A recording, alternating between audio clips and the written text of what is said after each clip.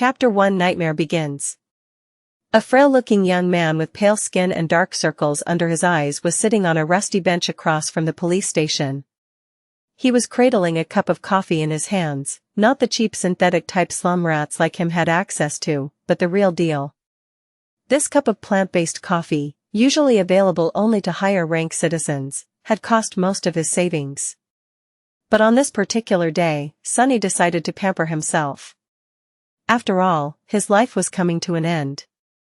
Enjoying the warmth of the luxurious drink, he raised the cup and savored the aroma. Then, tentatively, he took a small sip, and immediately grimaced. Ah! So bitter. Giving the cup of coffee an intense look, Sonny sighed and forced himself to drink some more. Bitter or not, he was determined to get his money's worth, taste buds be damned. I should have bought a piece of real meat instead. Who knew actual coffee is so disgusting? Well, it's going to keep me awake, at least. He stared into the distance, dozing off, and then slapped himself in the face to wake up. TSK. What a rip-off. Shaking his head and cursing, Sonny finished the coffee and stood up. Rich people living in this part of the city were rushing past the small park on their way to work, staring at him with strange expressions. Looking haggard in his cheap clothes and from the lack of sleep, unhealthily thin and pale, Sonny was indeed out of his place here. Also, everyone seemed so tall. Watching them with a bit of envy, he tossed the cup into a garbage bin. I guess that's what 3 full meals a day would do to you. The cup missed the bin by a wide margin and fell on the ground. Sonny rolled his eyes in exasperation, walked over and picked it up before carefully putting it in the trash. Then, with a slight grin, he crossed the street and entered the police station. Inside, a tired-looking officer gave him a quick glance and frowned with obvious distaste. Are you lost, boy? Sonny looked around with curiosity, noting reinforced armor plates on the walls and poorly hidden turret nests in the ceiling. The officer, too, looked scruffy and mean. At least police stations remained the same wherever you go. Hey! I'm talking to you. Sonny cleared his throat. No. Then he scratched the back of his head and added. As demanded by the 3rd Special Directive, I am here to surrender myself as a carrier of the nightmare spell. The officer's expression instantly changed from irritated to wary. He looked the young man over once again, this time with piercing intensity. Are you sure you are infected? When did you start showing symptoms? Sonny shrugged. A week ago? The officer became visibly paler. Shit. Then, with a hurried motion, he pressed a button on his terminal and bellowed. Attention! Code black in the lobby. I repeat. Code black. The nightmare spell first appeared in the world a few decades ago. Back then, the planet was just starting to recover from a series of devastating natural disasters and subsequent resource wars. At first, the emergence of a new disease that caused millions of people to complain about constant fatigue and sleepiness did not attract a lot of attention. But when they started to fall into an unnatural slumber, with no sign of waking up even days later, governments finally panicked. Of course, by then it was already too late. Not that an early response could have made any difference. When the infected started dying in their sleep, their dead bodies turning into monsters, no one was ready. Nightmare creatures quickly overwhelmed national militaries, plunging the world into complete chaos. No one knew what the spell was, what powers it possessed, and how to fight it. In the end, it was the awakened, those who survived the first trials of the spell and came back alive, who put a stop to its rampage. Armed with miraculous abilities earned in their nightmares, they restored peace and created a semblance of a new order. Of course, it was only the first of the catastrophes brought upon by the spell. But as far as Sonny was concerned, none of it had anything to do with him, not until a few days ago, that is, when he first started having trouble with staying awake. For an average person, being chosen by the spell was as much of a risk as an opportunity. Kids learned survival skills and fighting techniques in school, on the off chance of being infected. Well-to-do families hired private tutors to train their children in all sorts of martial arts. Those from the awakened clans even had access to powerful legacies, wielding inherited memories and echoes in their first visit to the dream realm. The richer your family was, the better your chances of surviving and becoming an awakened were. But for Sunny, who had no family to speak of and spent most of his time scrounging for food instead of going to school, being chosen by the spell presented no opportunity at all. To him, it was basically a death sentence. A few minutes later, Sunny was yawning while several policemen were busy putting him in restraints. Soon he was fastened into a bulky chair that looked like a weird mix between a hospital bed and a torture device. The room they were in was situated in the basement of the police station, with thick armored walls and a formidable-looking vault door. Other officers were standing near the walls, with automatic rifles in their hands and grim expressions on their faces. Sunny did not particularly care about them. The only thing he could think about was how much he wanted to sleep. Finally, the vault door opened, and a gray-haired policeman walked in. He had a seasoned face and stern eyes, looking like someone who had seen a lot of terrible things in his life. After checking the restraints, the policeman glanced quickly on his wristwatch and then turned to Sunny. "What's your name, kid?" Sunny blinked a few times, trying to concentrate, then shifted uncomfortably. "Sunless." The old policeman raised an eyebrow. "Sunless? That's a strange name." Sunny tried to shrug, but found himself unable to move. "What's so strange about it? At least I have a name. Back in the outskirts, not everyone even gets one." After another yawn, he added, "It's because I was born during a solar eclipse. My mom had a poetic soul, you see. That's why he got this weird-ass name, and his little sister was called Rain, back when she still lived with them, at least." Whether it was the result of poetic imagination or simple laziness, he did not know. The old policeman grunted. "Do you want me to contact your family?" Sunny simply shook his head. "There's no one. Don't bother." For a second, there was a dark look on the policeman's face. Then his expression turned serious. "All right, Sunless. How long can you stay awake?" Not long." The policeman sighed. "Then we don't have time for the full procedure. Try to resist for as long as you can and listen to me very carefully. Okay?" Not waiting for a response, he added, "How much do you know about the nightmare spell?" Sunny gave him a questioning look. "As much as anyone, I guess? Who doesn't know about the spell? Not the fancy stuff you see in dramas and hear in the propaganda broadcasts. I mean, how much do you really know?" That was a hard question to answer. "Don't I just go into the dream realm, kill a few monsters to complete the first nightmare, receive magic powers and become an awakened?" The old policeman shook his head. "Listen carefully. Once you fall asleep, you will be transported inside your first nightmare. Nightmares are trials created by the spell. Once inside, you will meet monsters, sure, but you will also meet people. Remember, they are not real. They're just illusions conjured up to test you." "How do you know?" The policeman just stared at him. "I mean, no one understands what the spell is and how it works, right? So how do you know that they're not real? You might have to kill them, kid.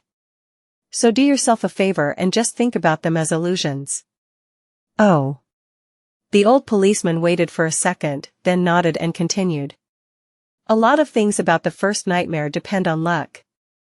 Generally, it shouldn't be overwhelmingly hard. The situation you're in, the tools you have at your disposal and the creatures you have to defeat should be within the range of your abilities, at least. After all, the spell sets up trials, not executions. You're a bit disadvantaged due to, well, your circumstances. But kids from the outskirts are tough. Don't give up on yourself just yet." Sunny was getting more and more sleepy. It was becoming hard to follow the conversation. "About those magic powers you mentioned, you will indeed receive them if you survive until the end of the nightmare. What those powers will be, exactly, depends on your natural affinity as well what you do during the trial. But some of it will be at your disposal right from the start." The voice of the old policeman sounded more and more distant. Sunny's eyelids were so heavy that he was struggling to keep his eyes open. Remember, the first thing you must do once inside the nightmare is to check your attributes and your aspect. If you get a combat-oriented aspect, something like a swordsman or an archer, things will be easier.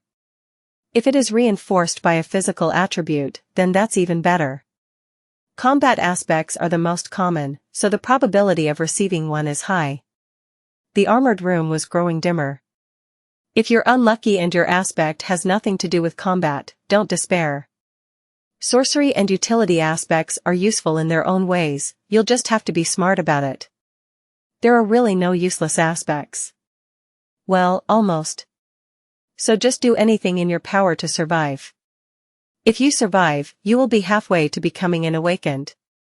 But if you die, you'll open a gate for a nightmare creature to appear in the real world. Which means that my colleagues and I will have to deal with it. So, please don't die, Sunless. Already half asleep, Sunny felt a bit touched by the policeman's words. Or, at least, try to not die right away. The nearest awakened won't be able to get here for a few hours, so we would really appreciate it if you don't make us fight that thing ourselves. What? With that last thought, Sunny finally slipped into a deep slumber. Everything became black. And then, in the darkness, a faintly familiar voice rang. Aspirant. Welcome to the nightmare spell. Prepare for your first trial. Chapter 2 Slave Caravan. Sunny dreamt of a mountain.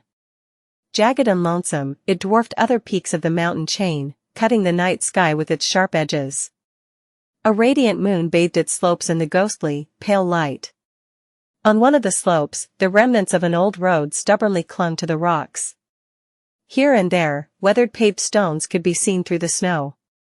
To the right side of the road, a sheer cliff face rose as an impregnable wall. To the left, a silent black sea of nothingness indicated an endless fall. Strong winds crashed into the mountain over and over again, screaming in powerless rage. Suddenly, the moon fell over the horizon.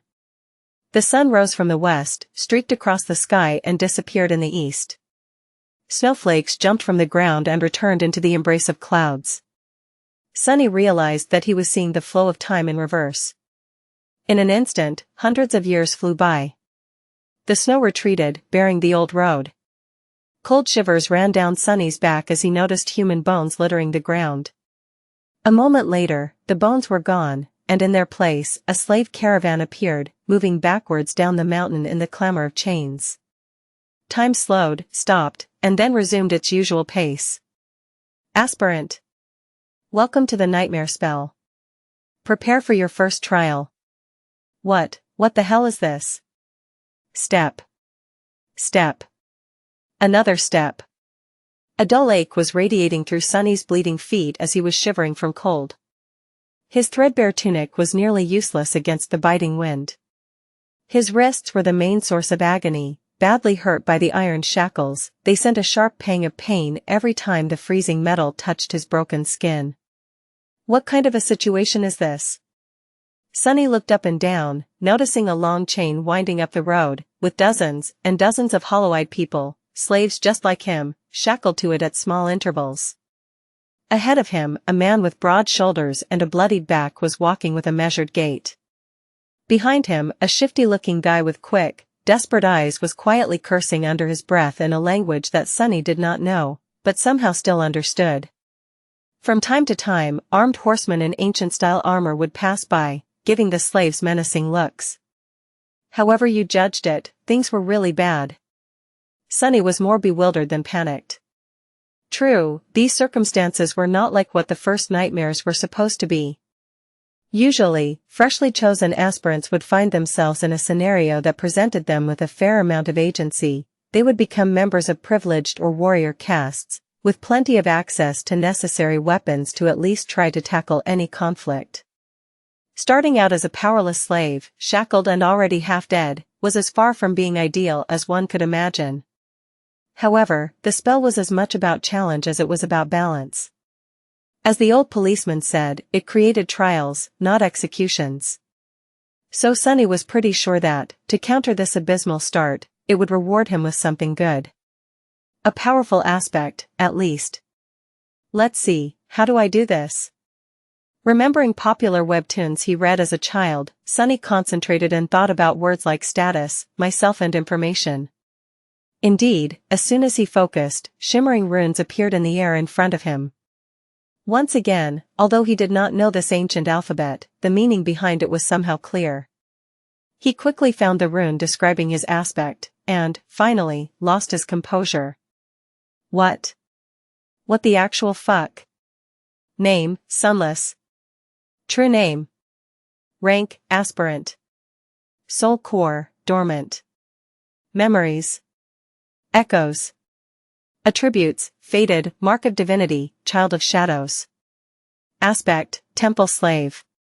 Aspect description, slave is a useless wretch with no skills or abilities worth a mention.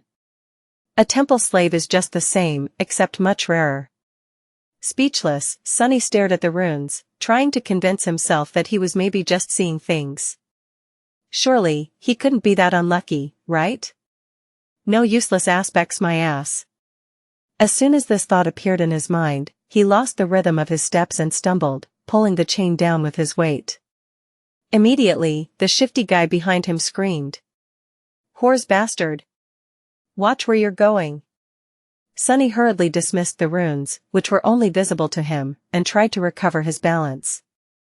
A moment later, he was once again walking steadily, however, not before inadvertently pulling on the chain one more time. You little shit. I'm going to kill you. The broad-shouldered man in front of Sunny chuckled without turning his head. Why bother? The weakling will be dead by sunrise anyway. The mountain will kill him. A few seconds later, he added. It'll kill you and me, too. Just a bit later. I really don't know what the Imperials are thinking, forcing us into this cold. The shifty guy gasped. Speak for yourself, fool. I'm planning to survive. Sunny silently shook his head and concentrated on not falling again. What a charming pair. Suddenly, a third voice joined the conversation from somewhere further back. This one sounded gentle and intelligent. This mountain pass is usually much warmer this time of year. We just had really bad luck. Also, I would advise you against harming this boy. Why is that? Sunny turned his head slightly, listening. Haven't you seen the markings on his skin? He is not like us, who fell into slavery due to debts, crimes, or misfortune. He was born a slave. A temple slave, to be precise. Not long ago, the Imperials destroyed the last temple of the Shadow God. I suspect that this is how the boy ended up here. The broad-shouldered man cast a look back. So what? Why should we be afraid of a half-forgotten, weakling god? He couldn't even save his own temples. The Empire is protected by the mighty war god. Of course they're not afraid to burn down a few temples. But we here are not protected by anything or anyone. Do you really want to risk angering a god? The broad-shouldered man grunted, not willing to answer. Their conversation was stopped by a young soldier riding a beautiful, white horse. Clad in a simple leather cuirass, armed with a spear and a short sword, he looked dignified and noble. To Sunny's irritation, the asshole was really pretty, too. If this was a historical drama, the soldier would definitely be a male lead. What is going on here? There was no particular menace in his voice, even something resembling concern. When everyone hesitated, the gentle-voiced slave answered. It's nothing, sir. We are just all tired and cold. Especially our young friend over there. This journey is truly too hard for someone that young. The soldier looked at Sunny with pity. What are you looking at? You're not much older than me. Sunny thought. Of course, he didn't say anything out loud. The soldier sighed and took a flask from his belt before extending it to Sunny. Bear with it a little more, child. We will stop for the night soon. For now, here, drink some water. Child? Child? Due to his thin body and small stature, both caused by malnourishment, Sunny was often mistaken for someone younger. Usually, he didn't hesitate to use it to his advantage, but now, for some reason, being called a child really irked him. Still, he was really thirsty. He was just about to take the flask when a whip cracked in the air, and suddenly Sunny was in a world of pain. He stumbled, once again pulling on the chain and causing the shifty slave behind him to curse. Another soldier, this one older and angrier, stopped his horse a few steps back. The whip that sliced the back of Sunny's tunic open and drew blood belonged to him. Without even glancing at the slaves, the older soldier pierced his younger colleague with a disdainful glare. "What do you think you're doing?" The young soldier's face darkened. "I was just giving this boy some water. He'll receive water with the rest of them once we camp." "But..." "Shut your mouth. These slaves are not your friends. Understood? They're not even people. Treat them like people and they'll begin imagining things." The young soldier looked at Sunny, then lowered his head and put the flask back on his belt. "Don't let me catch you making friends with slaves again, newbie. Or next time it will be your back tasting my whip." As if to illustrate his intention, the older soldier cracked his whip in the air and rode past them, radiating threat and anger. Sunny watched him go with well-concealed malice. "I don't know how, but I will watch you die first." Then he turned his head and glanced in the direction of the younger soldier, who was falling behind with his head still lowered. "And you, second." Chapter 3 The Strings of Fate Plus, Turn Off Reset. Chapter 3 The Strings of Fate. For a few minutes after that, Sunny was in a dark mood. But then he pulled himself out of it and inhaled deeply, trying to enjoy the fresh air.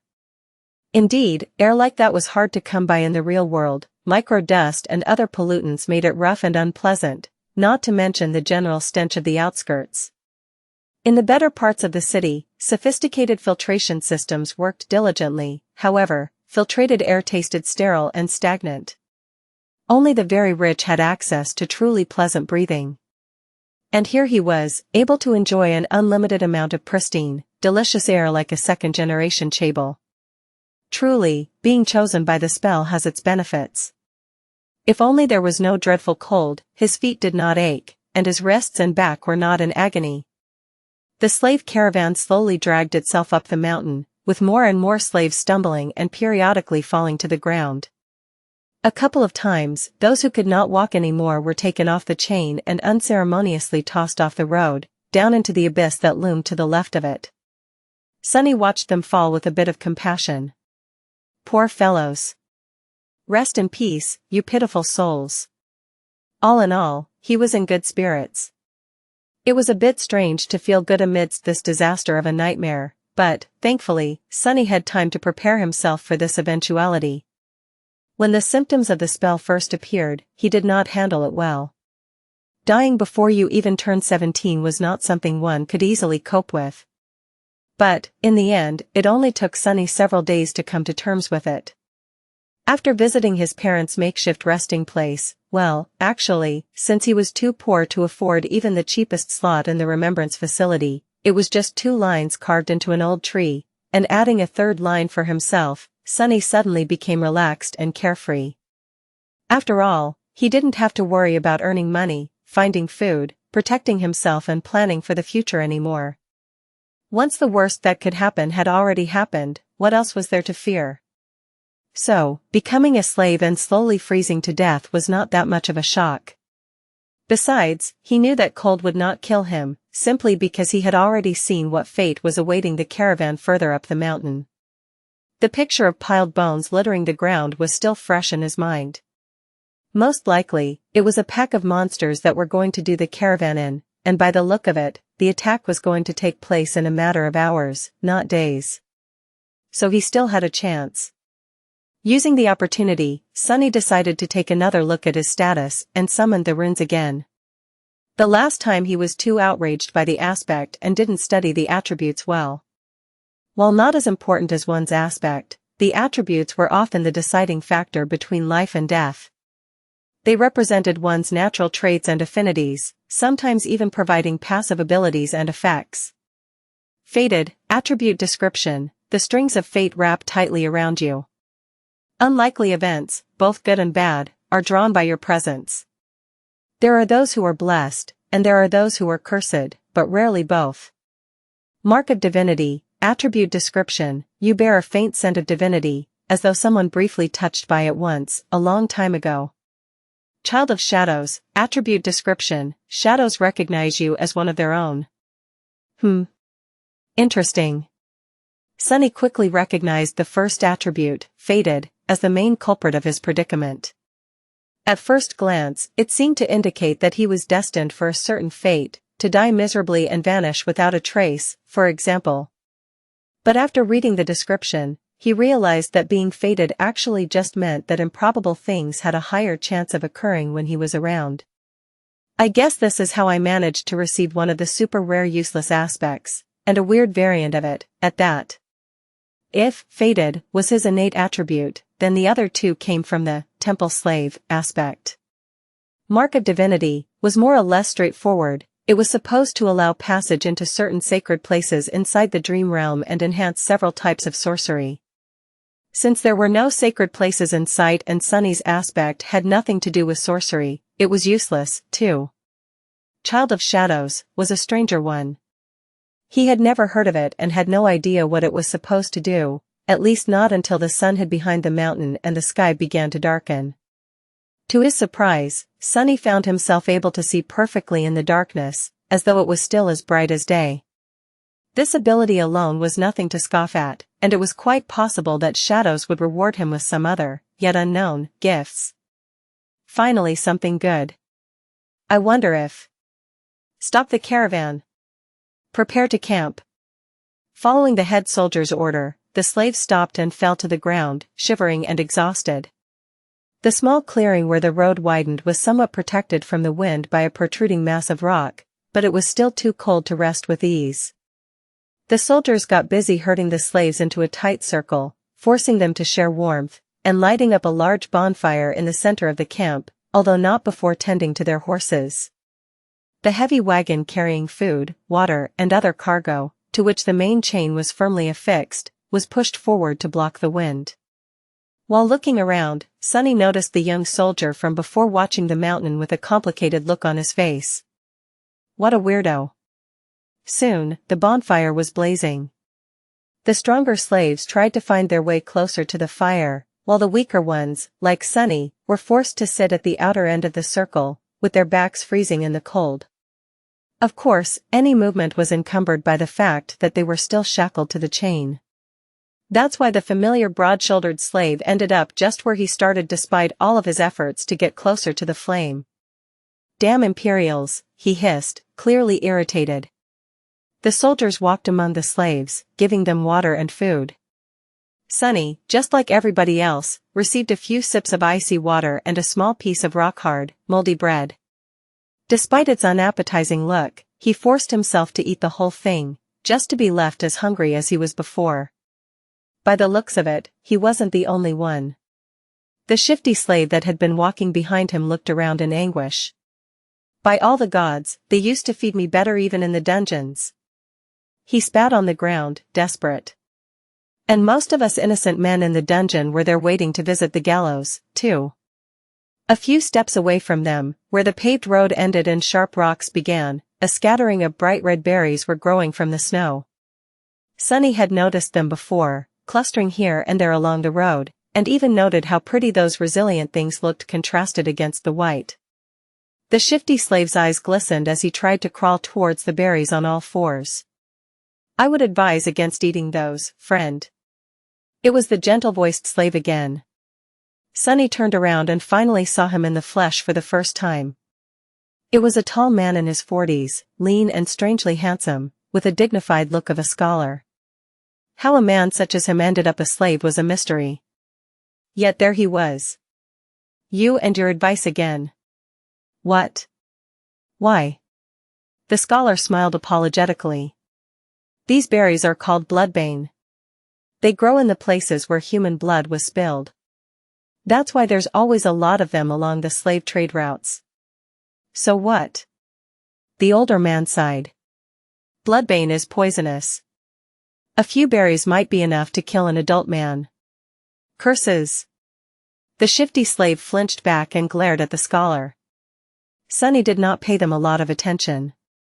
Because, while looking around, he finally recognized the site of the camp as the place where, in his vision at the start of the nightmare, the bones of the slaves were buried under the snow.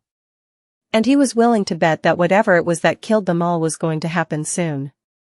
As if to answer his thoughts, a thundering noise rang from above. And in the next second, something massive came crashing from the sky. Chapter 4 Mountain King.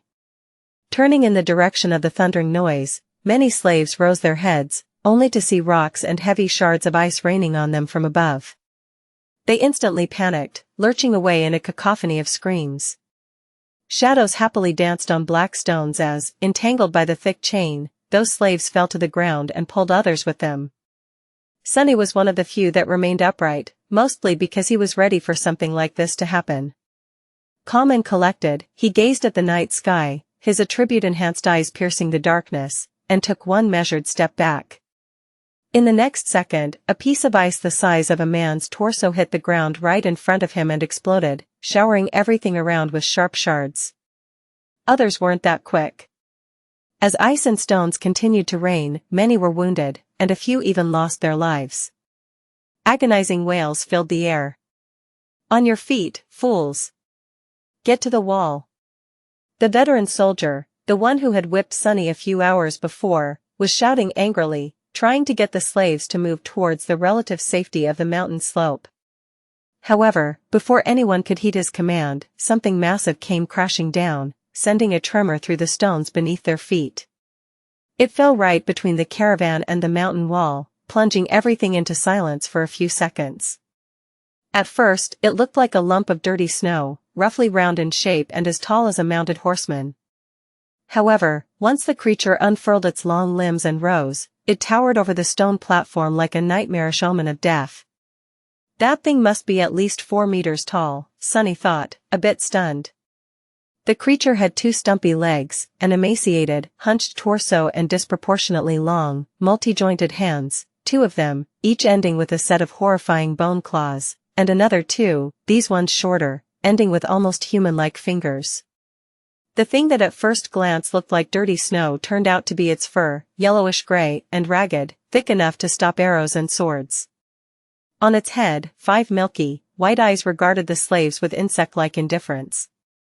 Beneath them, a terrible maw crowding with razor-sharp teeth was half open, as though in anticipation. Viscous drool was running down the creature's chin and dripping into the snow. What unnerved Sunny the most, though, were the strange shapes endlessly moving, worm-like, under the creature's skin. He could see them clearly because, unfortunately, he was one of those unlucky souls closest to the monstrosity, getting a nauseating first-row view. Well, that is just too much, he thought, stupefied. As soon as Sunny finished that thought, all hell broke loose. The creature moved, slashing its claws in his general direction. But Sunny was one step ahead. Without wasting a single moment, he jumped sideways, as far as the chain allowed, conveniently placing the broad-shouldered slave between himself and the monster. His quick reaction saved his life, as those sharp claws, each as long as a sword, sliced through the broad-shouldered man a fraction of a second later and sent streams of blood flying through the air. Drenched in the hot liquid, Sunny hit the ground, and his fellow slave, now simply a corpse, fell on him from above. "Damn! Why are you so heavy?"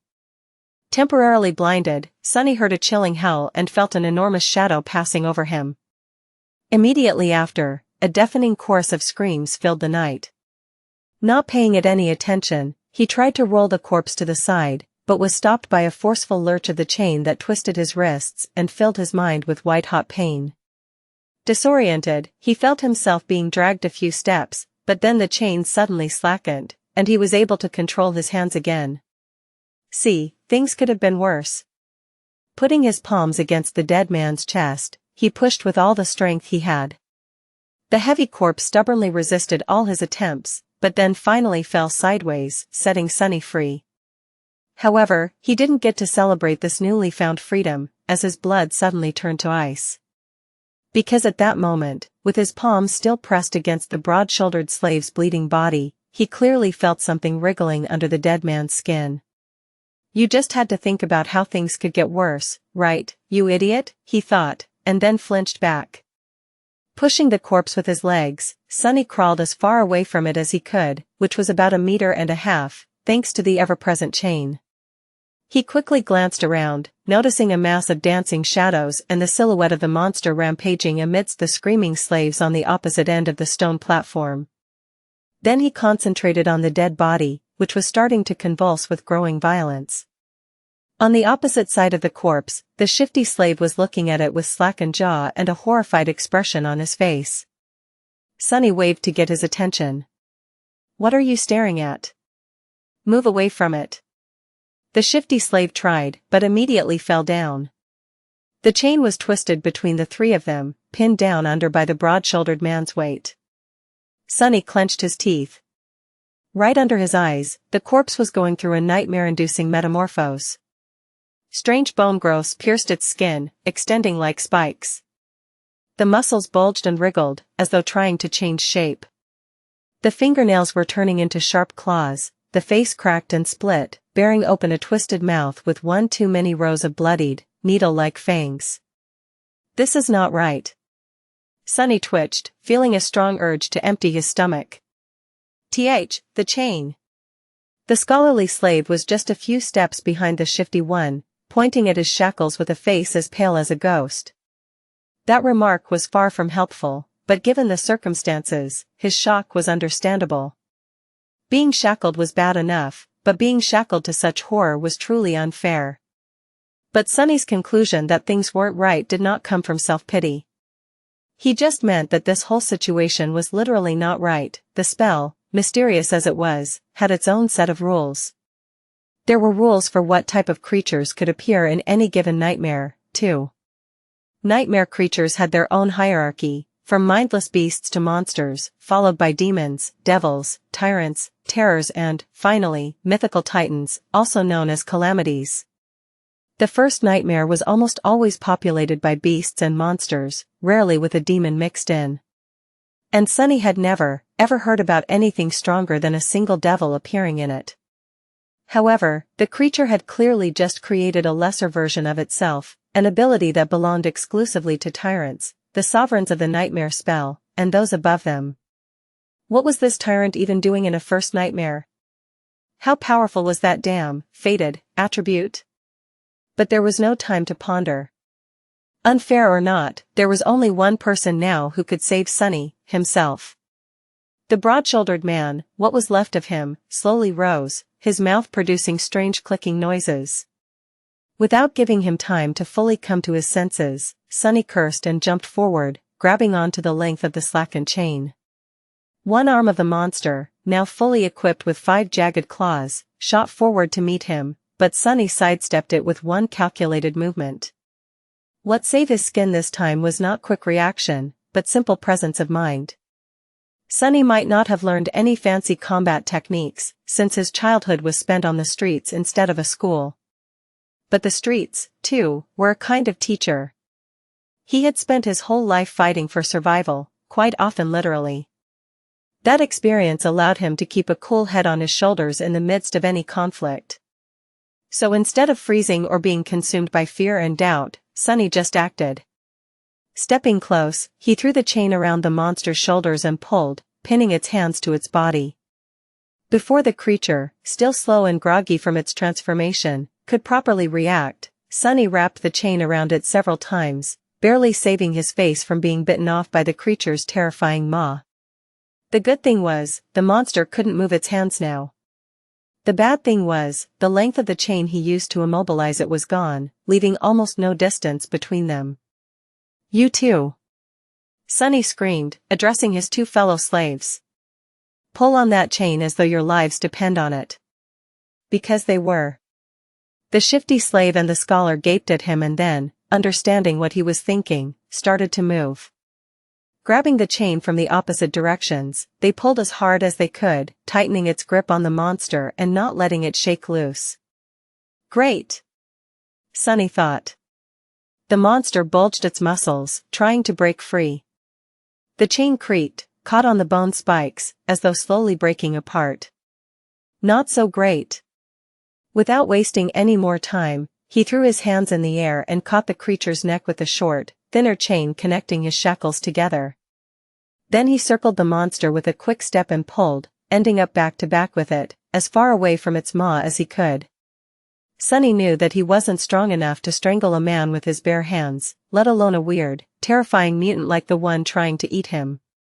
But now, using his own back as a lever and the weight of his whole body to pull the shackles down, he at least stood a chance.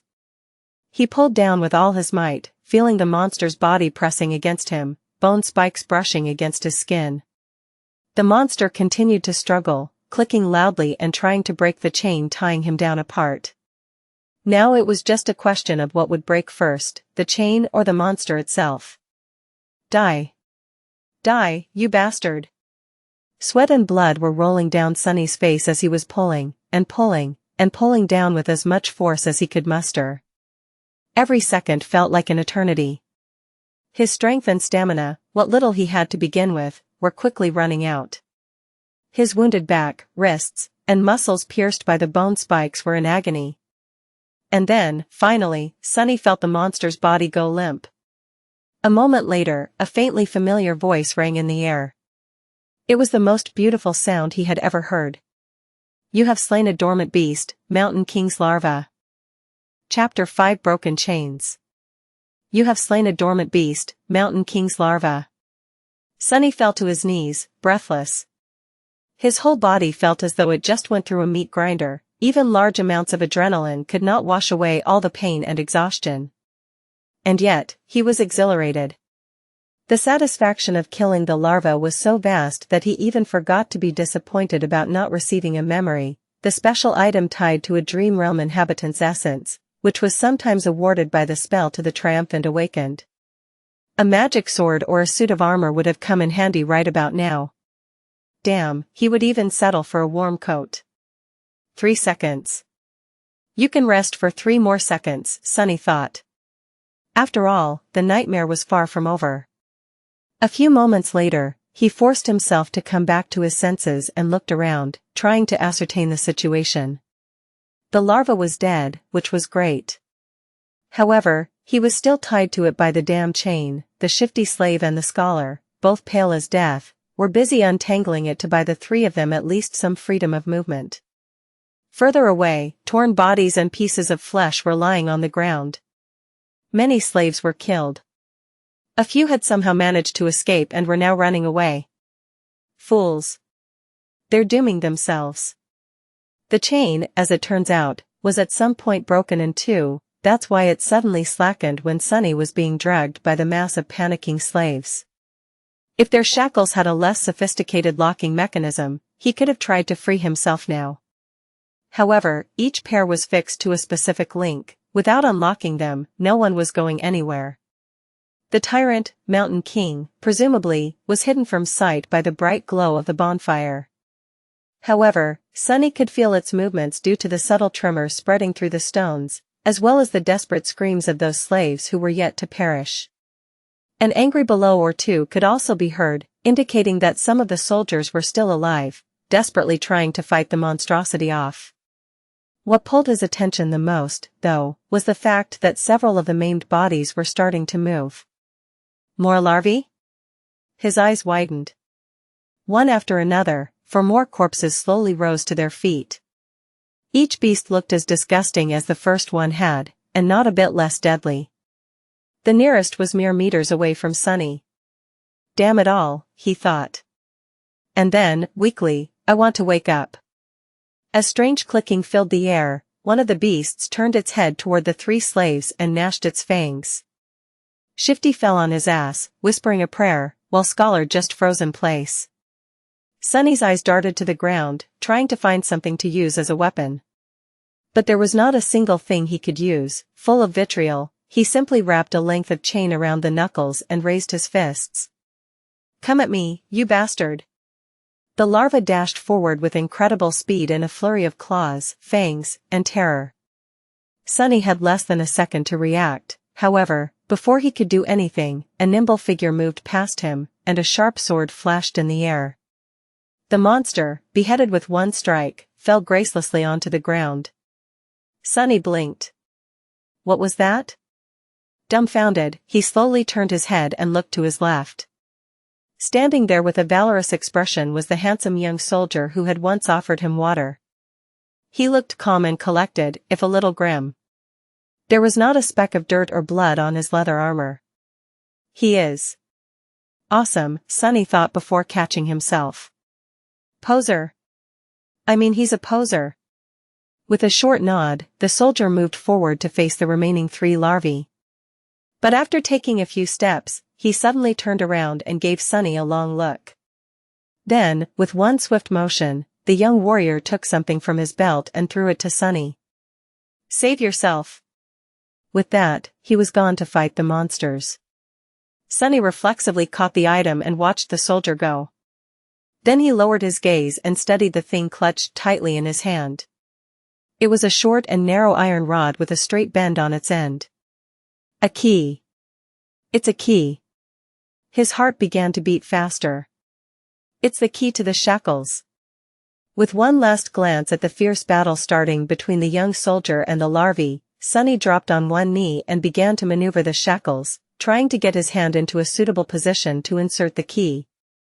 It took him a few tries to understand how the unfamiliar lock worked, but then, finally, there was a satisfying click, and he was suddenly free. The cold wind caressed his bloodied wrists. Sunny rubbed them and smiled with a dark gleam in his eyes. Just you wait now. For a moment, visions of violence and revenge filled his head. Boy. Over here. Shifty was waving his hands in the air, trying to get his attention. Sunny briefly considered just leaving him to die, but then decided against it. There was strength in numbers. Plus, despite Shifty's previous threats to kill him and overall unpleasantness, Sunny would have felt bad leaving a fellow slave in chains, especially since freeing him would not cost anything. He hurried over to the other 2 slaves and quickly unlocked their shackles. As soon as Shifty was free, he pushed Sunny away and did a little dance, laughing like a maniac. Ah. Free at last. Gods must be smiling upon us. Scholar was more reserved. He squeezed Sunny's shoulder in gratitude and smiled weakly, casting a tense look in the direction of the ensuing fight. 2 of the 3 larvae were already dead, the third one was missing an arm but still trying to tear its opponent apart. The young soldier danced around it, moving with a graceful fluidity of a natural-born warrior. What are you waiting for? Run. Shifty made a move to run away, but was stopped by Scholar. My friend, I would. If you say advise again, I swear to gods, I will bash your head open. The 2 slaves looked at each other with open animosity. A moment later, Scholar lowered his eyes and sighed.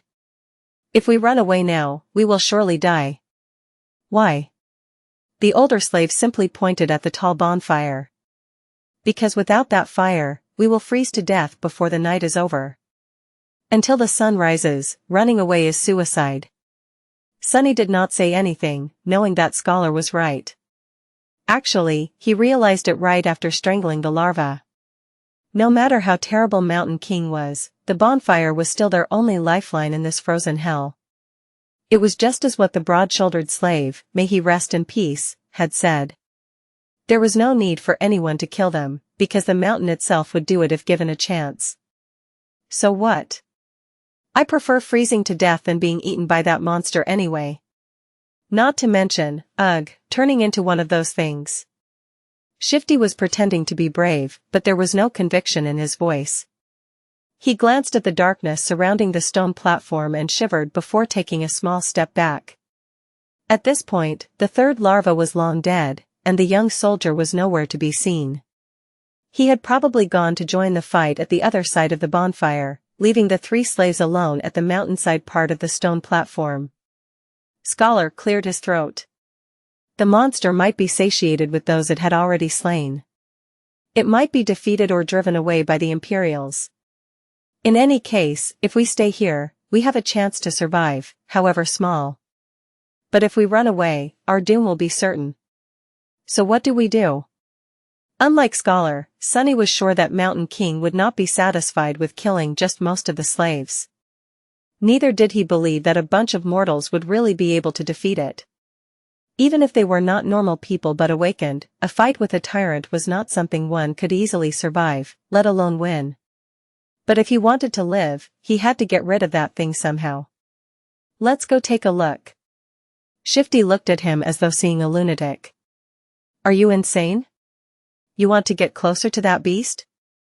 Sunny stared at him blankly, then shrugged and headed in the direction of the rampaging monster. Chapter 6 Confronting the Tyrant.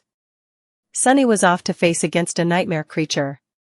And not any creature, at that, but one of the fifth category, a dreaded, fearsome tyrant. The odds of survival were so low that anyone would have laughed in his face if he were to ever suggest attempting to fight it. If they weren't an awakened 2 or 3 ranks above the creature, of course. Which Sunny certainly wasn't. And yet, he had to deal with this mountain king somehow to avoid an even more miserable death. The ridiculous degree to which the odds were stacked against him from the very beginning of this delayed execution had gotten old a long time ago, so he didn't have any more energy to think about it. What was there to fear, after all? He was already as good as dead. It's not like he could get any deader. So why worry? On the other side of the bonfire, things were turning from bad to worse. Most of the slaves were already dead. A few soldiers were still desperately trying to fight the monster, but it was clear that they weren't going to last long. Right in front of Sunny's eyes, the tyrant picked up a dead slave, dragging the chain up with him, and opened its terrifying maw wide. With one crushing bite, the slave's body was torn in half, leaving only bloodied stumps inside the shackles. Mountain King's 5 indifferent, milky eyes stared into the distance as he chewed, streams of blood flowing down its chin. Seeing that the creature's upper arms were busy, one of the soldiers screamed and lunged forward, brandishing his long spear. Without turning its head, the tyrant extended one of its shorter lower arms, caught the soldier's head in an iron grip and squeezed, crushing the poor man's skull like a soap bubble. A moment later, the headless body was tossed over the cliff and disappeared into the abyss below. Shifty doubled over, puking his guts out. Then he shakily rose to his feet and glared at Sunny. Well? We've taken a look, now what? Sunny did not answer, pensively observing the tyrant with his head slightly tilted to one side. Shifty stared at him some more, then turned to Scholar. I'm telling you, old man, the boy is sick in the head. How the hell can he be so calm? Shh. Lower your voice, fool. Blood drained from Shifty's face as he slapped himself, covering his mouth with both hands. Then he cast a fearful look in the direction of the tyrant. Luckily, the abomination was too busy feasting on the slaves, lucky ones who were already dead and unlucky ones who were still alive, to pay them any attention. Shifty slowly exhaled. Sunny was preoccupied with thinking, measuring his chances of survival. How do I get rid of that thing? He didn't have any special powers, nor did he have an army ready to bury the tyrant under a mountain of bodies. He didn't even have a weapon to at least scratch the damn bastard. Sunny moved his gaze and looked past the creature, into the endless darkness of the moonless sky. As he was watching the night, a bright flash streaked in the air and collided with one of the tyrant's arms, bursting into a rain of sparks. The young soldier, Sunny's heroic liberator, had just tossed a burning piece of wood at the monster and was now defiantly raising his sword. Face me, devil. A distraction. Just what I needed. Because there was no way for Sunny to kill the Mountain King with his own 2 hands, he had decided to enlist some help.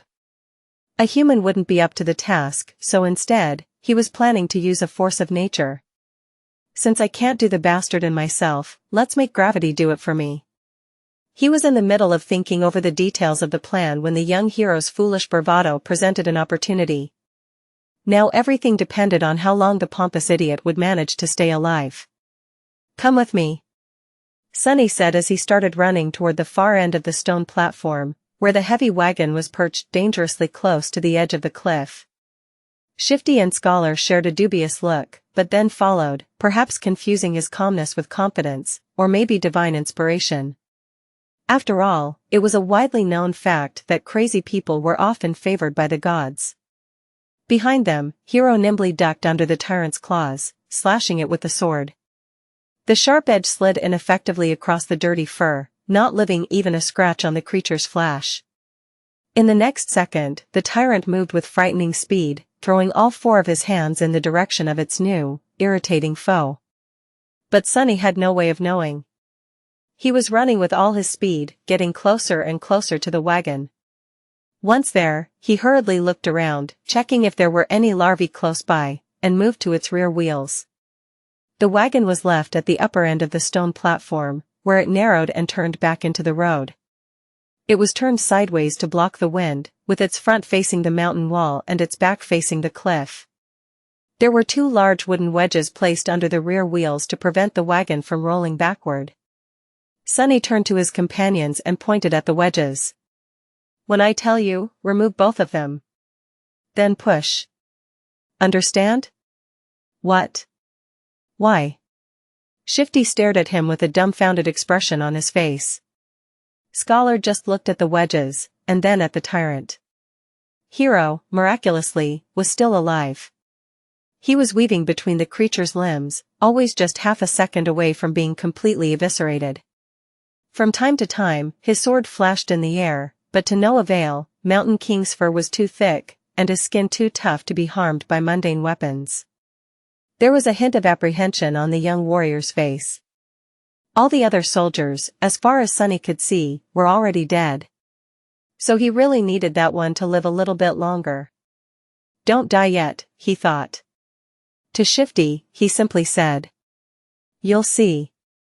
The next moment, Sonny was running again, trying to follow the chain from the brace where it was affixed to the wagon. The thing he was searching for was hard to notice due to all the bodies, blood and viscera littering the stone platform, but for once, luck was on his side. A short amount of time later, he had found what he needed, the torn end of the chain.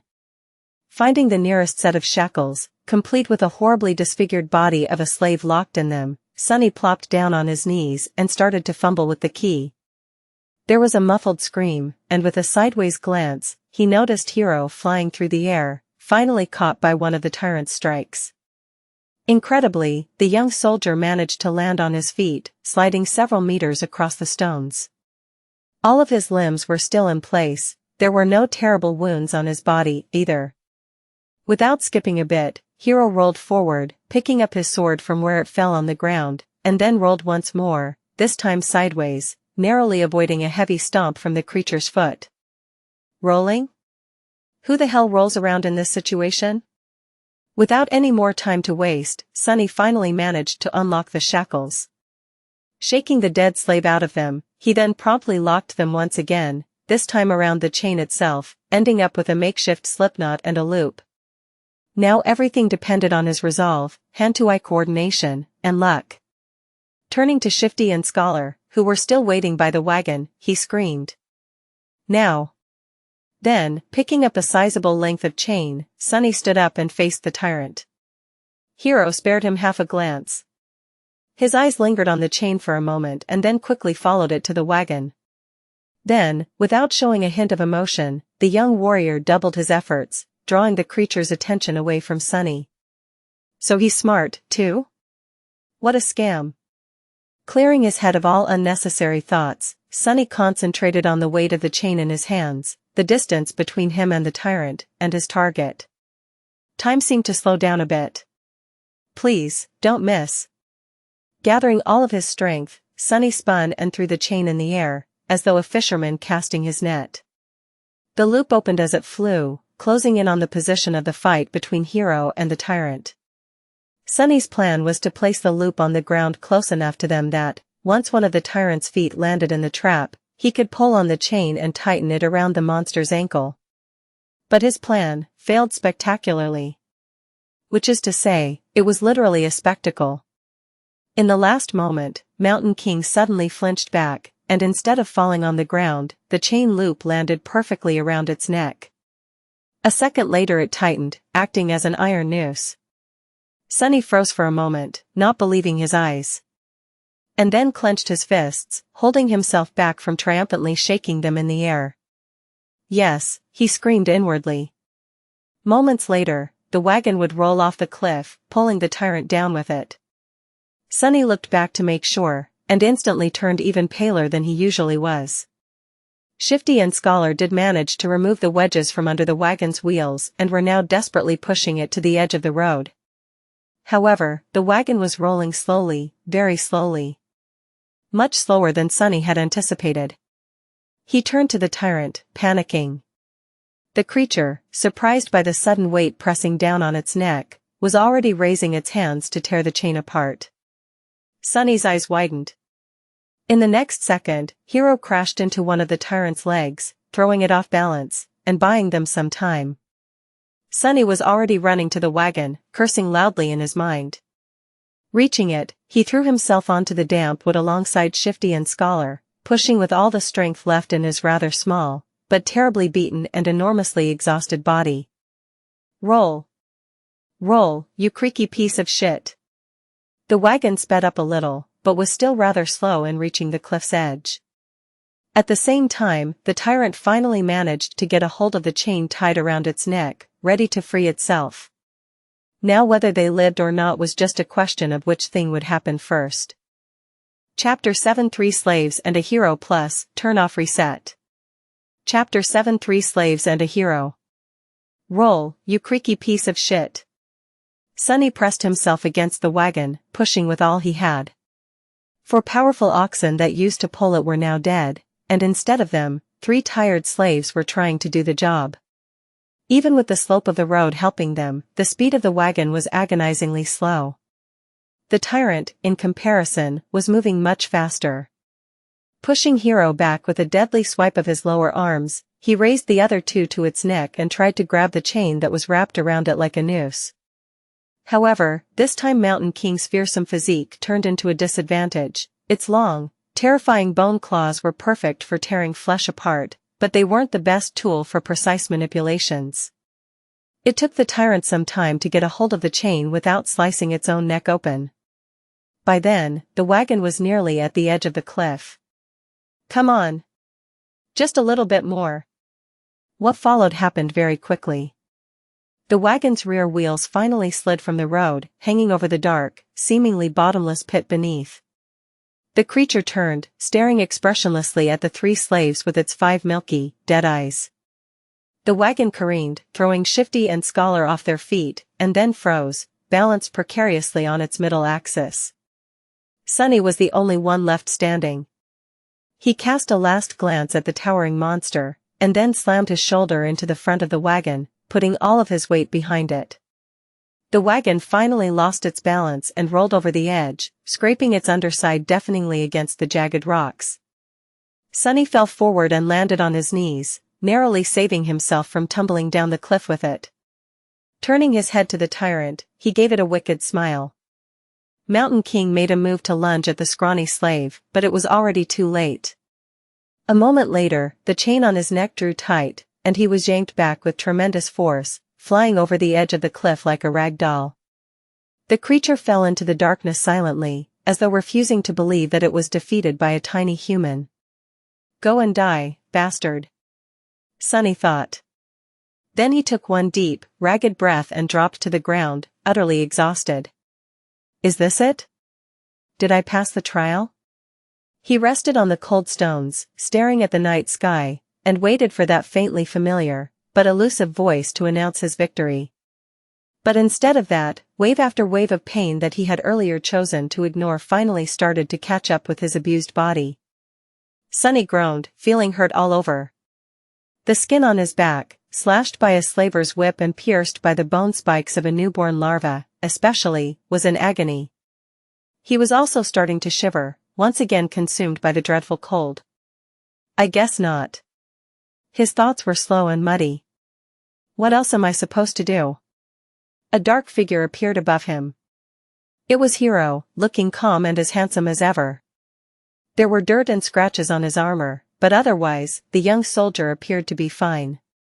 He extended one arm to Sunny. Stand up. You'll freeze to death. Sunny sighed, accepting that his first nightmare was not over. Then he clenched his teeth and slowly rose to his feet, ignoring Hero's helping hand. Around them, there was a scene of utter carnage. Except for the 3 slaves and Hero, every member of the caravan was dead. Their bodies were littering the ground, horribly maimed or torn into pieces. Here and there, a repulsive carcass of a larva could be seen.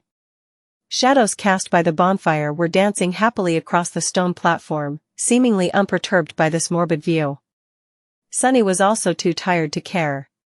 Shifty and Scholar were already up, looking at Hero with weary apprehension. With or without shackles, they were still slaves, and he was still a slave driver. Noticing their tense gazes, the soldier sighed. "Come closer to the fire, all of you. We need to warm ourselves and discuss what to do next." Without waiting for their response, Hero turned around and walked away. After hesitating for a few moments, the slaves followed. A bit of time later, the four of them were seated around the bonfire, soaking up pleasant heat. Shifty and Scholar were close to each other, maintaining a safe distance from Hero. Sunny sat apart from everyone, not because he had a specific reason to distrust one more than the others, but simply because he didn't like people in general. Growing up, Sunny was always a misfit. It's not that he had never tried to become close with someone, it's just that he seemed to lack the ability. Like there was an invisible wall between him and other people. If he had to put it in words, Sunny would say that he was born without a small, but important gear in his brain that everyone else seemed to possess. As a result, he was often baffled and stumped by human behavior, and his attempts to imitate it, however diligent, inevitably fell flat. This strangeness made others uncomfortable. In short, he was a bit different, and if there was one thing people hated, it was those different from them. Over time, Sunny simply learned to avoid getting too close to anyone and settled comfortably into his outcast role. This habit served him well, since it not only made him self-reliant, but also saved him from being stabbed in the back by shady characters on multiple occasions. That's why he was not thrilled to share the rest of this nightmare with three strangers. Instead of trying to start a conversation, Sunny sat quietly by himself, lost in thoughts. After a few minutes, Hero's voice finally broke the silence. "Once the sun rises, we will gather whatever food and water we can find and go back down the mountain." Shifty gave him a defiant look. "Why should we go back? To be put in chains again?" The young soldier sighed. "We can go our separate ways once we leave the mountains. But until then, I'm still responsible for your lives. We can't continue up the road since the way over the mountain pass is long and arduous. Without the supplies that were stored on the wagon, your chances of making it are not high. That's why going back is our best hope." Scholar opened his mouth, planning to say something, but then thought better of it and remained silent. Shifty cursed, seemingly convinced by Hero's rational words. "We can't go down." All three of them turned to Sunny, surprised to hear his voice. Shifty barked a laugh and glanced at the soldier. "Don't listen to him, your lordship. This boy is, touched by the gods. He's crazy, is what I'm trying to say." Hero frowned, looking at the slaves. "The two of you are only alive thanks to this child's bravery. Aren't you ashamed to badmouth him so?" Shifty shrugged, showing that he wasn't ashamed at all. The young soldier shook his head. "I for one would like to hear his reasoning. Tell me, why can't we go down?" Sunny shifted, uncomfortable in the center of everyone's attention. "Because the monster isn't dead." Chapter 8 Nothing at all. Because the monster isn't dead. These ominous words hung in the silence. Three pairs of eyes widened, staring right at Sunny. "Why do you say that?" After thinking about it, Sunny came to the conclusion that the tyrant was, indeed, still alive. His reasoning was pretty straightforward. He did not hear the spell congratulating him on slaying the creature after it fell off the cliff. Which meant that it was not slain. But he couldn't explain that to his companions. He pointed up. The monster jumped from an incredible height to land on this platform. Yet it wasn't harmed at all. Why would it be killed by falling off the platform? Neither Hero nor the slaves could find a flaw in his argument. Sunny continued. Which means that it's still alive, somewhere down the mountain. So by going back, we will be delivering ourselves into its maw. Shifty cursed loudly and crawled closer to the bonfire, staring into the darkness with terror in his eyes. Scholar rubbed his temples, mumbling. Of course. Why didn't I realize myself? Hero was the most stoic of the three. After thinking it over, he nodded. Then we go up and over the mountain pass. But that's not all. He glanced in the direction where the tyrant had fallen. If the monster is still alive, there is a high possibility that it will return here, and then pursue us. Which means that time is of the essence. We will need to move as soon as the sun rises. He gestured to the torn bodies littering the platform. We can't allow ourselves to rest the whole night anymore. We need to gather supplies now. If there was a chance, I would have liked to give these people at least a humble burial after gathering all that we can from them, but alas, fate has decided otherwise. Hero rose to his feet and brandished a sharp knife. Shifty tensed up and watched the blade carefully, but then relaxed, seeing that the young soldier showed no sign of aggression. Food, water, warm clothes, firewood. That is what we need to find. Let us split up and accomplish one task each. Then he pointed at himself with the tip of the knife. I will carve the oxen carcasses to get us some meat. Scholar looked around the stone platform, most of it drowning in deep shadows, and grimaced. I'll look for firewood. Shifty also glanced left and right, with a strange gleam in his eyes. Then I'll go find us something warm to wear. Sunny was the last one left. Hero gave him a long look. Most of our water was stored on the wagon. But each of my fallen brothers was carrying a flagon. Gather as many as you can find. Sometime later, far enough from the bonfire to be hidden in the shadows, Sunny was looking for dead soldiers with half a dozen flagons already weighing him down. Shivering in the cold, he finally stumbled on the last broken body clad in leather armor. The old veteran, the one who had whipped him for trying to accept Hero's flask, was badly injured and dying, but, miraculously, still clinging to life. Horrible wounds were covering his chest and stomach, and he was clearly in a lot of pain. His time was running out. Sunny knelt beside the dying soldier and looked him over, searching for the man's flagon. What irony, he thought. The older man tried to focus his eyes on Sunny and weakly moved his hand, reaching for something. Sunny looked down and noticed a shattered sword lying on the ground not far from them. Curious, he picked it up. Are you looking for this? Why? Are you guys like Vikings, longing to die with a weapon in your hands?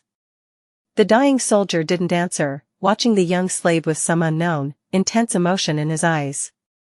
Sunny sighed. Well, it might as well do. After all, I promised to watch you die.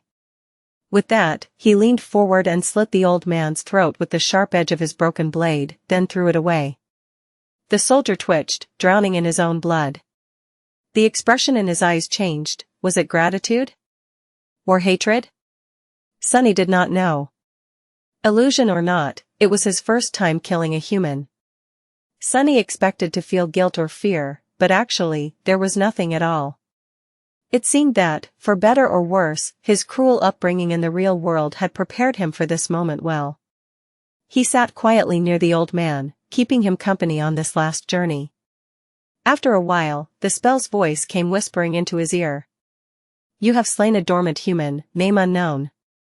Sunny flinched. Oh, right. Killing people is also an achievement, as far as the spell is concerned. They don't usually show this in webtoons and dramas. He registered that fact and put it away. But, as it turned out, the spell wasn't done speaking. You have received a memory. Sunny froze, opening his eyes wide. Yes. Come on, give me something good. Memories could be anything, from weapons to enchanted items. One received from a dormant rank enemy wouldn't be too powerful, but it was still a boon, weightless and undetectable, able to be summoned from nothingness with a simple thought. A memory was incredibly useful. What's more, unlike corporeal things, he would be able to bring it back with him to the real world. The advantage of having something like that back in the outskirts was hard to overestimate. A weapon. Give me a sword. Received a memory, Silver Bell. Sunny sighed, disappointed. Well, with my luck, what was I expecting? Still, this thing was worth investigating. Maybe it had a powerful enchantment, like being able to send out destructive sonic waves or repelling incoming projectiles. Sunny summoned the runes and concentrated on the words silver bell. Immediately, an image of a small bell appeared in front of his eyes, with a short string of text below. Silver bell, a small memento of a long-lost home, which once brought its owner comfort and joy. Its clear ringing can be heard from miles away. What a piece of crap, Sunny thought, dejected. His first memory turned out to be pretty much useless, like everything else he possessed. He was almost starting to see a theme in how the spell was treating him. No matter. Sunny dismissed the runes and then got busy removing the dead man's fur cloak and warm, sturdy leather boots. As an officer, the quality of these clothes was a notch above those of the simple soldiers. After putting them on, the young slave finally felt warm for the first time since the nightmare began, not considering the short time he had spent near the bonfire. Perfect, he thought. The cloak was a bit bloodied, but then again, so was Sunny. He looked around, easily piercing the veil of darkness with his tenebrous eyes. Hero and Scholar were still in the middle of their tasks. Shifty was supposed to be looking for winter clothes, but was greedily pulling rings off the dead man's fingers instead. Unseen to them, Sunny hesitated, considering if he had really thought things through well. His companions were unreliable.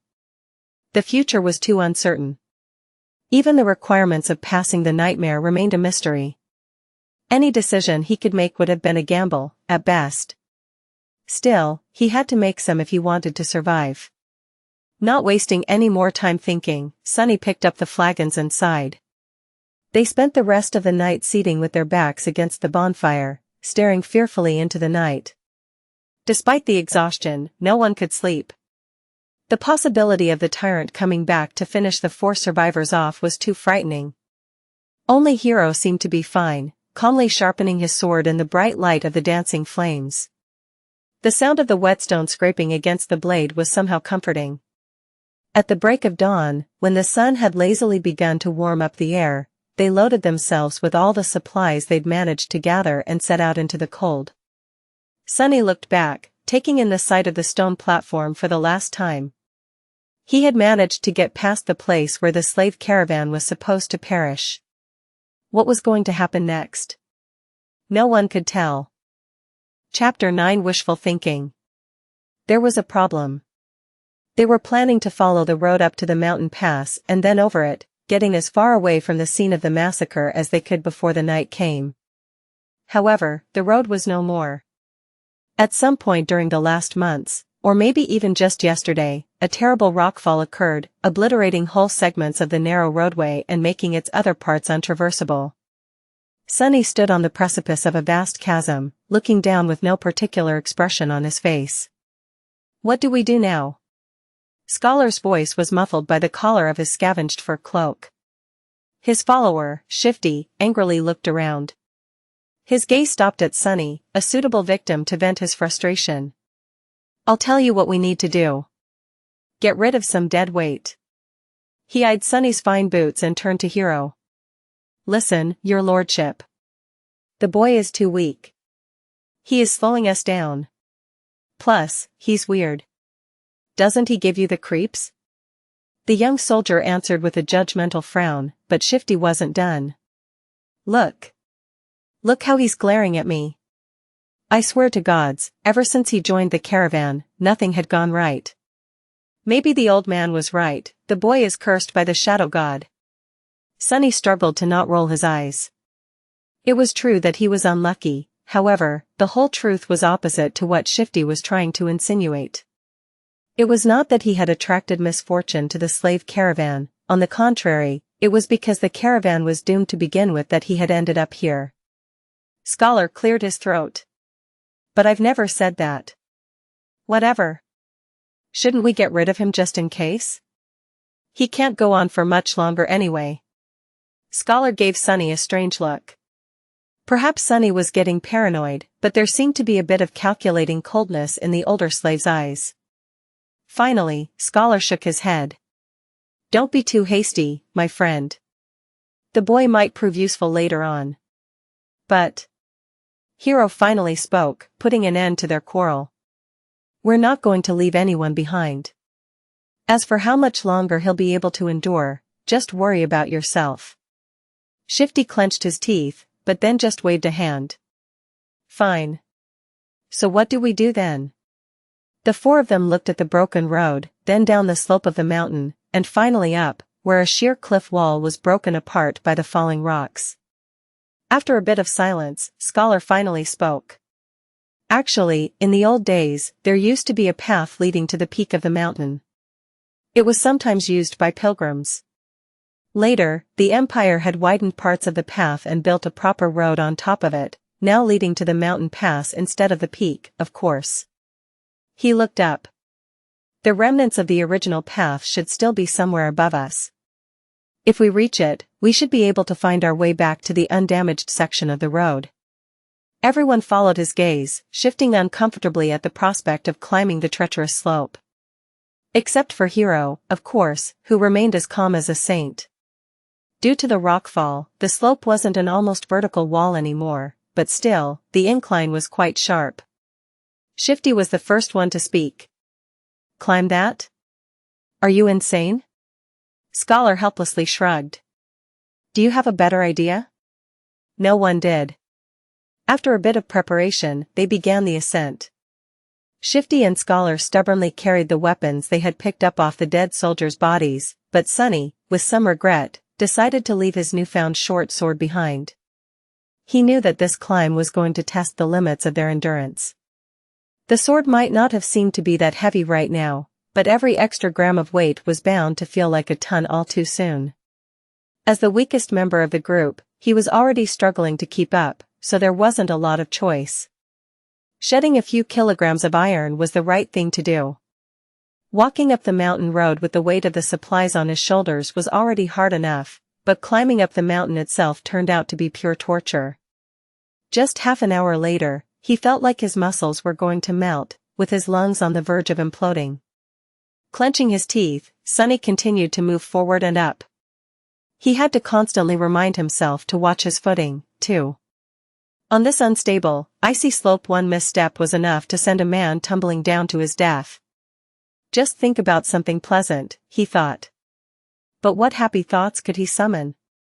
Failing to come up with something else, Sunny began to imagine what reward he was going to receive at the end of this trial. The boon of the first nightmare was the most important thing given to an awakened by the spell. Sure, later trials could provide them with more abilities and vastly improve their power.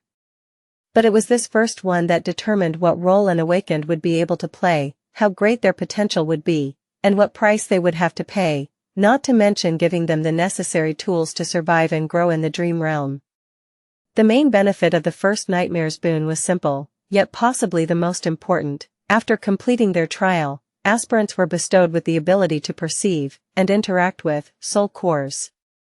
Soul cores were the basis of one's rank and power. The stronger your core was, the greater your might would grow. The same went for nightmare creatures, with a deadly caveat that, unlike humans, they could possess multiple cores. A lowly beast had just one, but a tyrant like Mountain King had 5. Coincidentally, the only way to improve your soul core was to consume soul shards scavenged from the corpses of other dream realm inhabitants. That's why Awakened went out of their way to battle powerful nightmare creatures despite the risk of death. The second benefit was less straightforward, but nevertheless vital. After completing the first nightmare, aspirants were elevated to the rank of dreamers, colloquially known as sleepers, and gained access to the dream realm itself. They would enter it on the first winter solstice after passing the trial and remain there until an exit was found, thus becoming fully awakened. That time between finishing the first nightmare and entering the dream realm was very important, as it was the last chance to train and prepare yourself a person would receive. In Sunny's case, that time was only about a month, which was as bad as it gets. And then there was the final benefit, unique to every aspirant passing the trial, the first aspect ability. This was the magic power that elevated Awakened above mundane humans. Aspect abilities were diverse, unique, and powerful. Some could be categorized into types, like combat, sorcery, and utility, but some were simply beyond imagination. Armed with the power of their abilities, Awakened had been able to save the world from the flood of nightmare creatures. However, that power came with a catch. With their first ability, every Awakened also received a flaw, sometimes called the counter. These flaws were as diverse as abilities, ranging from comparatively harmless to crippling, or, in some cases, even fatal. I wonder what type of ability a temple slave would get, Sunny thought, not too optimistic about his prospects. The choice of flaws, on the other hand, seems to be almost limitless. Let's hope my aspect will evolve at the end of this fiasco. Or, even better, change completely. If the aspirant performed especially well, there was a chance of his given aspect going through an early evolution. Aspects, just like soul cores, had ranks based on potential power and rarity. The lowest rank was called dormant, followed by awakened, ascended, transcendent, supreme, sacred and divine, although no one has ever seen the last one. With the amount of crap it had put me through, the spell, if it has any conscience, has to give me at least an awakened aspect. Right? Or maybe even an ascended one.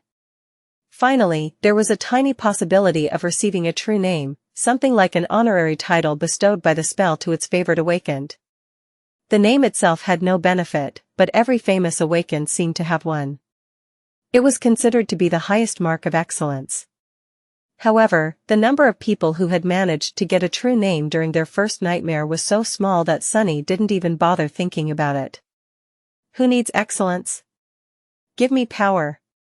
He cursed, feeling that this attempt at wishful thinking had only made him more depressed and angry. Maybe I'm allergic to dreaming.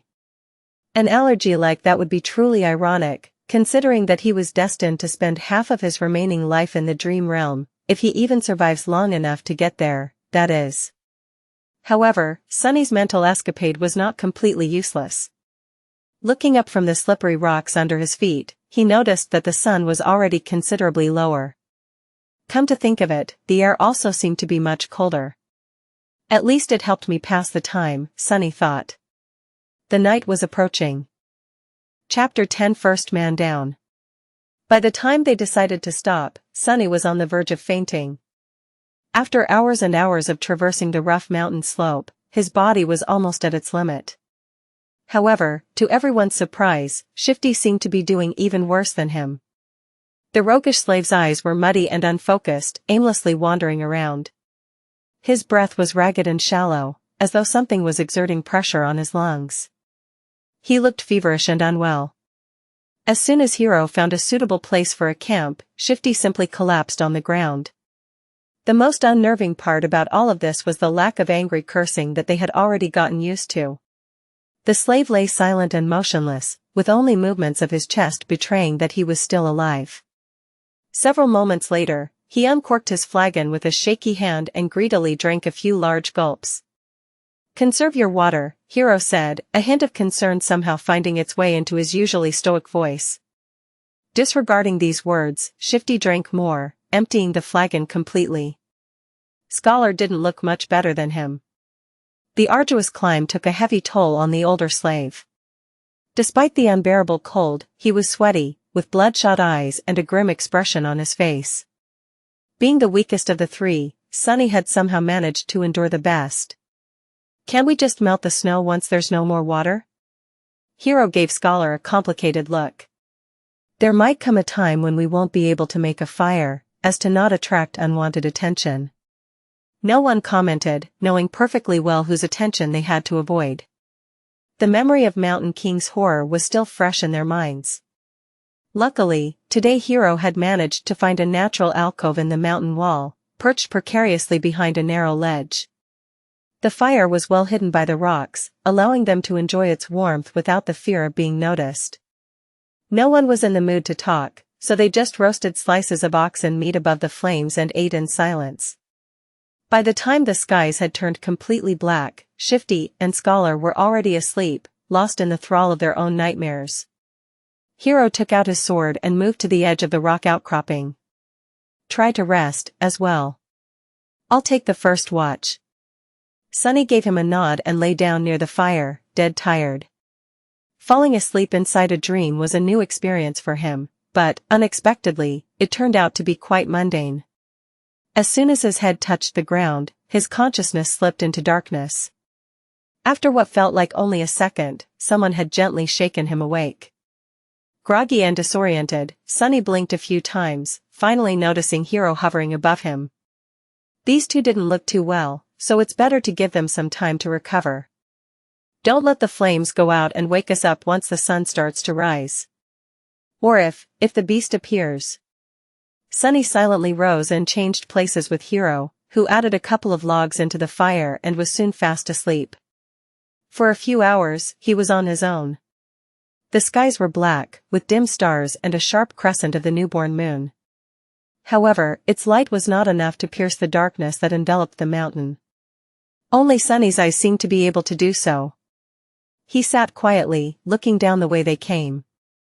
Despite the fact that they had managed to climb quite high during the previous day, he could still see the distant ribbon of the road.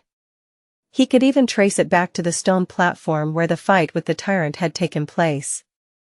The tiny dots littering the stones were the dead bodies of the slaves. As he was watching them, a dark figure slowly crawled on the platform from beneath the cliff.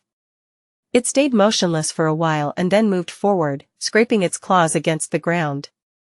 Every time a claw hit one of the bodies, the Tyrant would grab and bring it to its maw.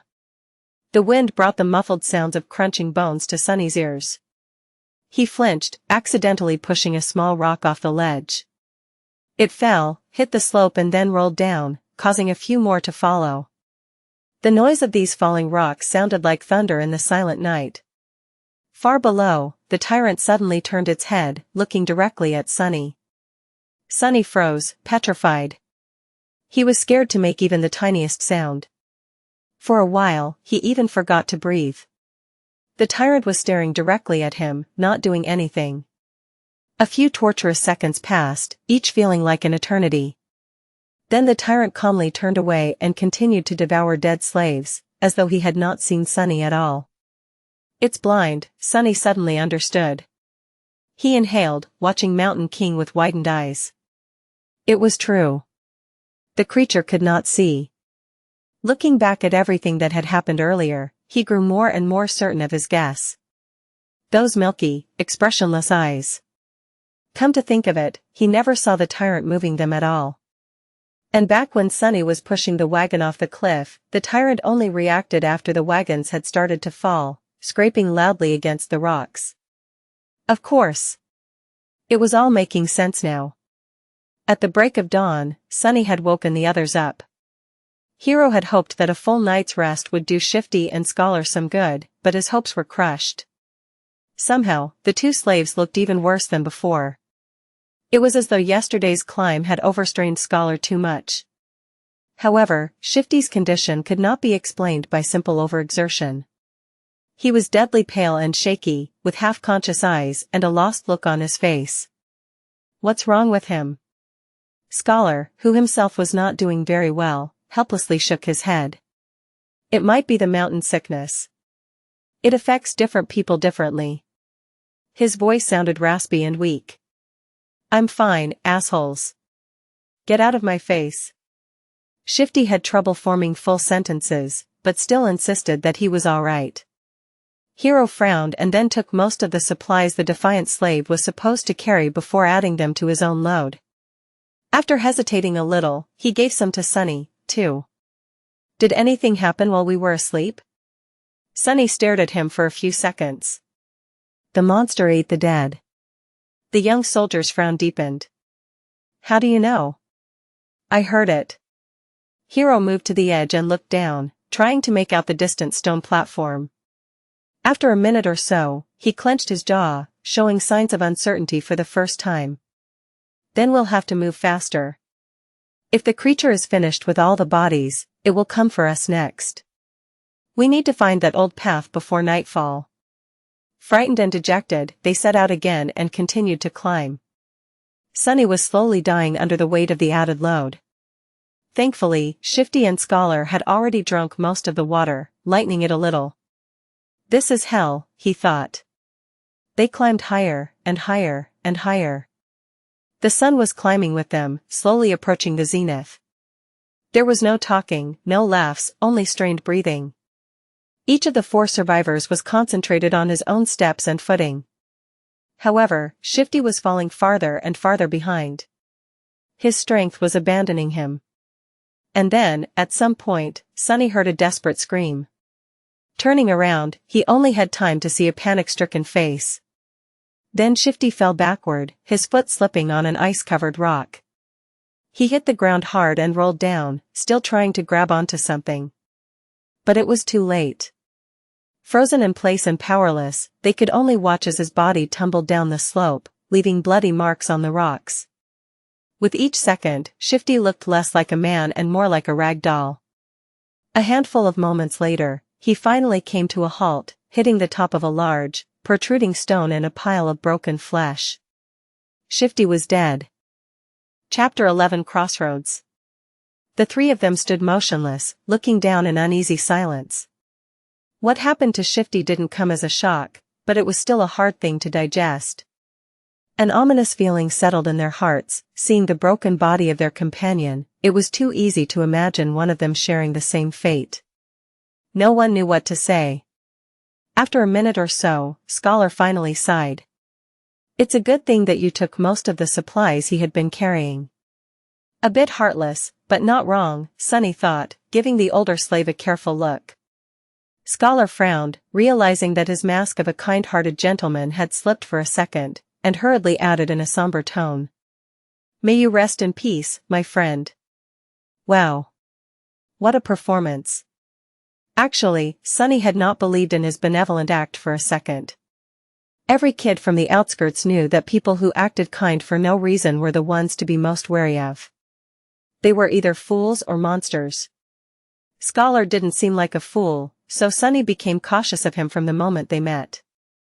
He got this far by being a mistrustful cynic, and there was no reason to change now. We have to go.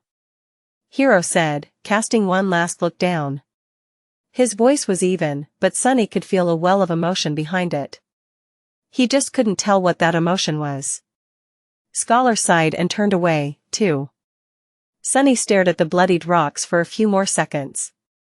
Why do I feel so guilty, he thought, bewildered by this unexpected reaction. He got what he deserved. A little unsettled, Sunny turned around and followed his 2 remaining companions.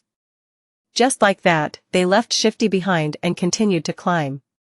At this altitude, traversing the mountain was getting harder and harder. The wind was slamming into them with enough force to throw a person off balance if they were not careful, making every step seem like a gamble. The air was becoming too thin to breathe. Due to the lack of oxygen, Sunny was starting to feel dizzy and nauseated. It was as though they were all slowly suffocating. Altitude sickness was not something one could overcome with effort. It was subtle and overbearing at the same time, affecting the strong and the weak with no regard to their fitness and endurance. If his luck was bad, an elite athlete could succumb to it faster than a random passerby. It was just a question of your body's innate aptitude and adaptability. Lucky ones were able to get over it after experiencing mild symptoms. The others were sometimes crippled for days or weeks, suffering from all kinds of torturous side effects. Some even died. As though all that wasn't bad enough, it was getting colder, too.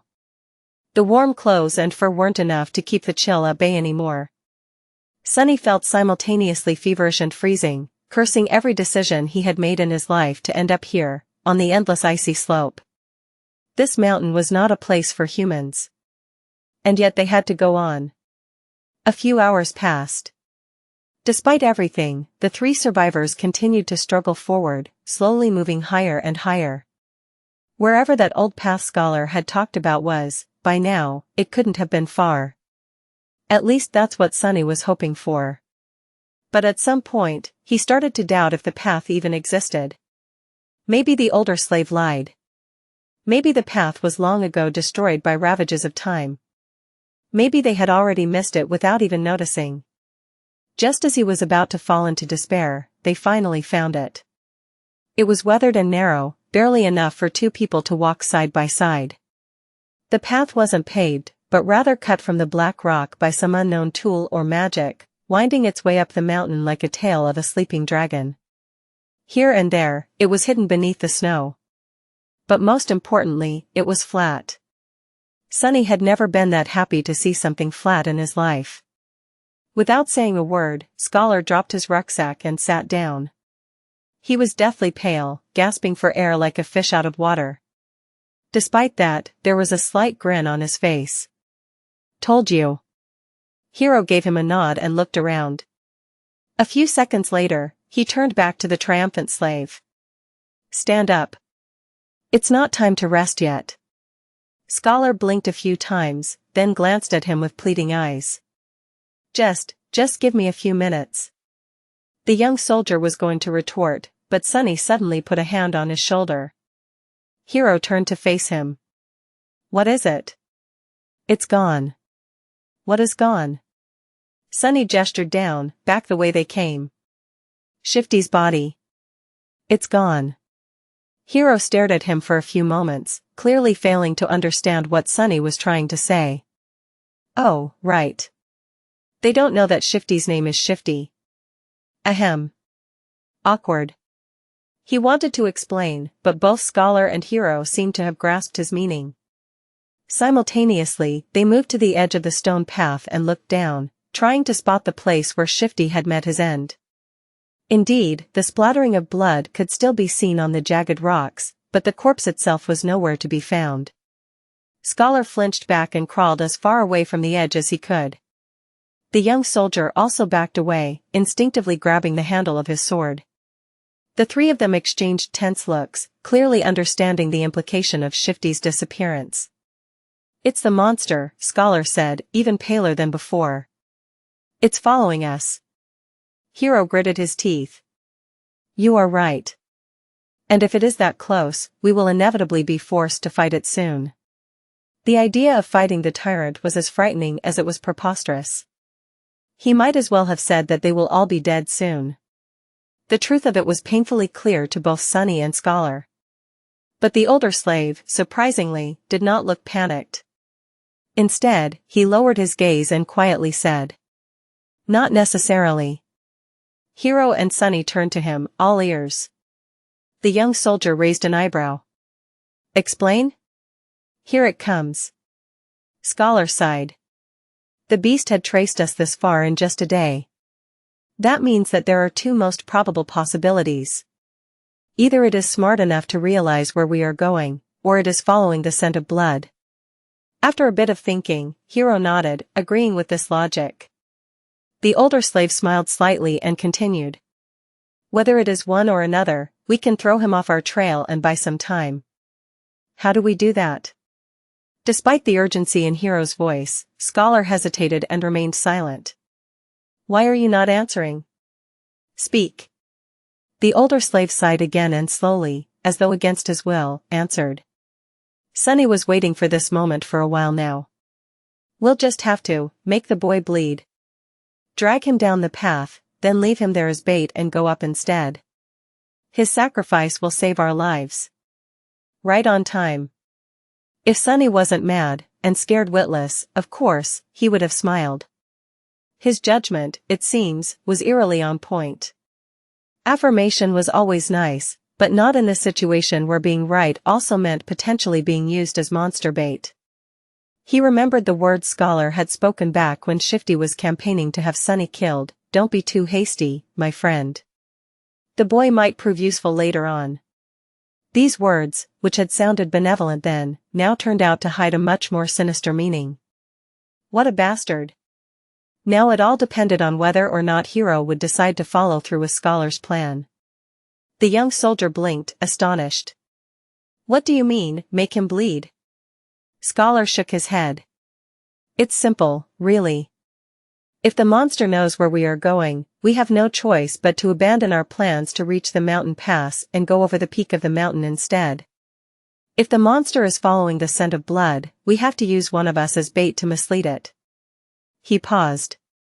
"Only by leaving a bleeding man further down the path can we reliably avoid the pursuit no matter how it is tracking us." Hero stood motionless, his eyes jumping between Scholar and Sunny. After a few seconds, he asked, "How can you bring yourself to propose something so vile?" The older slave masterfully pretended to look aggrieved and somber. Of course, it pains me. But if we do nothing, all three of us will die. This way, at least, the boy's death will save 2 lives. The gods will reward him for his sacrifice. Gee, what a silver tongue. I'm almost convinced myself. The young soldier opened his mouth, then closed it again, hesitating. Sunny was silently watching the other 2 survivors, measuring his chances of coming on top in a fight. Scholar was already halfway to being a corpse, so overpowering him would not be a problem. Hero, however. Hero presented an obstacle. Chapter 12 The Smell of Blood plus, Turn off reset. Chapter 12 The Smell of Blood. Right now, that obstacle was looking down, avoiding Sunny's gaze. His hand was resting on the sword handle. As always, the young slave had no idea about what was going on inside Hero's perfectly shaped head. The uncertainty was making him nervous. Finally, after some time had passed, the soldier spoke. I have only one question. Both Sunny and Scholar stared at him while holding their breaths. Yes? You said that one of us must be sacrificed to save the other 2. Why him? From what I see, you are far closer to the grave. A great question. I was just about to ask it myself. Sunny turned to the older slave, trying very hard to suppress a mocking grin. But to his dismay, Scholar had an answer ready. Before the first attack, he was already bleeding because of your senior's whip. During the attack, he was drenched in the blood of a fellow slave. His cloak, too, was soaked in it when the previous owner died. The boy already reeks of blood. Keeping him alive will put us in danger. That's why he is the best choice. The grin died before reaching Sunny's face. Curse you and your big brain. Scholar's reasoning was appallingly solid. Hero listened, his expression growing darker with each word. Finally, he looked at Sunny, a dangerous light shining in his eyes. That is true. Sunny felt his mouth getting dry. Cold sweat was running down his spine. He tensed, ready to act. But at that moment, Hero smiled. Your logic is almost unassailable, he said, unsheathing the sword. However, you failed to account for one thing. Scholar raised an eyebrow, trying to hide his own nervousness. What might that be? The young soldier turned to face him, the smile disappearing from his face. Now, he was radiating thick, practically palpable killing intent. It's that I know who you are, Your Grace. I also know what you've done, and how you ended up a salve. Just one of the revolting crimes you have committed would be enough to make me want to kill you. So if there is someone among us who deserves to be sacrificed, it's you. Scholar's eyes widened. But the smell of blood. Don't worry about it. I'll make you bleed enough to overpower whatever residual scent the boy carries. It all happened so fast that Sunny barely had time to react. Hero lunged forward with a speed that seemed almost inhuman. A moment later, Scholar was shrieking on the ground, his leg broken with one strike from the flat side of the young soldier's sword. Not giving him an opportunity to recover, Hero stomped on his other leg, and a sickening sound of shattering bones could be clearly heard. The shriek turned into a sobbing howl. Just like that, Scholar was done for. The brutality of Hero's actions was in such stark contrast with his usually graceful demeanor that Sunny felt blood turning to ice in his veins. This was scary. The soldier gave him a calm look and said in a placid tone, "Wait for me here." Then he grabbed the older slave and dragged him down the path, soon disappearing behind a rock outcropping. After a few minutes, terrible screams could be heard echoing through the wind. Sunny was left alone, trembling. Crap. This is too much. He still couldn't believe how sudden Scholar's demise came to be. And how ruthless it was. Some time later, Hero was back, acting as though nothing had happened. But it was exactly that normalcy that unnerved Sunny the most. After sorting through the contents of Scholar's rucksack and throwing most of the firewood out, the young soldier put it over his shoulder and nonchalantly turned to the young slave. "Let's go. We need to hurry." Not knowing what to say, Sunny gave him a nod and headed forward. Now there were only two of them left. It was sort of stupid, but Sunny suddenly felt lonesome. Walking on the stone path was much easier than scaling the mountain wall. He even had time for unnecessary thoughts. A strange feeling of melancholy descended on Sunny. Somehow, he began to feel that the end of this nightmare, whatever it might be, was not far off now. They walked in silence for some time before Hero spoke. "Don't feel guilty about what happened. It's not your fault. The decision was mine, and mine alone." The young soldier was a few steps ahead, so Sunny couldn't see his face. "Besides, if you knew this man's sins, actually, it's better that you don't. Just trust me when I say that killing him was an act of justice. I wonder which one of us feels guilty. These people, always trying to rationalize their actions, always desperate to maintain an illusion of righteousness even while doing most foul things." Sunny hated the hypocrisy. Not getting an answer, Hero chuckled. "You don't like to talk, do you? Well, fair enough. Silence is gold." They didn't speak again after that, each preoccupied with their own thoughts. The sun was setting, painting the world into a million shades of crimson. This high up, the air was clean and crisp, pierced by streams of scarlet light. Below them, a sea of maroon clouds was slowly rolling past the mountain. The stars and the moon had begun to reveal themselves in the vermilion sky. It was quite beautiful. However, Sunny could only think about how cold it was going to be once the sun fully disappears. Before that happened, Hero had found them a shelter. Not far from the path, hidden behind some tall rocks, was a narrow crevice that extended into the slope of the mountain. Happy to be safe from the piercing wind, they explored the crevice and ended up in a small, well-concealed cave. Sunny made a move to unbundle some firewood, but Hero stopped him with a shake of his head. "Today we will camp without making a fire. The beast is too close." Camping without the warm flames to keep them company was not going to be pleasant, but at least they weren't going to freeze to death inside the cave. In any case, the alternative was too frightening. Sunny sat down, putting his back against the cave's wall. Hero settled opposite of him, looking downcast and thoughtful. He was obviously in a strange mood. If nothing else, it was apparent from the fact that today, for the first time, the young soldier had failed to care for his sword after making camp. Soon, the sun was gone, and their small cave became completely dark. Sunny, of course, could still see perfectly well. Hero, on the other hand, was now completely blind. In the darkness, his handsome face looked noble and, for some reason, sorrowful. Sunny studied it, not willing to fall asleep. After a while, Hero suddenly spoke in a quiet voice. "You know, it's strange. Usually, I can feel someone's presence even in absolute darkness. But with you, there's nothing. It's like you are just one of the shadows." With only silence to answer him, he smiled. "Are you asleep?" The question echoed in the darkness. Sunny, who had never spoken with Hero unless there was an urgent need to, and even then only using a few words at best, felt like there was a strange intimacy between them now. That's why he decided to talk. Maybe the darkness gave him courage. Besides, there was an occasion. "Why? Are you waiting for me to fall asleep before you kill me? Or will you do it in the morning?" Chapter 13 Moment of Truth. The smile froze on Hero's face. He lowered his head, as though in shame.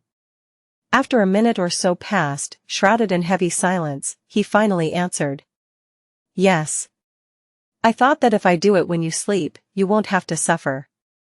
Unseen to him, a bitter grin appeared on Sunny's face.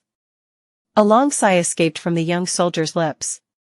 He rested his back against the cave's wall, still not looking up.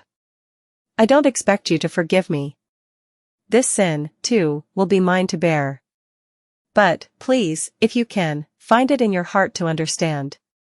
If things were different, I would have gladly faced that monster to let you escape. But my life does not belong to me alone. There is an unimpassable duty I am sworn to fulfill. Until it's done, I cannot allow myself to die." Sunny laughed. "You people. Look at you. Planning to kill me and still insisting on having a good excuse. How very convenient. I really hate hypocrites like you the most. Why don't you be honest for once? Don't give me that crap, just say it. I'm going to kill you because it's easy. I'm going to kill you because I want to survive. Hero closed his eyes, his face full of sadness. I'm sorry. I knew you wouldn't be able to understand. What's there to understand? Sunny leaned forward, anger coursing through his veins. Tell me. Why do I have to die? The young soldier finally looked up. Even though he couldn't see in the dark, he turned his face in the direction of Sunny's voice. That man was a villain, but he was also right. The scent of blood is too heavy on you. It will attract the beast. You can just let me go, you know. We'll part ways. After that, whether or not the monster finds me won't be your problem. Hero shook his head. Dying in that creature's maw is too cruel a fate. It's better if I do it myself. You are my responsibility, after all. How noble of you. Sunny leaned back, dejected. After a short while, he quietly said. You know, when I just came here, I was ready to die. After all, in this whole world, 2 worlds, actually, there's not a single soul who cares whether I live or die. When I'm gone, no one will be sad. No one will even remember that I existed. There was a forlorn look on his face. A moment later, however, it was gone, replaced by mirth. But then I changed my mind. Somewhere along the way, I decided to survive. I must survive, no matter what. Hero gave him a thoughtful look. To live a life worth remembering? Sunny grinned. A dark gleam appeared in his eyes. No. To spite you all.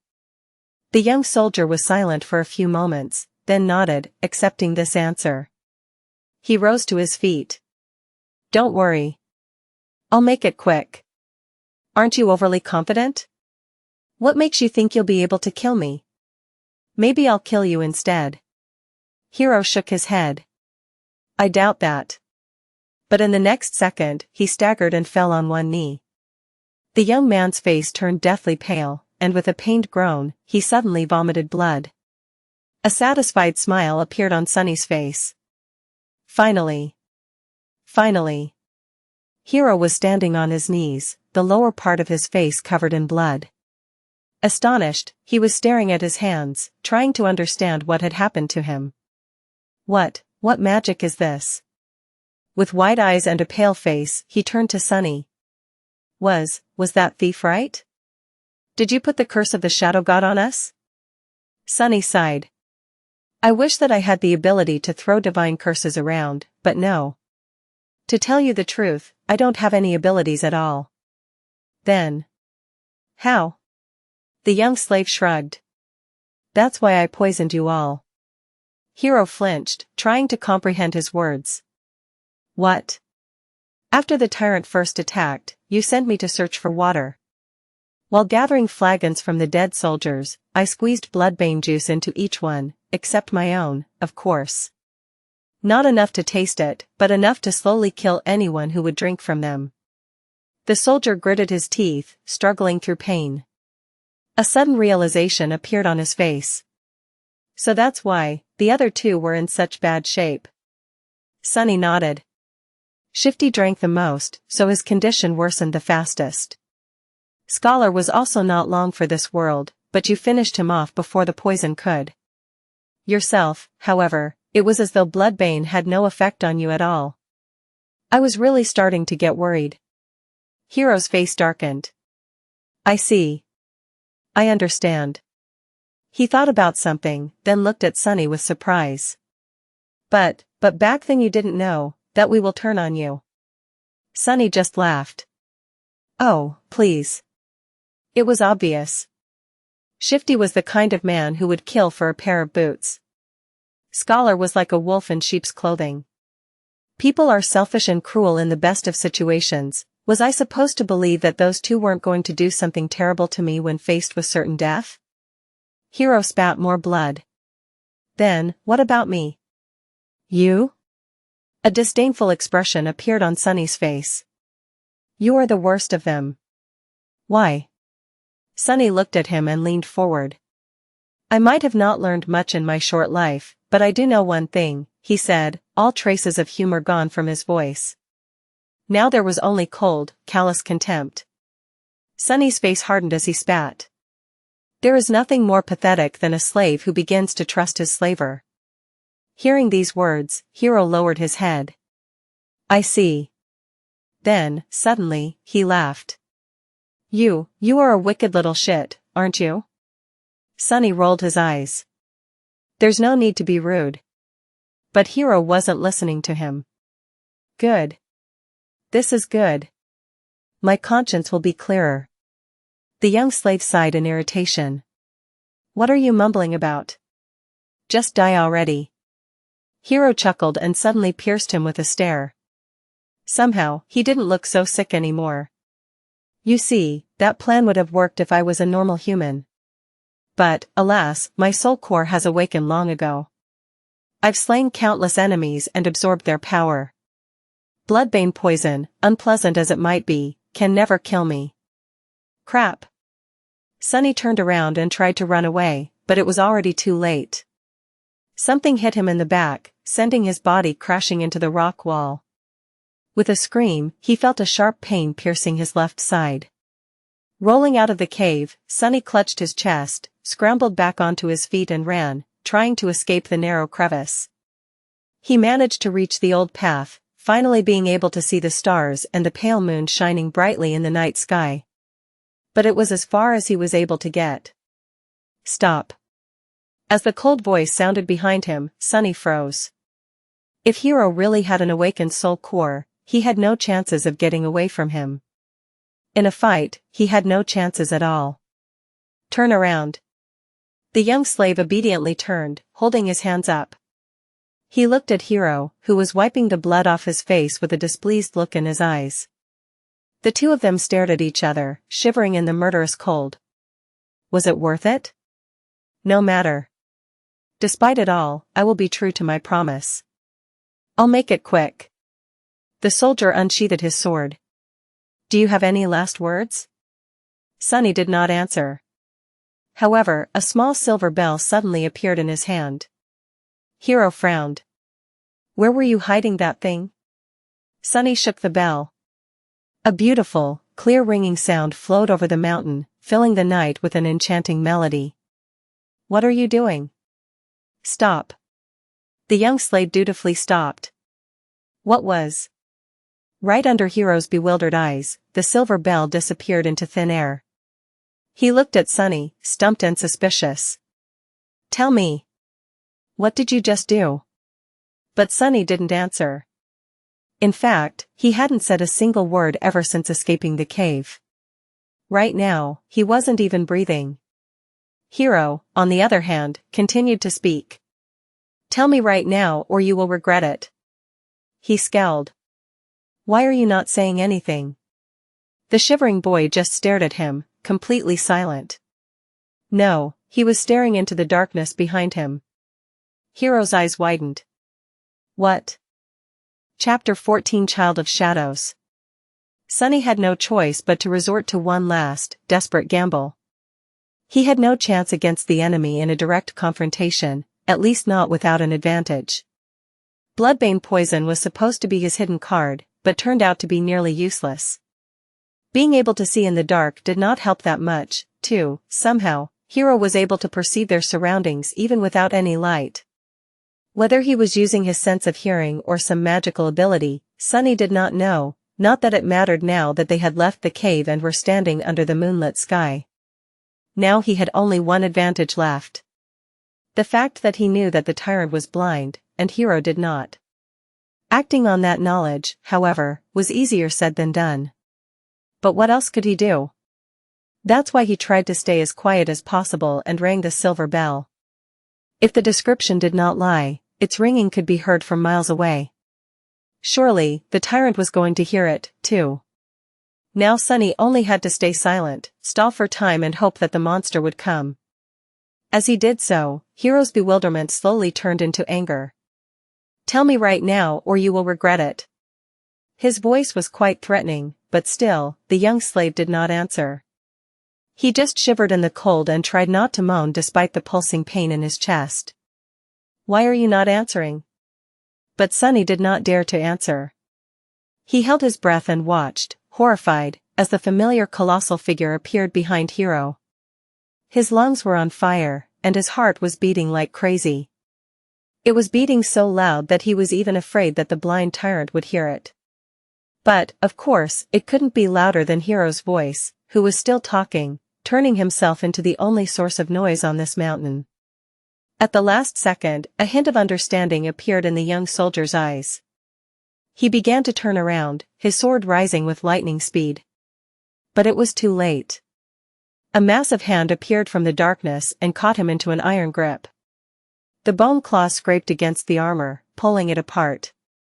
Mountain King dragged Hero back, paying little attention to the sword biting into its wrist. Viscous saliva was streaming from its opened maw. Petrified by fear, Sunny slowly turned his back to them and took a couple of steps up the old, winding path. Then he darted away, running as fast as he could. Behind him, a desperate scream tore apart the silent night. Then a hungry roar followed. It seemed that Hero wasn't going down without a fight, even though his fate was already sealed. But Sunny didn't care. He was running away, climbing higher and higher. I'm sorry, Hero, he thought. I did say that I will watch you die, but, as you know, I am a liar. So go and die on your own. A lonesome dark mountain stood tall against the raging winds. Jagged and proud, it dwarfed other peaks of the mountain chain, cutting the night sky with its sharp edges. A radiant moon bathed its slopes in the ghostly light. Under that light, a young man with pale skin and black hair reached the peak of the mountain.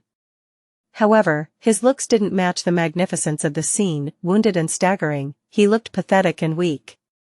The young man looked like a walking corpse. His coarse tunic and cloak were torn and smeared with blood. His sunken eyes were cloudy and lifeless. His body was bruised, beaten, and cut. There were specks of bloody foam on his lips. He was hunched over, cradling the left side of his chest. Each step caused him to moan, ragged breath barely escaping through gritted teeth. Sunny was hurting all over. But most of all, he was cold. So cold. He just wanted to lie down in the snow and fall asleep. But instead, he continued walking. Because he believed that the nightmare will be over once he reaches the peak. Step. Step. Another step. Finally, he had made it. At the highest point of the mountain, a vast expanse of flat rock was covered with snow. In the center of it, illuminated by moonlight, stood a magnificent temple.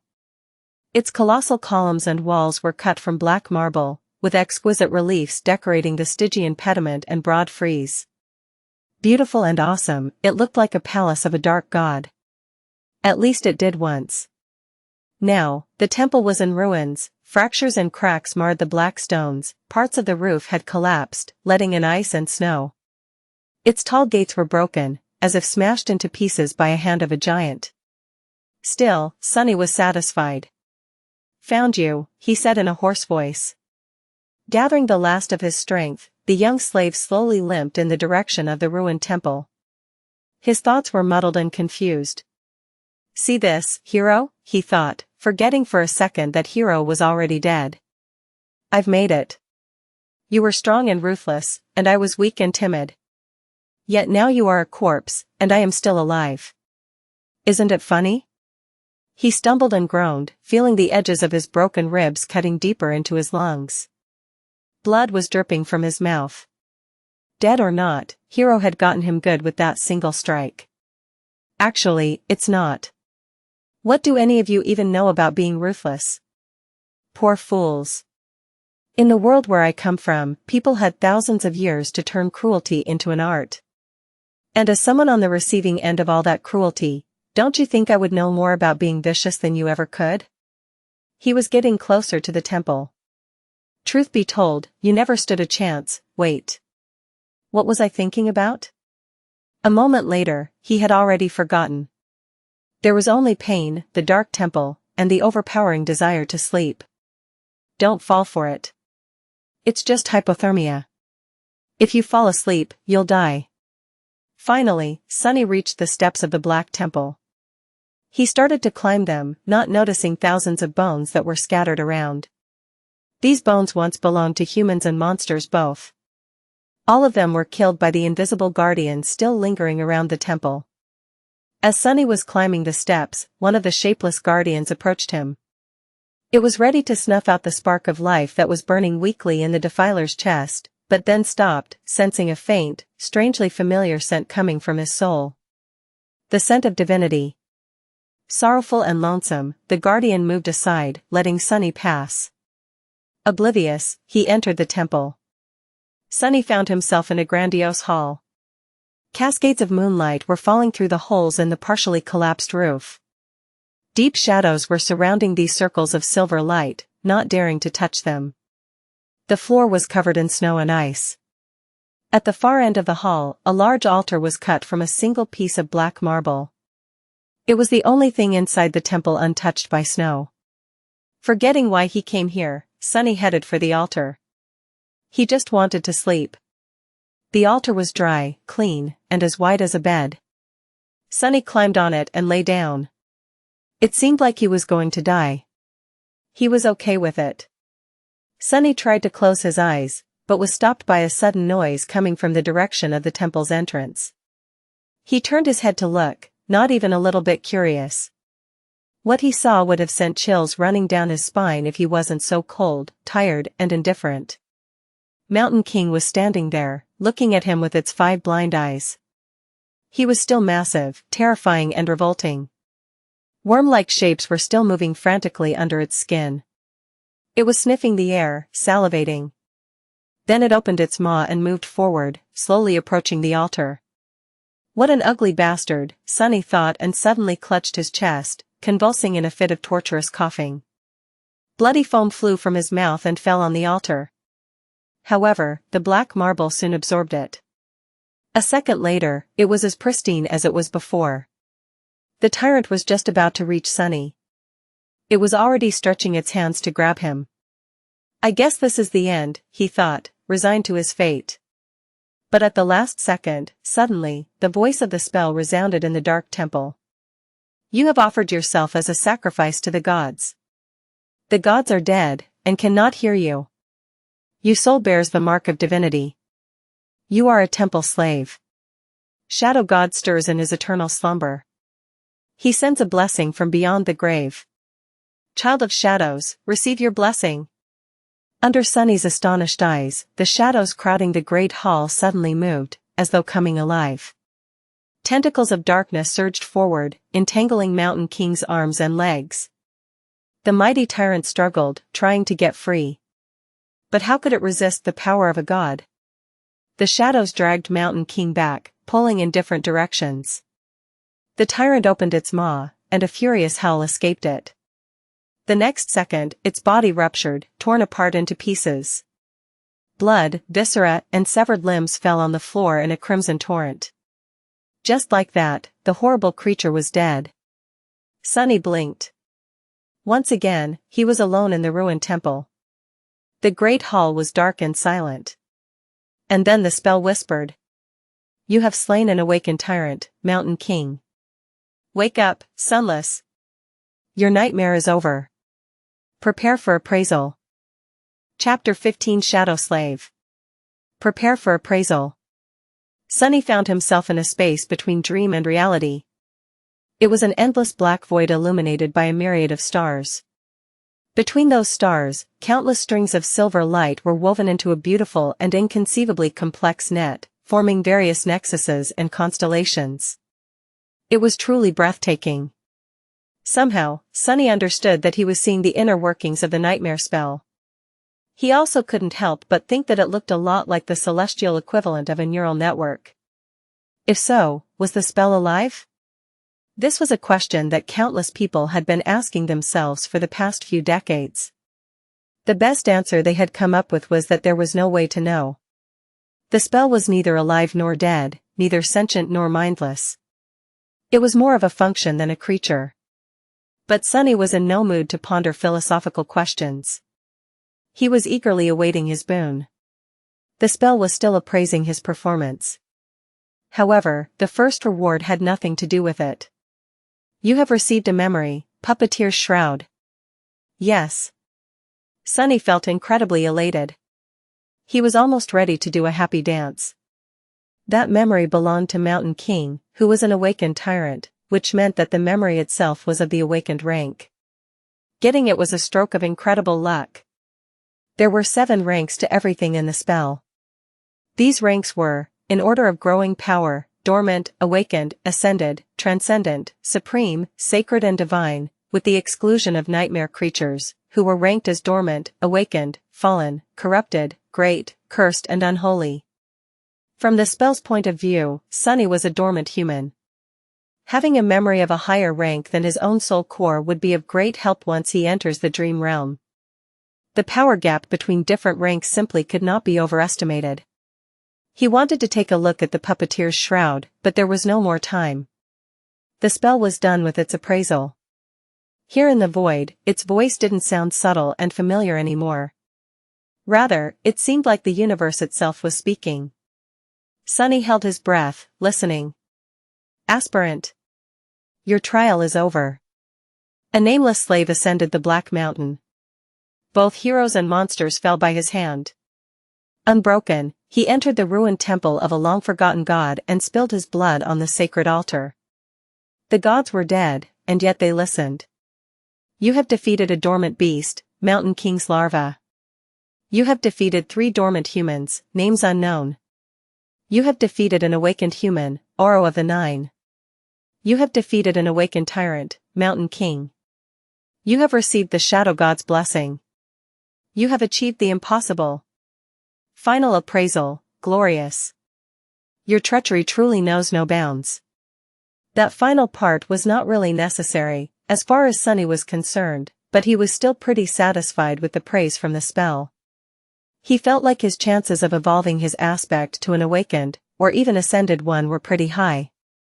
His overall power was still dependent on the rank of his soul core, which would remain dormant until much later, but the rank of the aspect itself would do wonders for his overall potential. Dreamer Sunless, receive your boon. He was an aspirant no more. Sunny grinned. You have been bestowed a true name, lost from light. His jaw dropped. A true name. He had received a true name. Never in his wildest dreams did Sunny dream of becoming one of the chosen few to accomplish such feat, and in his very first nightmare to boot. Not even all of the saints could boast of having one. He was an elite now, a bona fide cream of the crop. He was going to be rich. But the rewards kept coming. Your aspect is ready to evolve. Evolve aspect? What kind of a question is that? Sunny crossed his fingers and said yes. Dormant aspect temple slave is evolving. New aspect acquired. Aspect rank, divine. Sunny fell over. Aspect name, Shadow Slave. Divine, it's divine. Sunny was standing on his knees, stupefied. The shock was so great that for a second there he lost all control over his limbs and fell. It said divine, right? He raised a trembling hand and rubbed his eyes, making sure that he was awake. Or rather conscious, since, technically, he was still sleeping in the underground vault of the police station.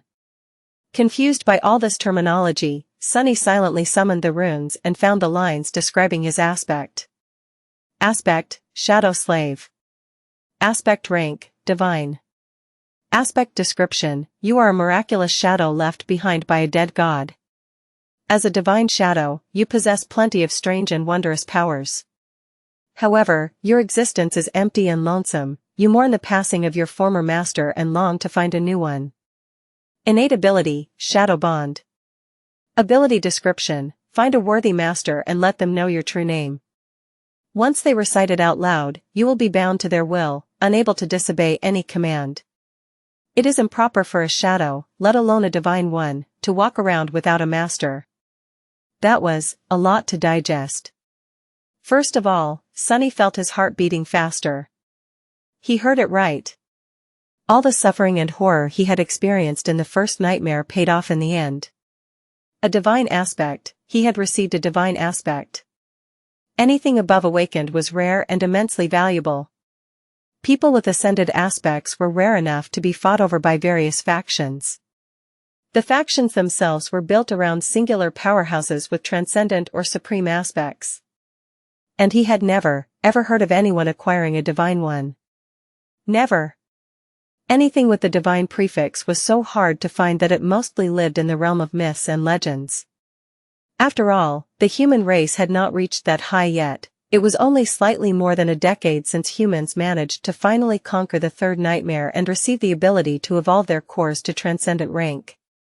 As transcendents, or saints, as they were called in the real world, powerful awakened ruled over the dream realm, but even they did not dare to face nightmare creatures of higher ranks.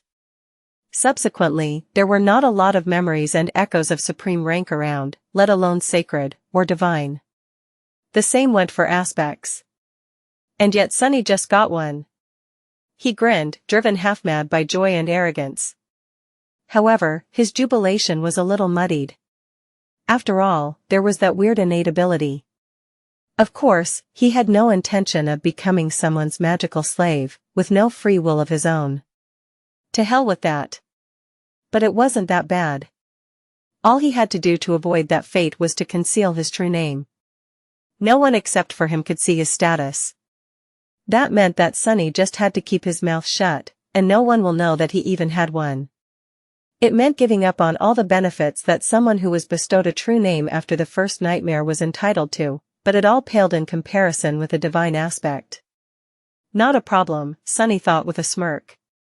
If the spell had the ability to laugh, it would surely do so after hearing his thoughts. However, it didn't. Instead, it began to speak again. The first seal is broken. Awakening dormant powers. Chapter 16 Rebirth. Sunny felt something waking up inside of him. With a startled cry, he clutched his chest and stared into the darkness, trying to understand what was happening. The feeling was not painful or unpleasant, yet it was like nothing he had ever experienced. It was as though his soul was being shaken awake, infused with strange new energy. However, that energy did not come from some outside source. Rather, it was coming from within, as though it had always been there, sleeping. The energy filled every fiber of his being. Sunny felt his emotions becoming clearer and sharper. Then, his body began to change, too. He felt as though a miniature star was burning in the center of his chest, waves of heat were radiating from it, slowly reaching his stomach and shoulders, then his arms and legs, then his hands and feet. Under that heat, his bones, muscles, organs and blood vessels were being rebuilt and revitalized. Sunny felt like he was being reborn. He was becoming stronger, faster, healthier. It was euphoric. With each second, his transformation was becoming more profound. New confidence settled in Sunny's heart. He was not a weak, frail street kid anymore. He was not as vulnerable against anyone who would wish to bully him as he was in the past. With his powers awakened and his will tempered by the horrors of the first nightmare, he was now someone you would not want to cross. After some time had passed, the star burning in his chest finally cooled down. The heat was replaced with a soothing coldness. That coldness washed over Sunny's body, taking away all the aches and discomforts that had been accumulated there over the years. Then it moved up, reaching his brain and, finally, his eyes. His vision strangely doubled. He could still see the void populated by an endless pattern of stars. But he could also see something different. A silent, calm dark sea illuminated by a lonely black sun. From his previous knowledge, Sunny knew that this was his so-called Sea of Soul. But he also knew that it was supposed to look quite different. For starters, it was supposed to be much more lively. The star hanging above, the visual representation of his soul core, was supposed to be burning with bright light, filling the soul sea with a warm, blinding shining. However, Sunny's soul was dark and lightless. That's strange. He took a look at the black sun. At a closer examination, it actually turned out to be transparent. It's just that with no other major source of light around, the star had appeared to be as dark as its surroundings. Also, no one was supposed to be here except for him. It was his soul, after all. But Sunny had a nagging feeling that somewhere just beyond the periphery of his vision, hidden in the darkness, shapeless forms were constantly moving. No matter how he turned his head, he couldn't catch a clear glimpse of them. And yet the feeling would not go away. Not wishing to waste any more time on this right now, Sunny turned back to the black sun and finally spotted two spheres of light orbiting around it, as though caught in the soul core's gravity well. A subtle smile appeared on his face. These were his memories, Silver Bell and Pupitar's Shroud. Later, there would be dozens of such spheres here. If he was lucky, he would even acquire an echo or two. The spell's voice suddenly pulled him out of the sea of soul. Awakening aspect ability. This is it. The moment of truth, Sunny thought. Divine aspect or not, his immediate future still depended on the first aspect ability he would receive. His role in the dream realm would be based on its characteristics. If it was a combat ability, he would be most useful on the front lines of the bloody battles against the nightmare creatures. If it was tied to sorcery, he would likely become a powerful, but fragile ranged fighter. If it was something having to do with utility, he would be a vitally important part of the behind-the-scenes workings of the dream realm. Utility abilities were also extremely valued in the real world, where Awakened performed many tasks that kept it going. If he was lucky, he could even become a healer. Healers were very rare, and as such, sought-after specialists. Aspect ability acquired. Aspect ability name, Shadow Control. Sunny hurriedly summoned the runes. He wanted to go to the description of his new ability right away, but then decided to give his overall information a look first. Name, Sunless. True name, Lost from Light. Rank, Dreamer. Shadow Core, Dormant.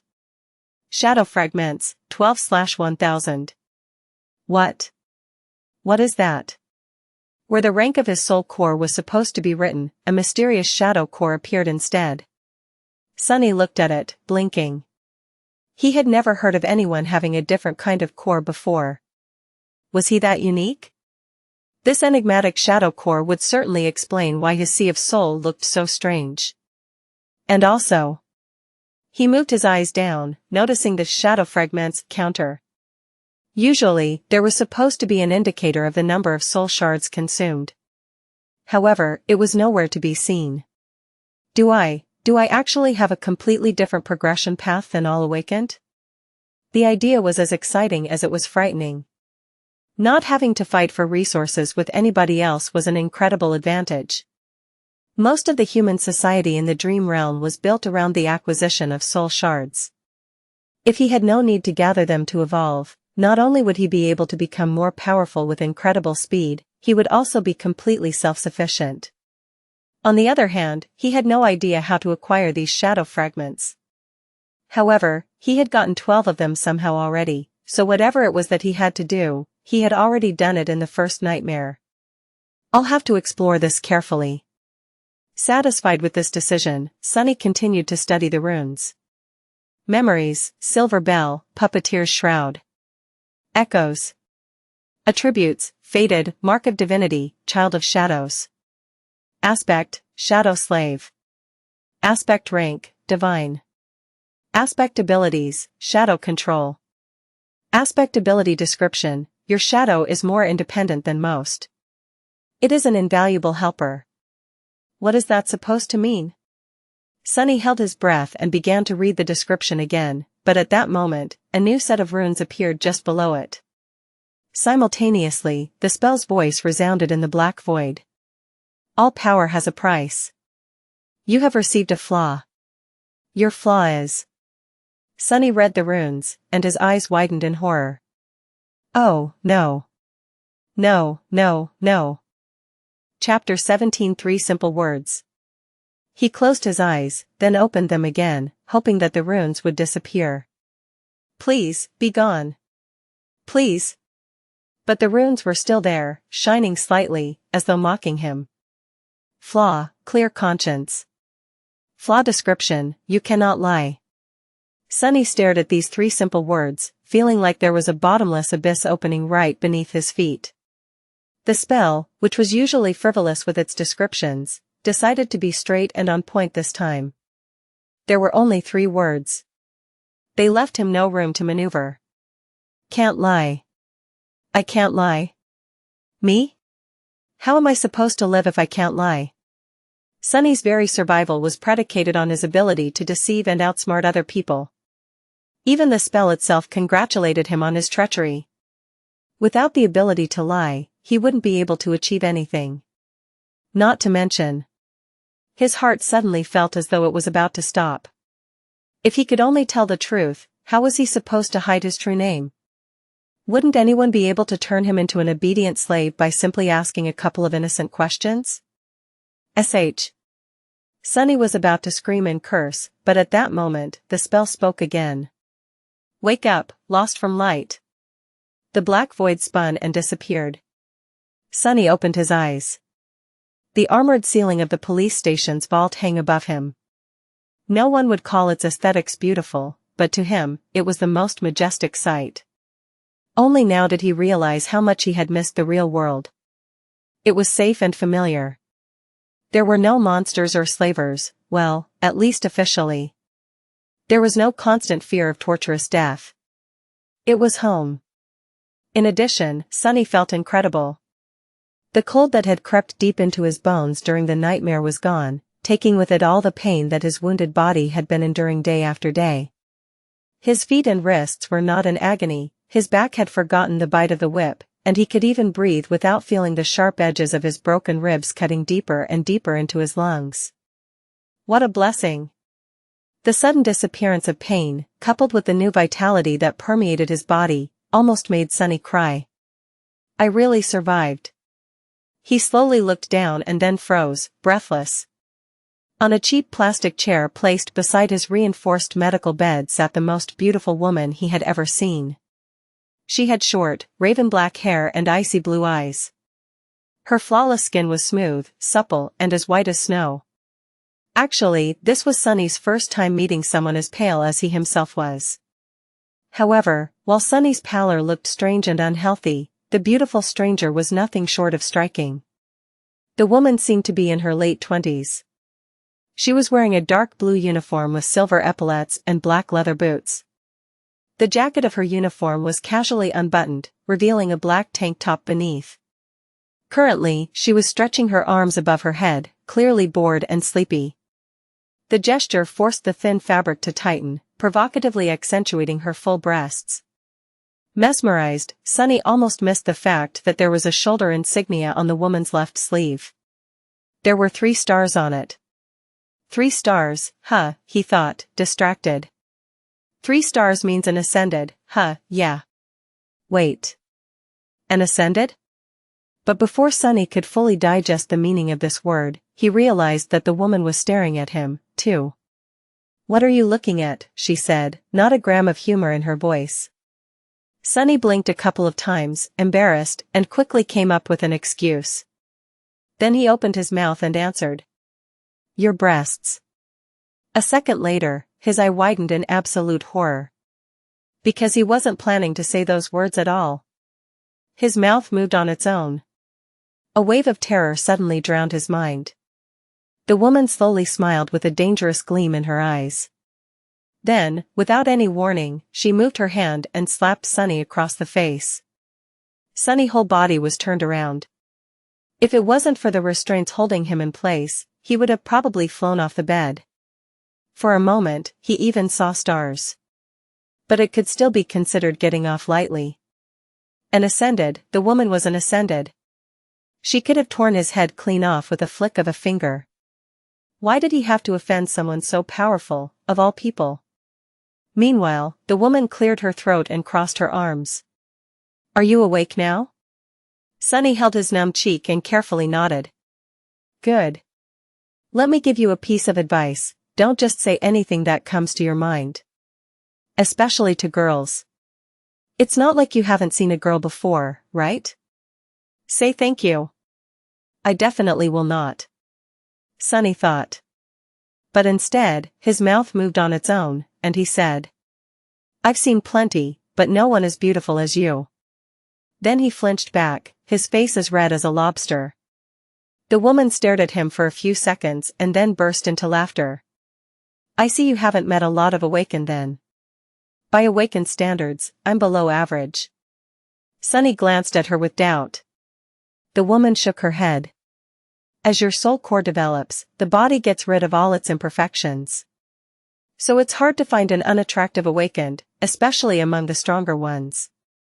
Live long enough, and you might just become a flower boy yourself. Then she gave him a thorough look and added. Well, maybe. In any case, since you're awake, welcome back to the land of the living. Congratulations on surviving your first nightmare, Sleeper Sunless. Sleeper Sunless. That was how people would address him now, at least in the short span of days until the winter solstice. After that, he would either return from the dream realm as an awakened or not return at all. It felt strange to have a title put before his name. In the past, Sunny was rarely even addressed by name. People mostly called him things like boy, punk, brat, or hey, you. But now he even had a title. Sleeper Sunless. Actually, the correct term was dreamer. But humans had their own set of words for those infected by the nightmare spell. Carriers who had just finished their first nightmare were called sleepers because of how they interacted with the spell. Basically, once his spirit enters the spell, his body was going to fall into slumber. That slumber would continue for days, weeks, or even months, however long it takes him to escape the dream realm. Hence the term sleeper. Once he escapes and becomes an awakened, he would live his life normally during the day and return to the dream realm every time he falls asleep. The awakened were called the same by the spell and the humans. That word was also sometimes used as a general term for all carriers. Then, if he were to decide to enter a second nightmare and manage to survive, he would become an ascended. People called them masters. Masters could enter and exit the dream realm as they wished. Some even chose to never come back there at all. More than that, they traveled between the worlds physically, not just in spirit. And then, above the masters, there were saints, those who had conquered the third nightmare and earned the right to call themselves transcendent. They were as powerful as demigods, and even more rare. Not only could they travel between the real world and the dream realm, but they could also take others with them. But coming back to masters. The beautiful woman stood up and approached the reinforced medical bed. With practiced moves, she began to undo the restraint holding Sunny in place. I am Ascended Jet. You can call me Master Jet. These past 3 days, I was on watch duty due to your nightmare. Right, before I fell asleep, the policeman told me that an awakened would arrive in a few hours to monitor my condition. To kill the nightmare creature if I die and let it through. Sunny was unwilling to open his mouth, terrified that all sorts of truths would come spilling out. But there were things he simply had to know. Master Jet? I have a question. Go on. Why would a master be put on watch duty? Isn't it below your pay grade? Jet gave him a dark look.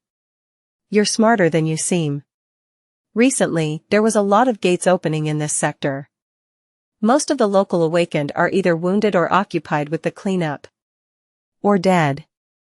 It's always like that close to the winter solstice. She opened the final restraint and took a step back. Plus, there's not a lot of awakened who, like me, directly work for the government. It's by far the least lucrative or glorious carrier one of us can choose. Would you abandon wealth and fame to work abysmal hours and risk your life, fueled only by altruism and sense of duty? Sunny wanted to say something flattering. Instead, he looked Master Jet right in the eyes and smirked. Of course not. I'm not an idiot. Damn this damn flaw. Damn. She stared at him with a humorless expression. Sunny thought that he was going to get slapped again. But instead, Jet smiled. See, I was right. You really are smart. Chapter 18 Absence of Light. Sunny was enjoying a hot shower. After their short conversation, Master Jet had sent him to clean himself, saying that he reeked of nightmare. The unnatural slumber of the spell would slow down the body's metabolism, and the medical apparatus he had been strapped into was supposed to take care of the rest, but he was still asleep for 3 whole days.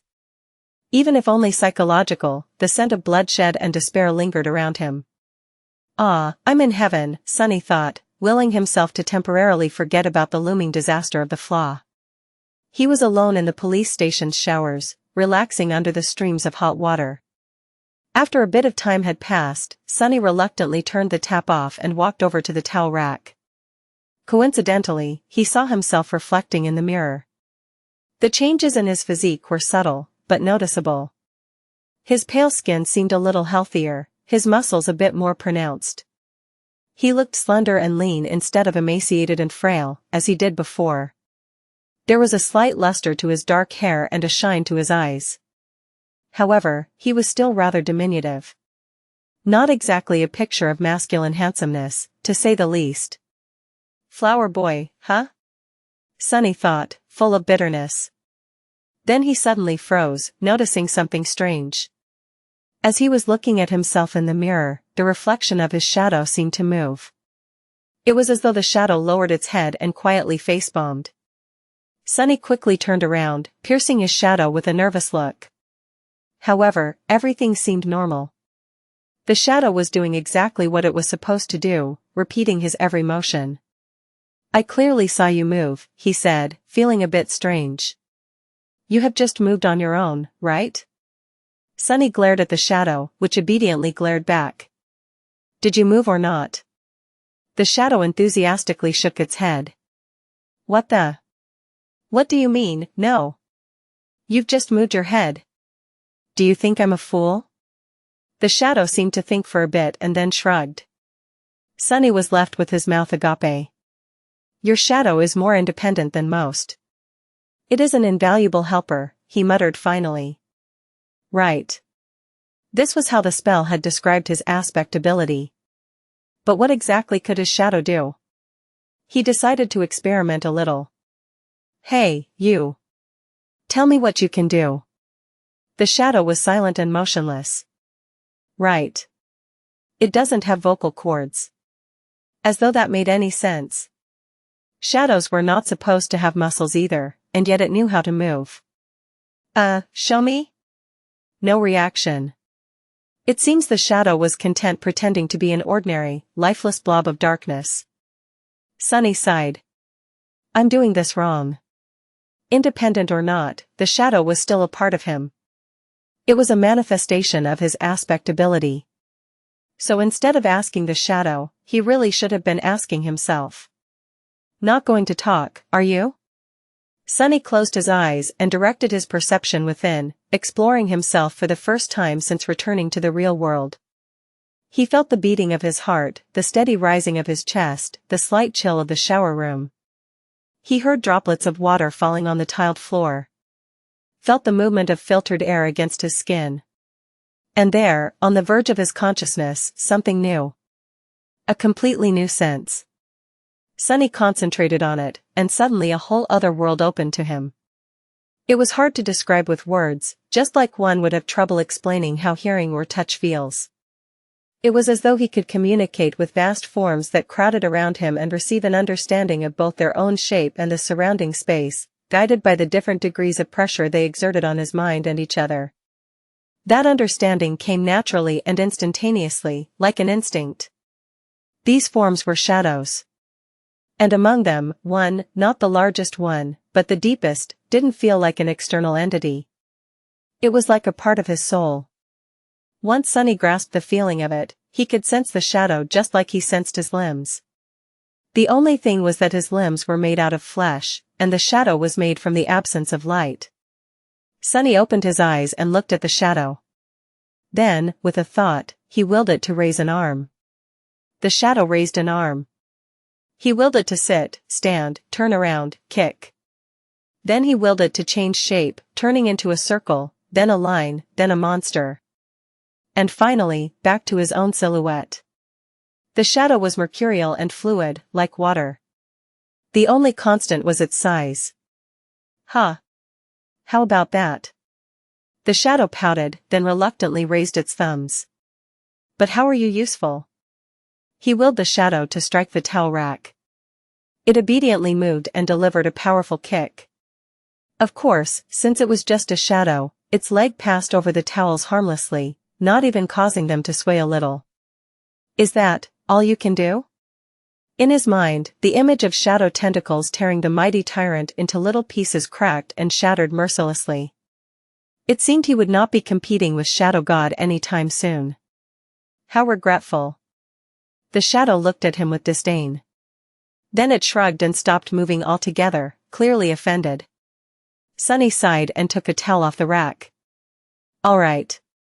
I will explore it later. A few minutes after that, he was wearing a clean police-issued tracksuit and heading for the cafeteria. Master Jet was waiting for him at one of the tables, with 2 trays full of steaming synthetic food in front of her. Help yourself. Sunny glanced at the cheap gruel, which was not so different from the stuff he used to consume in the outskirts, and sighed. Somehow, he had expected his first meal after becoming a sleeper to be more lavish. Still, it was food.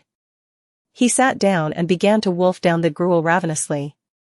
He was very, very hungry. In the process, his thoughts began to wander. Sunny stole a glance at Jet and wondered. The spell told him to find a master, and the next thing he knew there was a woman calling herself master right in front of him. He tried to imagine being an obedient slave to someone like her. Weird thoughts started to appear in his mind. You know what, Sunny, he thought with dark irony. Knowing your luck, this would be a perfect moment for her to ask. What are you thinking about? Sunny choked on the gruel. He felt his mouth beginning to open, and put all of his will into staying silent. A second passed without him saying anything. Then a weird pressure appeared in his mind, which soon turned into blinding pain. He endured it for a couple more seconds before giving up. I was thinking that it would be a perfect moment for you to ask me about what I am thinking, he finally said. Jet gave him a weird look. All right. Are you almost finished with your food? Sunny nodded. Then I'll begin. As per protocol, I am obligated to inform you of a few things. It is mostly a formality. First of all, concerning your nightmare. She glanced at him and sighed.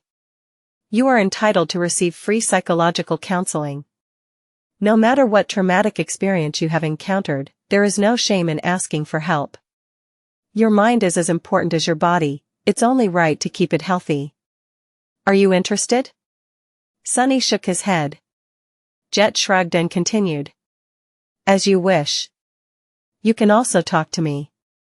Was it very hard? How could he answer? It was simultaneously much worse than I expected and exactly as bad as I expected. She nodded, satisfied with that explanation. That's a good attitude. I won't pry any further. Us outskirt rats are way more resilient than people think. Sunny looked at her in surprise. Master Jet, you grew up in the outskirts? She grinned. What? You can't tell because of my exquisite manners and polished exterior? He blinked a couple of times, surprised. I couldn't tell at all. After thinking for a while, he added. Are there a lot of people like us among the awakened? Jet's smile disappeared. No. There's not. In fact, they can be counted on one hand. As expected. Odds were really stacked against people like them. That made the 3 stars on Jet's insignia even more exceptional. One day, I'll be a master too. If she can do it, why can't I?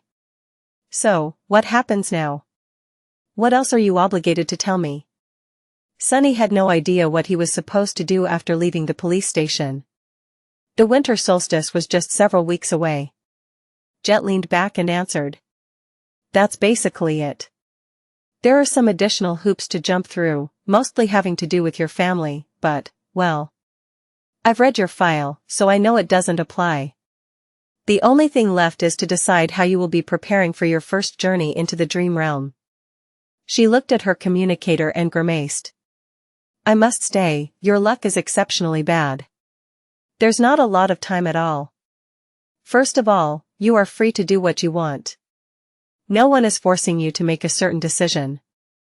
That is to say, you can choose to prepare on your own, or not prepare at all. Party until the lights go out. Sunny was not very well versed in partying. However, I would advise against that. As a sleeper, you are also entitled to enroll in the Awakened Academy. You'll be provided with food, lodging, and a wide choice of preparatory classes. This late into the year, you won't be able to learn a lot. But it's better than nothing. She was silent for a few seconds, then added. More importantly, you will get acquainted with most of the people who will enter the dream realm with you. Some of them might become your companions for life. And some may end up trying to end that life once we're inside the spell, Sunny added, reading between the lines of what Master Jet had said. So, what do you say? Do you want me to take you to the academy? Sunny thought about it. Strangely, his flaw was silent, not forcing him to answer one way or the other. Is it because I haven't made up my mind yet? Finally, he looked down at his empty tray and made a decision. Free lodging and food, you say? Yeah. I want to go to the academy. Chapter 19 Crossing the Bridge. Sunny was standing in front of the massive, seemingly indestructible red gates of the Awakened Academy. The academy was, in fact, a city within the city. It was built like a fortress, with a high wall made of hard alloy, deep moat and numerous large-caliber turrets which were placed in certain positions to create a deadly air suppression dome. No nightmare creature, not even colossal titans, were supposed to be able to break through its defenses. It was a legendary place. Actually, many of the most popular webtoons, youth dramas, and novels took place right behind that wall. Adventures, rivalries, and romantic entanglements of the young awakened heroes were the mainstream theme of modern entertainment. Never in his wildest dreams did Sunny imagine actually becoming one of these heroes. Of course, how things really were differed a lot from how it was portrayed in the media. More than that, he had only 4 weeks to spend here before venturing into the dream realm. Even if he wanted to, there was not enough time for any type of entanglement. And he definitely did not want to. He had to learn how to survive, not waste time on such nonsense. The snow was slowly falling to the ground. It was cold and silent in front of the academy gates. Except for Sunny, there was only one other person, another new sleeper, if he had to guess. It was a tall, slender girl of around his age, with clear gray eyes and a detached look on her face. She had strange, silver-white hair that was cut short and neatly parted to the side. Just like him, she was dressed in a police-issued tracksuit and had no personal belongings with her. On her head, there was a pair of old-fashioned headphones. She was calmly listening to music while they waited. There was a certain vibe to the silver-haired girl. It was sort of, as though she was apart from the world. She looked confident and self-sufficient, but also a bit lonely. Sunny wasn't going to start a conversation. Who knew what kind of situation he would put himself in due to that damn flaw? It was better to keep to himself. He glanced at the girl and sighed. I wonder what flaw does she have? Finally, the gates began to open. The giant, ridiculously thick sheet of reinforced metal slowly descended, creating a long bridge. Sunny looked ahead with grim determination.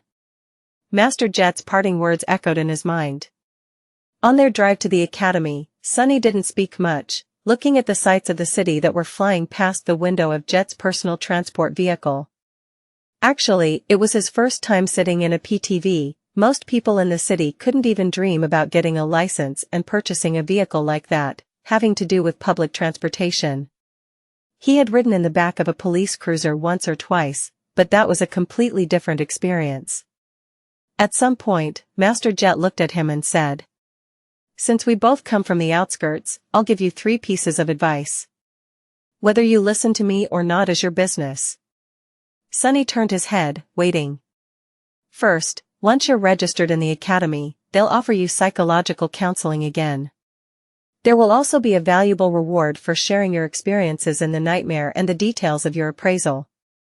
You'll be able to receive a soul shard, maybe even several of them. He frowned. Are you trying to convince me to visit a psychiatrist again? Jet shook her head. No. I'm telling you to refuse. Surprised, Sunny raised his eyebrows. Why? There was a pause before she answered. You're too green to understand, but out there in the dream realm, nightmare creatures are not the only danger. Once you grow powerful enough, humans will become an equal threat. The less they know about your aspect, the better. So that's how it is. The easiest way to defeat a powerful awakened is to use their flaw. That's why young fools in the academy are encouraged in various ways to share the details of their aspects. I'm not saying that the government will leak your information, but once two people know a secret, it's no longer a secret. And there's a lot of people working for the government. That made a lot of sense. Thank you, Master Jet. She gave him a nod. Second, there will be a lot of courses to choose from. All types of combat training, deep dives into nightmare creature categories and vulnerabilities, basics of various types of sorcery, artifact study, and so on. Sunny gulped. Actually, he was already agonizing about what weapon to train with. For weeks was not enough to master a weapon, but at least he would have a basic understanding of it. Disregard all of that. The only course you have time to attend is wilderness survival. He blinked. What? Jet glanced at him. It's different for city kids, who learn all sorts of useful things in school and from their tutors. But we don't have that advantage, do we? What was the biggest threat to your life during the nightmare? Sunny thought about it. On the surface, the most dangerous thing he faced was the Tyrant, followed by Hero. Aro of the Nine. But actually, what almost killed him in the end was the cold. Jet smiled. Smart. You only know how to survive in the city. But the dream realm is mostly made of wilderness. Do you know how to make a fire? How to procure food? How to find safe shelter? No. Fighting monsters is important, but it'll be useless if you die of hunger or exposure to the elements. Trust me. I've learned it the hard way. Sunny nodded, angry at himself.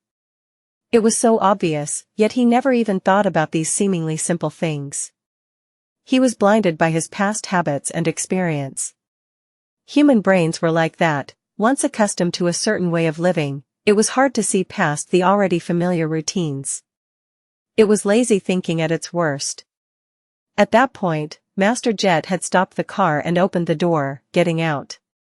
Sunny followed her and was momentarily stunned, staring at the colossal metal gates in front of them.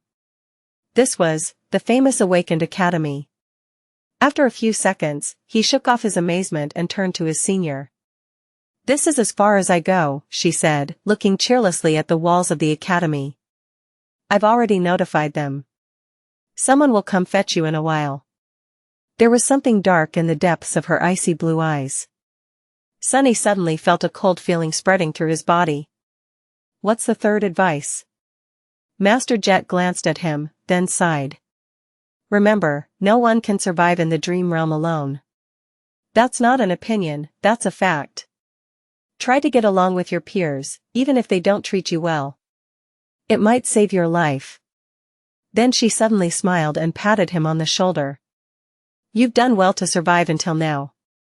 Make sure to keep yourself alive in the future, too. Then she got back into her PTV and drove off. Just like that, she was gone. The end of the metal bridge hit the special grooves in the ground and stopped moving after a set of loud clicks. Sunny looked ahead, wondering what kind of life he was going to be living in the next 4 weeks. Keep your flaw and aspect secret, learn to survive in the wilderness, be nice to other sleepers. It didn't sound too hard. But, for some reason, he was sure that these weeks were going to be as challenging as his first nightmare. Or maybe even worse. Seemingly free of such concerns, the silver-haired girl walked forward and stepped on the bridge. Sunny sighed and reluctantly followed. Chapter 20 Outcast once again.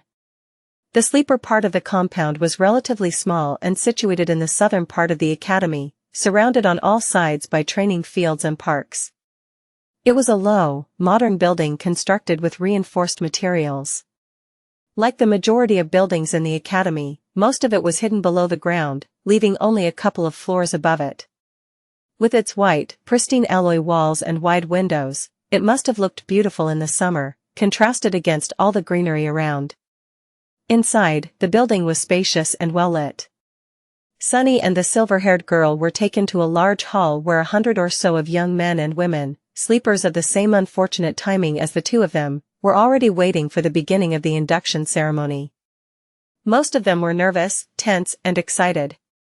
Logistics of the academy were a constant headache for the administrators since the rate at which the spell infected people was always chaotic. There was no way to orderly structure for batches of sleepers to undergo any type of standardized education on a shared schedule. Some of them had a full year to prepare for the dream realm, some only months, some even mere days. That's why these induction ceremonies were held each month at the beginning of the year and then every week once the winter solstice began to loom near. Some of the sleepers in the hall had to wait days to be inducted, while Sunny had lucked out and was delivered to the academy just hours before the scheduled event. Once inside the hall, he understood two things. Firstly, everyone was well dressed and in possession of a suitcase, a duffel bag, or at least a backpack carrying their personal belongings. They were obviously coming prepared, most likely from home, sent off by their families. So Sunny and the silver-haired girl, who came empty-handed and wearing simple police-issued clothes, were not a norm like he had assumed, but actually an eye-catching anomaly. Right. That makes sense. Secondly, Master Jet was not being overly humble when she called herself below average by Awakened standards. Even though these young people were just starting their paths as Awakened, their looks were dazzling. Everyone was handsome, beautiful, and radiated health. He swallowed. Still, I feel like none of them compare. She might not be as perfectly shaped, but I don't know, she has a presence. It's like shadows become deeper and the temperature drops by a couple of degrees when she's in a room. Was this the difference between a sleeper and a master? But all of these thoughts were just him trying to postpone the inevitable. Sunny already knew that he was in for a wild ride. Because he could not lie, and all of these excited youths, regardless of their clothes, gender, and looks, wanted to do one thing. Talk. Every one of them wanted to talk with fellow sleepers. They wanted to discuss their nightmares, their future journey into the dream realm, and everything in between. They wanted to ask questions. They wanted to be asked questions. They wanted to discuss something important or just chit-chat about stupid things. Everyone wanted to share. It's a nightmare. Sunny moaned, disturbed and fearful. I'm doomed. Then, with a bit of grim determination, he gritted his teeth and slowly exhaled. Just think about it as a continuation of your trial. You survived the Black Mountain, so you can survive this, too. He had faced heroes, villains, monsters, and even gods. Was he going to be afraid of a bunch of teenagers? He might have underestimated how scary teenagers can be. In half an hour, pretty much everyone in the room hated his guts. After a short series of conversations, Sunny had acquired a reputation of an obnoxious, foul-mouthed pervert. This reputation was quickly solidified. He was slapped a few times and even punched once. He also discovered a couple of new things about his true self, namely, that deep down inside he was apparently rude, arrogant, and more than a little bit lustful. The conversations went something like this. Look at all these young people. How many do you think will return from the dream realm? How many will perish? What do you think our own chances of survival are? I don't know, but I'm pretty sure that a pompous fool like you will die first. Or, I even received an armor-type memory in my nightmare. It's an enchanted robe.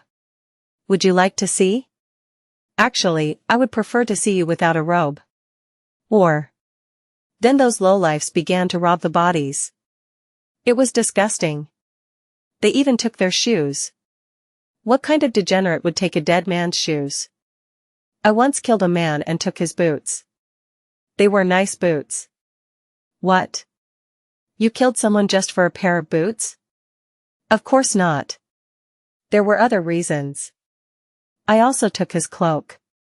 Once again an outcast, Sunny was eventually left alone. People seemed to be avoiding him. Unperturbed, he found a quiet corner and stood there, glad that no one wanted to talk to him anymore. His face hurt, and there was blood dripping from his nose. Being ostracized from a group was nothing new, but it still stung. However, he was smiling. Because in the process of turning the whole batch of sleepers against himself, Sunny had discovered something vital. He learned how to control his flaw. Once asked a question, he could not keep quiet. He also couldn't lie.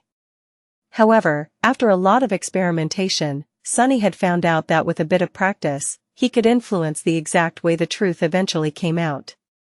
It was like this: after receiving a question, his mind automatically produced a truthful answer. After that, the flaw would force him to say that answer aloud. Refusal to speak would result in the buildup of pressure, then piercing pain. The longer he kept quiet, the worse the pain would become. Eventually, he would have to surrender and reveal the truth. However, in these moments between receiving the question and surrendering to the pain, the actual wording of the answer could be changed. The more it strayed from the initial thought, the more resistance he would meet, once again in the form of pressure, then pain. It still had to be truthful, but it didn't have to be so stark. For example, if Master Jet were to catch him staring again and ask what he was looking at, instead of embarrassing himself, Sunny would have been able to endure a bit of pain and simply say you. That would still be the truth, however, the result would be entirely different. Hidden in the corner, Sunny grinned as he observed the sleepers. This is good. This is great. This is something I can work with. After all, one didn't have to lie to deceive a person. Sometimes, truth was the best material for creating deceit. If used with a certain devious type of intelligence, truth could be as misleading as lies. For example, in one of his previous conversations, Sunny had confessed that he had once stolen boots from a dead man. The other guy was horrified and asked if he had really killed someone just for a pair of boots. The answer the flaw forced him to give was that there were other reasons and that he had also taken the man's cloak. The true reason for killing the veteran slaver was that he had whipped Sunny a few hours prior.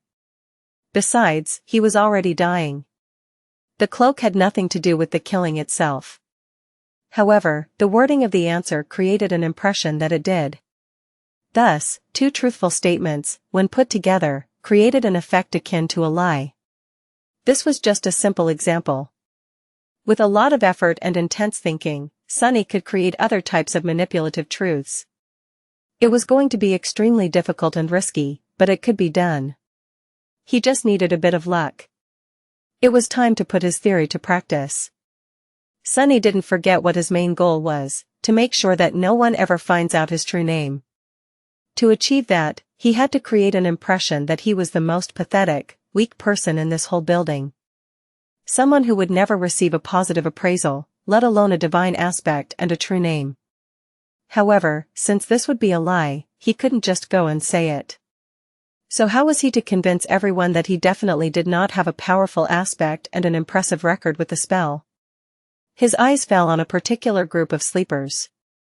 There were 5 or 6 of them, gathered around a tall, confident young man. The young man had brown hair and a gentle, handsome face. His eyes were green, with a hint of friendly humor. His posture, figure, and attentive gaze betrayed someone who went through extensive training. Everything about the young man screamed of nobility and strength. Just at that moment, one of his companions was saying with a tone of amazement. "Ascended? You have received an ascended aspect? What was your appraisal?" The young man smiled humbly. "Oh. It was excellent." Sunny stopped in front of the group, as though by accident. After hearing the young man's answer, he frowned and looked at him with disdain. Then, with a voice full of utter bewilderment, Sunny said. "Ascended, excellent? That's it? What's the big deal?" Chapter 21 First Performance.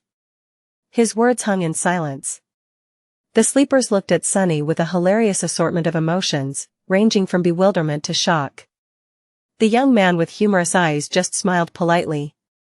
To be honest, getting an ascended aspect during the first nightmare was extremely rare. He was certainly someone special, maybe even outstanding. Actually, despite their apparent differences, the young man somehow reminded Sunny of Hero. Aro of the Nine. There was a special type of calculating coldness hidden deep inside their eyes. He had encountered such people before, mostly among the veterans of various street gangs in the outskirts. They simply called this type of coldness murder math. Basically, it was a habit experienced fighters developed, no matter where they were and what mood they were in. There was always a sober part of their minds constantly calculating the most efficient way of killing the person in front of them, just in case such need arises. Ugh. Why do I have to antagonize someone like that, of all people? But Sunny really had no grounds to complain. After all, he brought this on himself. After a few seconds, one of the young man's companions finally blinked and said, Friend, you must not know a lot about the spell. Caster's results are truly remarkable. Then, with a furtive glance at the remarkable caster, he added. He is a legacy, after all. An actual, living and breathing descendant of an awakened clan? Sunny re-evaluated his opinion of the humorous young man. Legacies were known to be trained for their eventual entrance into the spell from the moment they could walk. For them, being infected was a certainty instead of a possibility. They were extremely formidable people. Just great, he thought bitterly and made his frown deepen. Are you trying to pull a prank on me? You call this remarkable? The bewilderment in the eyes of these sleepers was slowly being replaced by hostility. Listen, friend. If you don't think that an ascended aspect is remarkable, then please share with us your own amazing results. What, pray tell, was your appraisal? Caster himself was still keeping quiet and smiling. However, his defenders were growing restless. This was exactly what Sunny wanted to happen. He smiled with utter contempt. I would let you know, my appraisal was, it was glorious. Yes, glorious. And the aspect I acquired was of the divine rank. After that, he received a number of strange looks. No one had ever received a divine aspect before, so, of course, they were starting to think that he was a lunatic. But there was still a sliver of doubt, maybe that strange guy was a descendant of a powerful clan? A peerless prodigy? Maybe his appraisal was, indeed, glorious. Sunny had to dispel that tiny bit of doubt. Mind you, I'm not some lofty legacy. Pfft. I'm from the outskirts. I've never even received combat training. All that training and he only got an excellent? What did he do during the nightmare, pick his nose the whole time? The expressions of all the sleepers that were listening to his bragging instantly changed. An outskirt rat with no training, yeah, sure. Who was he trying to fool? Finally, with the same polite smile, Caster spoke. Glorious? That is interesting. Would you mind telling us what were your achievements in the nightmare? Sunny grinned. Sure, no problem. First of all, I killed an awakened tyrant. Every cost him a couple of moments of intense pain, but he didn't let it show on his face. His expression was nothing but smug and confrontational. The mere mention of a tyrant, let alone an awakened one, made a couple of sleepers smile with ridicule. Oh, really? How did you kill it? An arrogant look appeared on Sunny's face. How? Let me tell you, I didn't even have to lift a finger. I just spat, and it was torn to pieces. Which was true. Sunny had spat a mouthful of blood on the altar, and as the result, Mountain King was ruthlessly dismembered by Shadow God. Someone openly laughed. This guy is either insane or purposefully messing with us. Listen here, shorty. Have some decency, okay? Who would believe such a lie? Sunny was genuinely angry. He wanted to retort, saying that he wasn't short. But he couldn't. Because that would be a lie, damn it. So, instead, he just gritted his teeth and said with a voice full of outrage. I can't answer that, because it's not a lie. Are you really insisting that you had killed an awakened tyrant, a tyrant? And with a bit of spit no less? Sunny knitted his brows. That's the truth. More laughter followed. Crazy bastard. He actually believes in his own crap. Insane, he's insane. Unexpectedly, Castor stopped his companions. Guys. After the laughter quieted down, he asked in a friendly manner. What else did you achieve? What? That wasn't enough? Sonny raised his chin. Let me think. Oh. I also killed an awakened swordsman. Really? How did you do that? Acting as though he was a little bit embarrassed, Sonny looked down. That time I had to lift a finger. I even had to shake it a couple of times. That was enough to kill him, though. He was holding the silver bell between his fingers, which led to Hero being attacked and eventually killed by the Tyrant. So, technically, all his statements were true. What a crackpot. Huh. Can you believe this idiot? Poor bastard. Not only is he weak, he's also lost it. Castor gave his companions a long look and then turned to Sonny. Anything else? Sonny blinked. Time for the finishing touch. Something else? Well. Oh, right. I communicated with a bunch of gods, even though they were all dead. I made one of them wake up. He gave me a blessing. I was blessed by a god, do you all understand? The sleepers were silently shaking their heads or looking at him with pity. Castor sighed. I see. Well, in comparison to your achievements, mine do look rather average. Thank you for sharing with us. I hope you'll be as successful once we enter the dream realm. Sonny smiled with a look of smug superiority on his face. You better believe it. With that, he turned around and walked away. Ah. That's a job well done. He was pretty sure that after this performance, no one would ever believe that he actually had some kind of a powerful aspect or did anything worthy of notice during the nightmare. He only told them the truth, and yet managed to make everyone believe in the opposite of the truth. Such an incredible feeling. What did they think of him now? They thought that he was weak, grew up without any education in the outskirts, and had no training.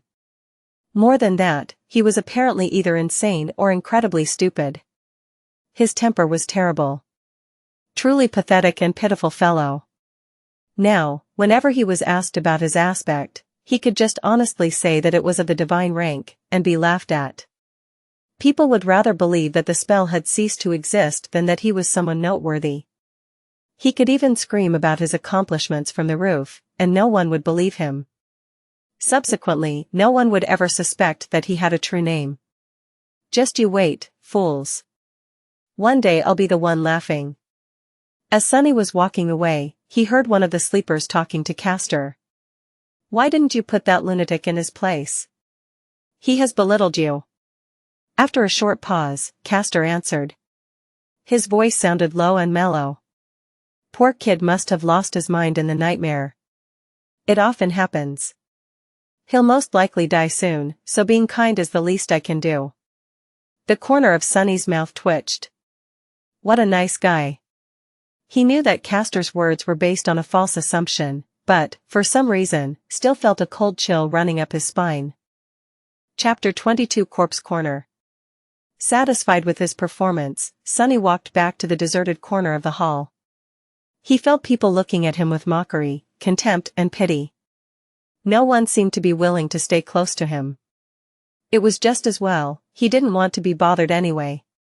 Still, weren't their reactions a bit exaggerated?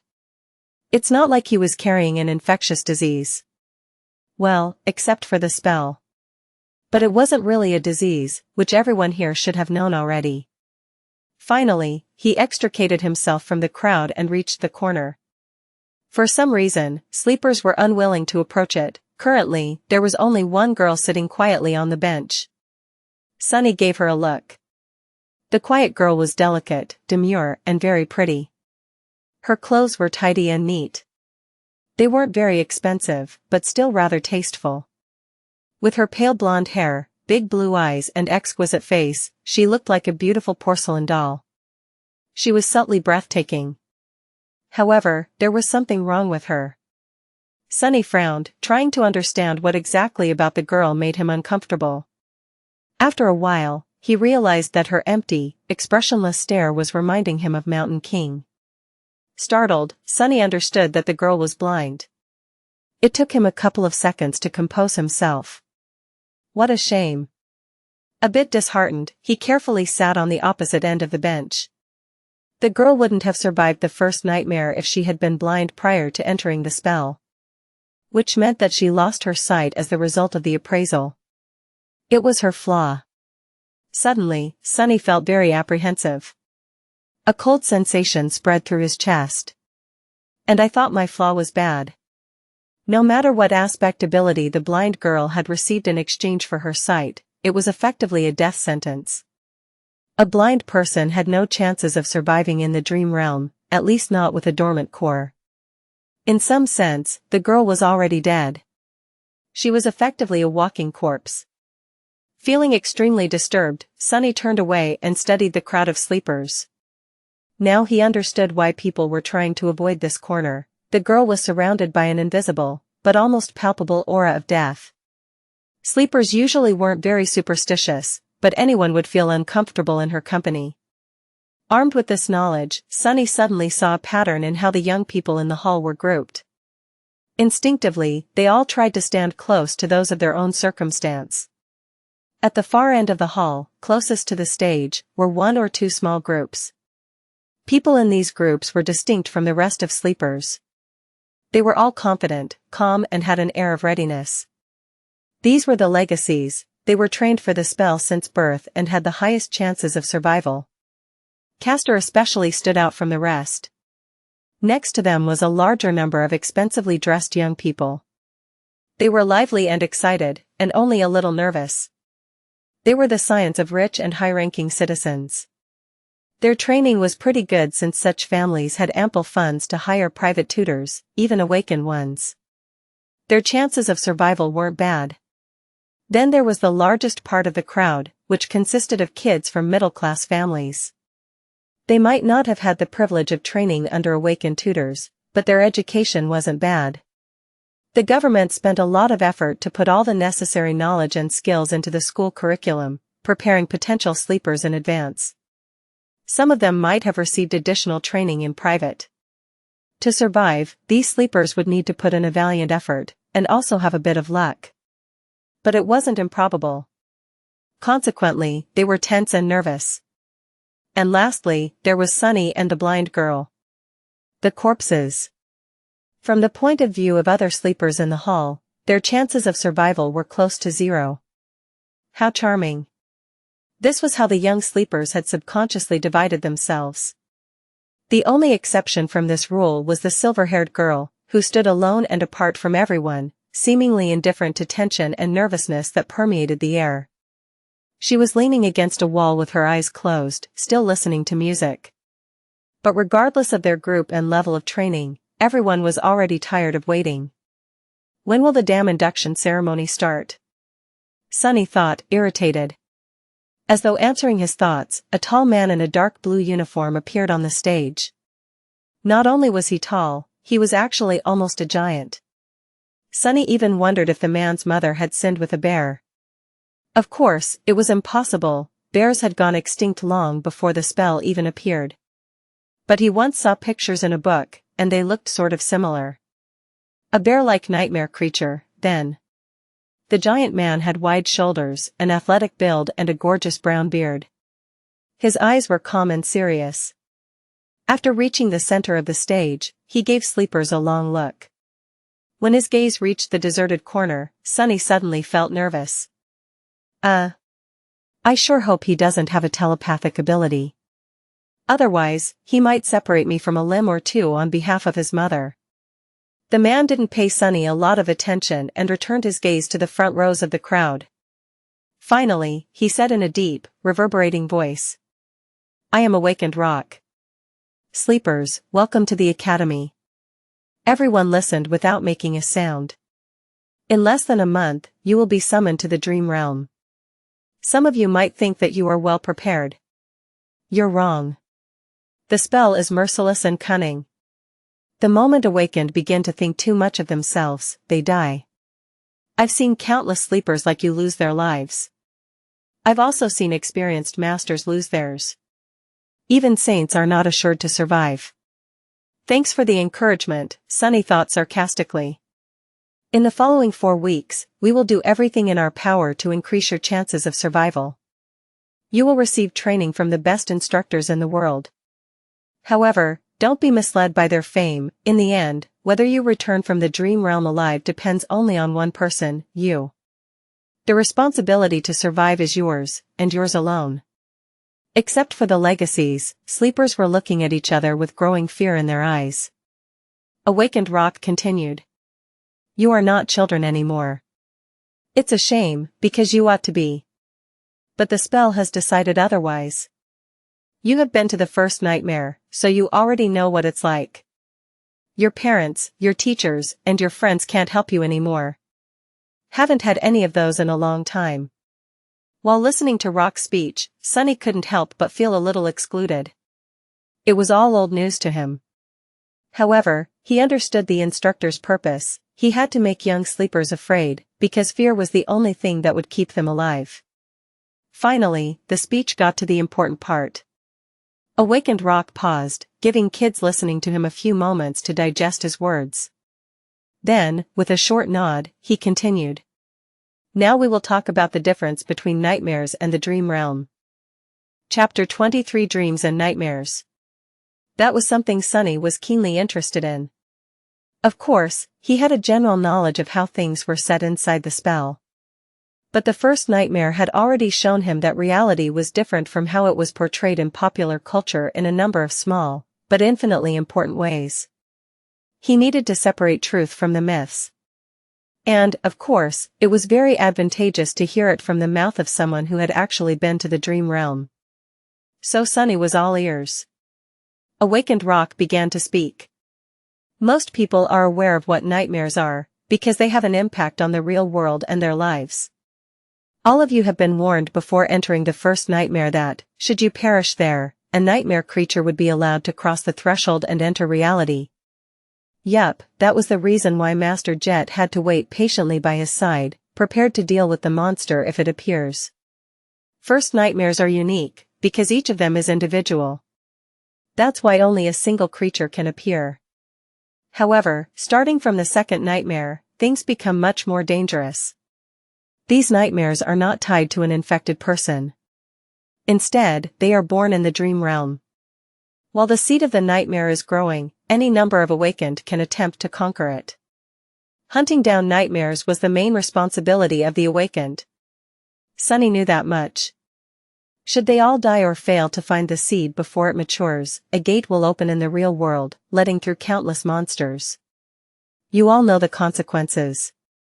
Other awakened will be forced to withstand the onslaught on this side, but then there can be massive destruction or losses among the civilian population. Opening gates were something that every person on the planet feared. It was also the second disaster brought upon by the spell after the initial appearance of the nightmare creatures. The main difference was that, in that initial wave, there were only dormant beasts. However, gates had ranks of their own, and any type of creature could potentially step through. Not long before Sunny was born, a rank 5 gate opening left a whole continent uninhabitable.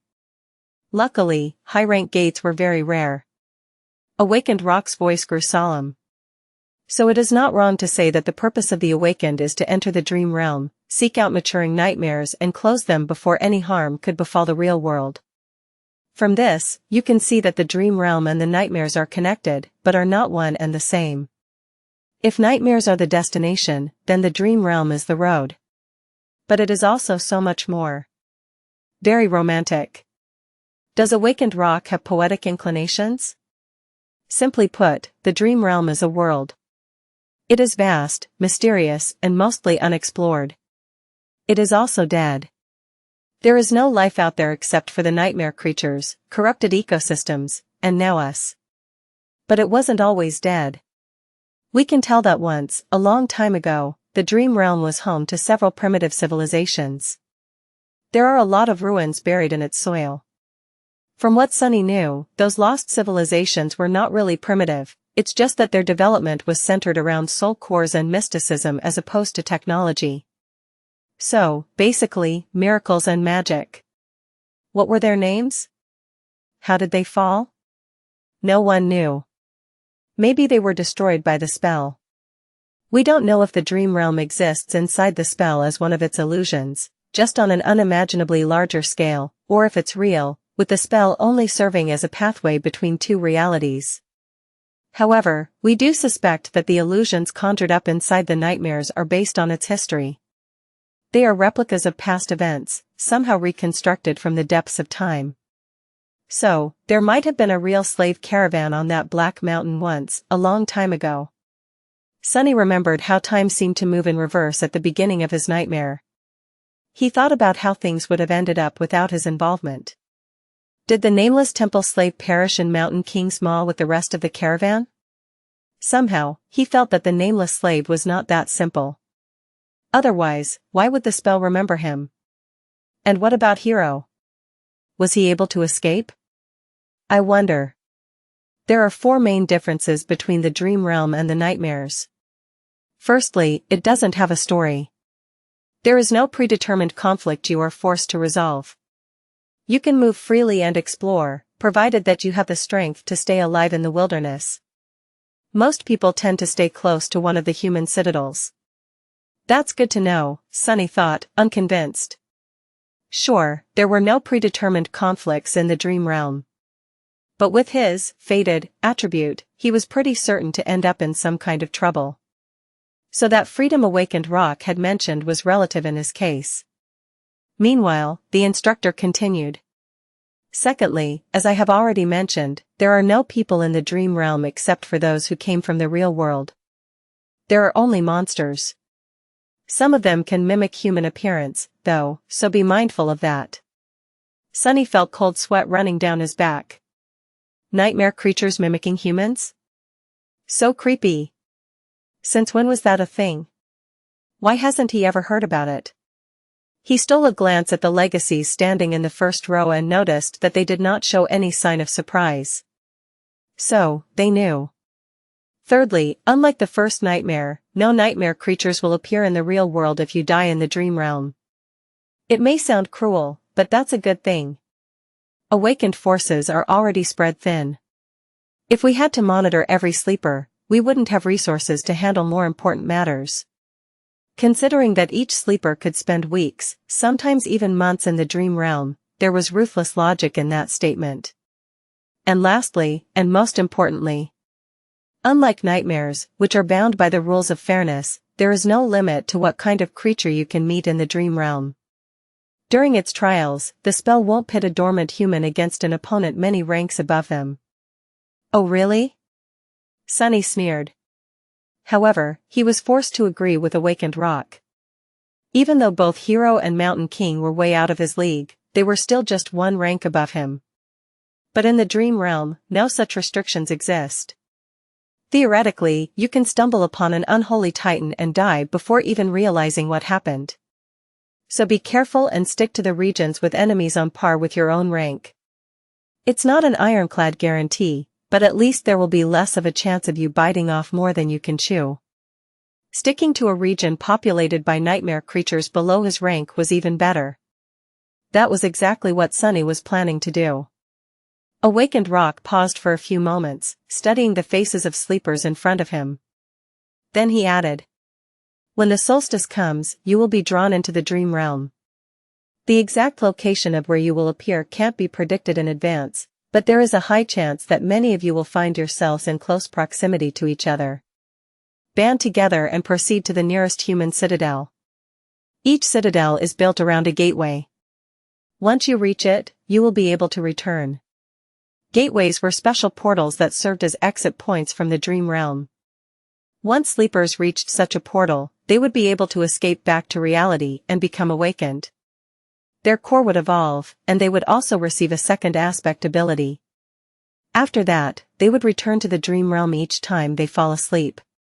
If you can't locate or are unable to reach the nearest human citadel, search for an unclaimed gateway. It will usually be inside or near the most prominent landmark of the region. work together to defeat its guardians and come back alive. He gave them a heavy look. That is all for today. Next, follow the instructions sent to your communicators to find your assigned dormitory. Once settled, you may proceed to the cafeteria for some late supper. There will be a round of interviews after that, to prepare your suggested curriculums. Get a good night's rest. Your training starts tomorrow. With that, he gave them a short nod and left. Sunny sighed. Can't be predicted in advance, huh? With his luck, he would either drop right in the middle of a prosperous human citadel and immediately roll into a gateway, or appear in some region of the dream realm so remote and deadly that no one had ever heard about it or returned from it alive. Let's hope for the former. Since he couldn't do anything about it, Sunny wasn't very worried. There was something much more important on his mind. What, exactly, do they serve here for supper? Chapter 24 Moving Up in the World Plus, Turn Off Reset. Chapter 24 Moving Up in the World. Everything having to do with sleepers was situated in the same building. Sunny followed the instructions sent to his communicator and quickly found the dormitories, which were situated on one of the lowest levels. To his surprise, he actually got a whole room to himself. It had a bed with a soft mattress, a table, a dresser, and even a separate bathroom. The materials were new and aesthetically pleasing, the air crisp and sterile. It was warm inside, and the outer wall was equipped with a hidden screen that seamlessly imitated a wide window, opening to a picturesque vista of a snowy park. There were even several sets of clothes with the Academy emblem provided to him for free. How extravagant, Sunny thought, a little stunned. Rationally, he understood that such an arrangement was not really luxurious. However, to him, who grew up wandering the outskirts, this room was like a palace. He scratched his head. Looks like I've made it? Sunny glanced around, then winked at his shadow and smiled. I guess we're moving up in the world, huh? The shadow didn't respond, apparently not very impressed. Perhaps it didn't care about such things. Right, what would a stupid shadow know? Sunny changed into new clothes and studied himself in the mirror. Then, remembering something, he summoned the runes. He finally had time to study the puppeteer's shroud. Memory, puppeteer's shroud. Memory rank, awakened. Memory type, armor. Memory description, a worm of doubt once found its way into a righteous king's heart. With time, the king was devoured from inside and became its puppet. A lifetime later, the puppeteer worm escaped from the king's dead body, leaving behind a cocoon of black silk. No one knows where it went, however, once people dared to approach the silent castle, they found the silk among the mountains of gnawed bones and fashioned it into an armor. Sunny made a sour face. That is not that terrifying. Yeah. I'm not creeped out at all. Come to think of it, the first creature he killed was called a larva. If he were to assume that Mountain King was a mature puppeteer worm, and already a tyrant, then what the hell would it transform into after becoming a moth? No, it's better not to think about it. With a sigh, he summoned the puppeteer's shroud. Thin black threads immediately appeared around his body and wrapped it into a set of armor. It was made of dark gray, soft fabric with several elements, such as bracers and shoulder guards, fashioned out of black, lusterless leather. The armor was light, understated and did not restrain his movements at all. It also made no sound when he moved. Perfect equipment for someone who likes to lurk in the shadows. Sunny smiled. He knew that this armor would be tough to pierce for any creature below the awakened rank, which gave him a great advantage in dealing with all dormant monsters. He also felt a sort of strange, faint calmness while wearing it. A worm of doubt, does it have enhanced protection against mental attacks? Somehow, he was sure of it. A great trophy. He wouldn't expect anything less from the memory of a powerful tyrant.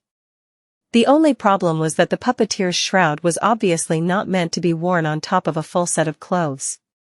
Quite satisfied, Sunny dismissed it and left his room, heading for the cafeteria.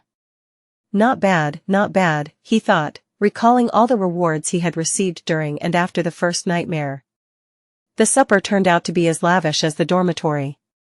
Sunny's wish to taste real meat finally came true. Not only was it freely available to sleepers, there wasn't even a limit to the amount each of them could eat. More than that, there were rice, bread, various side dishes, sauces, fresh vegetables, fruits, and all kinds of delicious beverages. Extravagant, Sunny thought, steering clear of the coffee. After building a small mountain of food on his plate, he found an empty seat and, for a while, forgot about the world's existence. As juicy, textured, perfectly seasoned meat filled his mouth, Sunny's vision suddenly was full of stars. He had to hold back an exhilarated moan. And to think, he could have lived like that for a whole year. Damn spell, why didn't you infect me a few months ago? He concentrated on the food, decimating the whole plate in no time. Satiated and more than a little gorged, Sunny longingly looked back and thought about getting another serving. But it was already time for his appointment with the academy personnel. Full of regret, he stood up and left the cafeteria. Soon, he found himself in a small office, sitting across from an administrative worker. The worker was very friendly, and started the interview right away. Just like Master Jet had warned him, Sunny was offered psychological counseling again.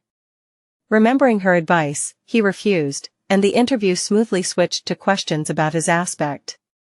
He didn't want to give up information about his abilities, but also knew that he had to tell the worker something. Luckily, the questions were worded in a way to put sleepers at ease. As such, most of them started with nice and polite preambles like "Would you like to tell me?" or "If you're willing to share," which gave Sunny an opportunity to give neutral answers. "Would you mind telling me about the type of aspect ability you received, as in combat, sorcery, utility?" He did mind, but had to be careful. I'm not sure. I haven't had time to understand it well." "That's all right. Are you able to directly deal damage with your ability?" "I guess not. Earlier, I wasn't even able to harm a towel." Things went on like that. In the end, Sunny shared just enough information to create an impression that his aspect was weak, harmless, and most likely having something to do with utility. After that, he returned to his room, undressed, and went to sleep. Sunny thought that falling asleep for the first time after the nightmare would be weird, but in fact, it was surprisingly easy. Lying on a soft mattress, with his skin against clean bedsheets and a fluffy pillow under his head, he slept like a baby. Early in the morning, Sunny washed up in his private bathroom and, bursting with energy, hurried to get breakfast in a happy mood. The cafeteria was a bit crowded. After filling his plate with all kinds of delicious stuff, he quickly realized that the only place he could sit was near the blind girl from yesterday.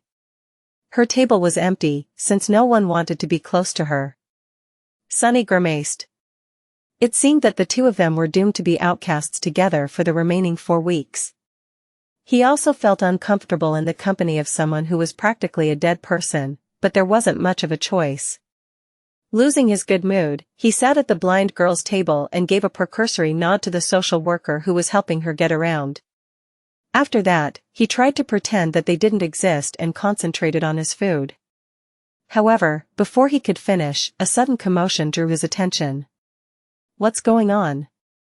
He looked up and noticed that a lot of sleepers were gathered around the large screen hanging on the wall of the cafeteria, their faces filled with excitement and awe. On the screen, a list of names was displayed, ranking the new batch of sleepers from weakest to strongest, most likely deduced from the results of the interviews. Not particularly interested, he quickly found his own name near the bottom of the list. The only sleeper who the academy judged to be less likely to succeed than him was the blind girl. Turns out, her name was Xianxia. But the commotion was a bit too loud to be just the result of the ranking. Curious, he moved his gaze up. The sleepers were restless. How can this be? I'm not seeing things, right? What kind of a monster is she?" Castor was placed in second place.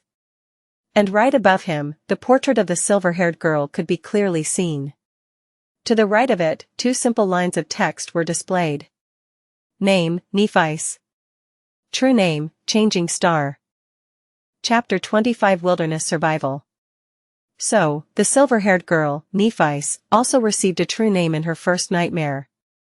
To get his own, Sunny had to deal with Hero and Mountain King while possessing a completely useless aspect, an impossible feat that seemed to have pleased the spell very much. I wonder how she had gotten hers. Sleepers in the cafeteria were struck dumb by the revelation of this achievement. They were staring at the screen with astonishment, fear and admiration. Listening to their excited whispers, Sunny felt a childish desire to scream, "Me too. I have one too." But, of course, he kept quiet. Looking around, he noticed Castor's gaze fixed on the screen. There was a strange, somber expression on the humorous young man's face. But the weird thing about it was that, as far as Sunny could tell, Castor wasn't looking at the line of text containing the true name. Instead, he was staring at the line of text that read Nephice, as though the girl's actual name held more meaning to him than the one given by the spell. Interesting. Do they know each other? Why would a lofty legacy know someone who came to the academy in a police-issued tracksuit? And speaking of Nephice, where was she? Sunny glanced around the cafeteria and quickly noticed the silver-haired girl, who was sitting quietly in a corner with a cup of coffee in her hands. She wasn't paying a lot of attention to the commotion, seemingly immersed in her thoughts. Her gray eyes were serious and distant. A sleeper with a true name? That's impossible. It's technically possible. Smile of Heaven received her true name in the first nightmare, I think. But yeah, I'm doubtful. Maybe she lied in the interview? Are you stupid? If it was that easy to deceive the administrators, the crazy pervert from yesterday would have been in the first place instead. Sunny's face twitched. Crazy pervert, huh? Well, why don't we just ask her? Suddenly, there was a deafening silence in the cafeteria. Following the suggestion, Sleeper stopped talking and turned around, staring at Nephice. However, no one seemed to have the courage to approach her first. Finally sensing something, she raised her eyes and looked at them with surprise. What? Even the blind girl, Xianxia, turned in the direction of her voice. After a couple of moments, Castor suddenly walked over and made a small bow. Lady Nephice. I am Castor from the Hanli clan. I see that your trial went well. Lady? Why is he addressing her that way? And he had to introduce himself, so, they don't know each other? Interesting. Nephice seemed to be a little bit perplexed by the question. After thinking for a while, she smiled brightly and shrugged. It is what it is. Castor awkwardly returned the smile. I see. I am very glad that you returned unharmed. Not that I doubted your abilities. Nephice nodded. Thank you. After that, she returned to her coffee, indicating that the conversation was over or simply oblivious to everyone's attention. Sunny sighed. How mysterious. There were a lot of thoughts on his mind. However, none of them could distract him from the most important thing, breakfast. A few seconds later, he had forgotten all about the awkward dynamic between Castor and Nephice and was happily shoveling down his food. The wilderness survival classroom was spacious, tastefully decorated, and completely empty. Sunny even thought that he was mistaken, but then spotted a gloomy instructor sitting behind a wide wooden desk. Noticing him, the instructor perked up. Come in, young man. He was a lively old man with messy gray hair, absent-minded eyes, and a pair of bushy eyebrows that seemed to jump around on their own. I'm awakened Julius. You can call me Teacher Julius. Sit down, sit down. What's your name? Sunny obediently sat down. It's Sunless. Julius raised his eyebrows. Ah. What an ominous name. But that is good, very good. After all, we have to deal with a lot of ominous things. Sunny carefully looked around. I'm sorry, teacher. Did I come too early? No, you're right on time. Are other students late? The instructor grunted with incredible contempt. No one else is coming. Those brutes are only interested in swinging their fists and swords around. Very few are smart like you and know the true value of knowledge. Oh. So it was that unpopular. Sunny inwardly sighed, hoping that he won't regret the decision to abandon combat training in favor of this course. Say, young man, why did you choose wilderness survival, of all things? There was no point in hiding the true reason. Not that Sunny would have been able to anyway. The awakened that monitored me during the first nightmare, Master Jet, had advised me to study it above all things. A very wise advice. That master truly knows what's important. Wait. Did you say Jet? His eyes widened. Soul Reaper Jet? That murderous savage?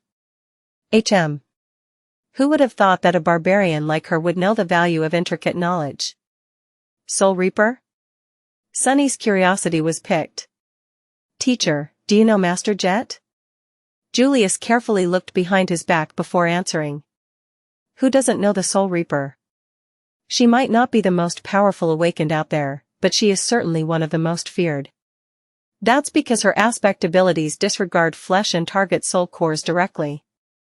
Which means that no amount of armor, damage resistance, and physical protection can stop them. He leaned forward. The only good thing is that she's young and not likely to become a saint anytime soon, or even ever. Yes, luckily, there's a very low probability that she'll ever advance. Sunny blinked. Why? Julius looked at him as though trying to comprehend how someone could be so ignorant. Because of her problematic personality, of course. Who would want to help a psychopathic killer become a saint? You need a team of outstanding companions and a lot of support to attempt conquering the third nightmare. Soul Reaper Jet isn't, wait. Suddenly, Julius frowned and leaned back.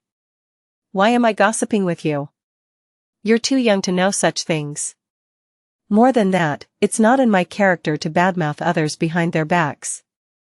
I would beg to differ, Sunny thought sarcastically, but didn't say anything out loud. He already got a lot of juicy information out of Teacher Julius. Maybe choosing wilderness survival was the right choice after all. Let's get back to your curriculum. What other courses are you taking? Sunny sighed.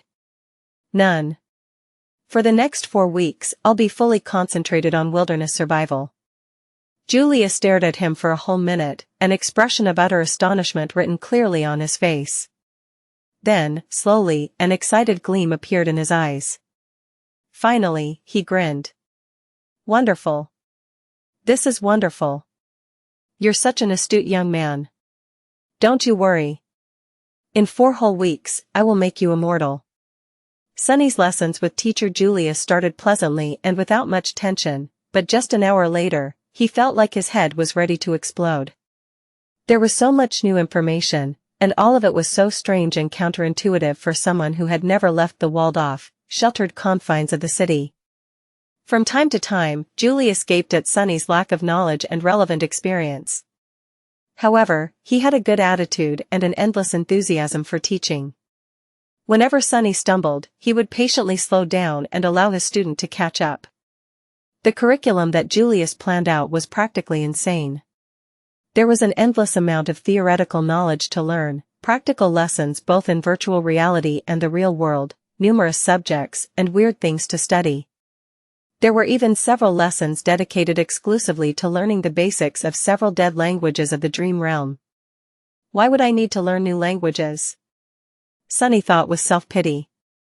The spell automatically translates everything. But Julius was uncompromising. The spell is not a translator. Do you think it has the time to express the intricacies of human speech?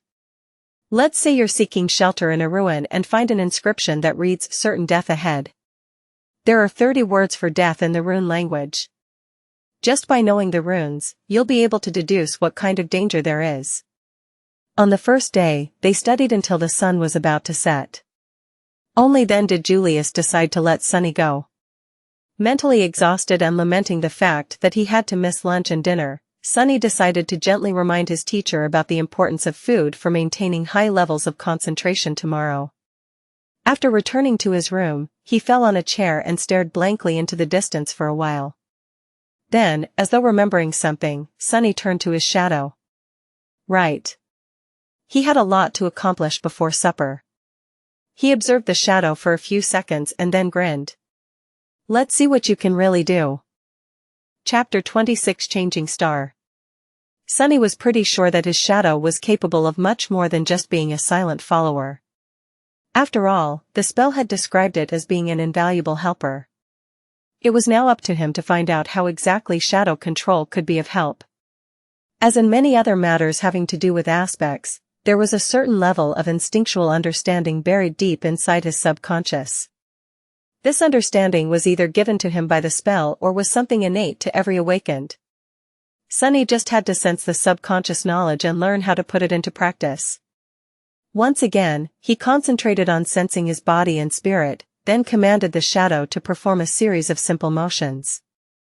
With each of them, he was growing more and more familiar with the feeling of controlling the shadow. Pretty soon, it was as natural to him as breathing and walking. The shadow felt like a part of his body. Satisfied with this initial result, Sunny carefully gave it a new command. Without pause, the shadow separated itself from the soles of his shoes, walked to the other end of the room and turned around, staring at him in slightly mocking silence.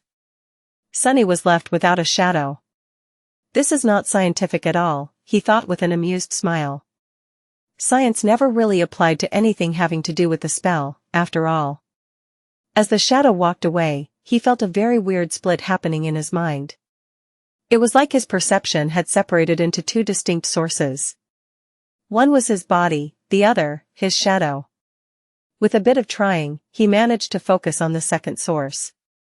Instantly, his vision blurred. "Whoa!" Sunny blurted, surprised. "Whoa," the shadow heard from the other end of the room. Sunny blinked. In his mind, there now existed two pictures. One was of his room's door, with an indifferent shadow standing in front of it. The other was of a pale young man sitting on a chair, wide-eyed and bewildered. "That's me." He raised an arm and waved it in the air. Simultaneously, the pale young man raised and waved his. "I can perceive the world through my shadow?" He sat for a while, thinking. An ability like that opened up a lot of possibilities.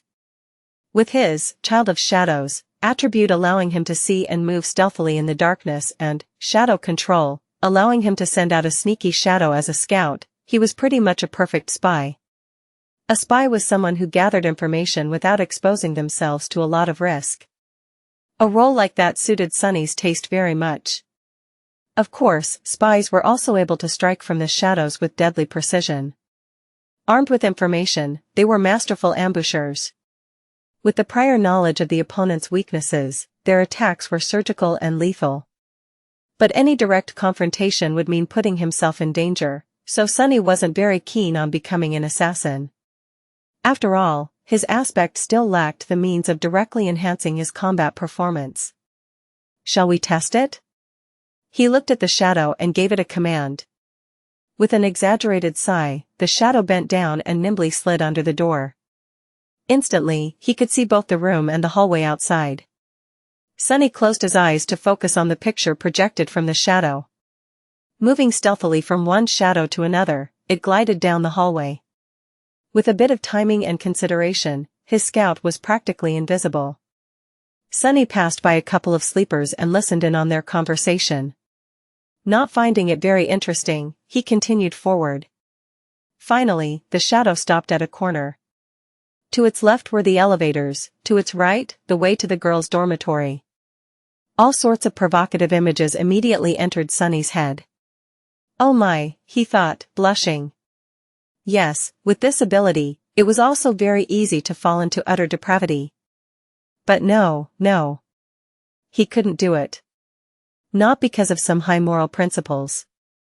It's just that, with his reputation of a pervert, the chances of being asked if he had done something unbecoming were pretty high.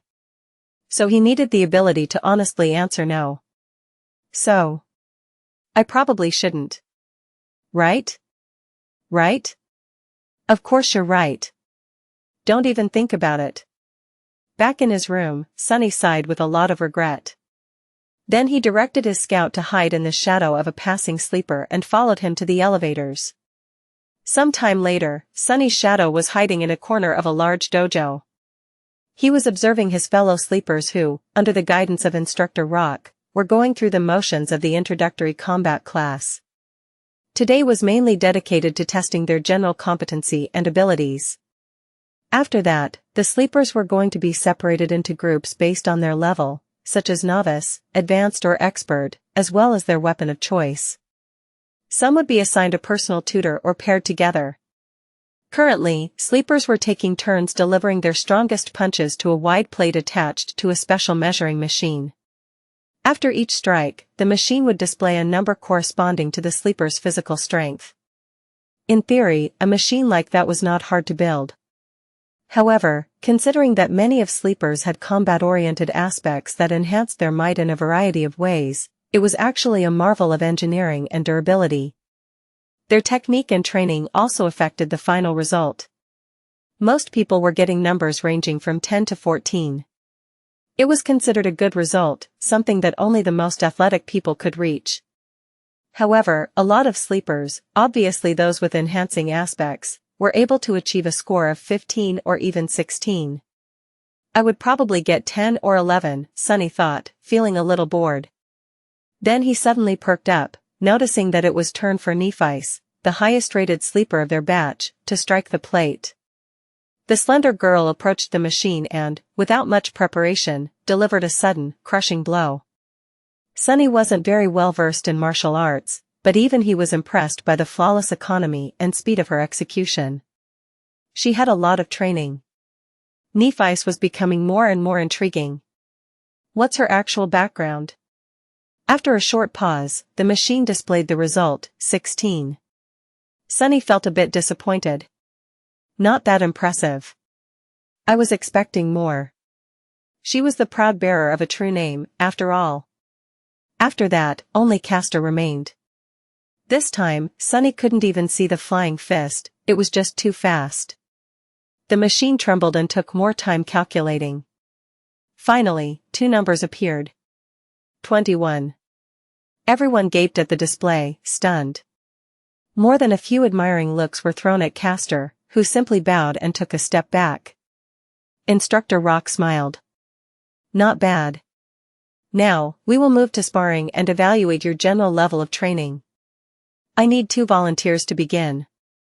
Nephice was the first to step forward and walk to the center of the ring. A couple of seconds later, a tall and extremely muscular sleeper followed and faced her. The rules are simple. Make your opponent's back touch the floor or throw them out of the ring. Use whatever abilities and techniques you find appropriate. Oh, the show is starting. Watching sleepers fight each other was not only entertaining, but could also provide Sunny with knowledge of their powers. Back in the room, he leaned forward and rested his chin on his palms. Go Nephice. The tall guy attacked without wasting any time. His muscles bulged, threatening to tear the soft fabric of his white dobok. He advanced like an unstoppable mountain, sending a vicious kick flying. A second later, he was lying on the floor with a dumbstruck look on his face. Nephice didn't even change her stance.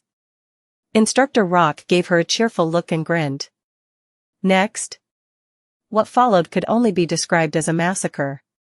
One after another, Nephice managed to defeat almost every single sleeper present in the dojo. She didn't seem to be faster or stronger than them, but each time someone entered the ring to fight her, they would inevitably end up beaten and thrown to the ground. Sunny watched the process with a growing sense of amusement. However, at some point, even he felt a bit of unease. Nephice moved with the calm precision of a battle machine. Her technique was clean, graceful, and ruthless.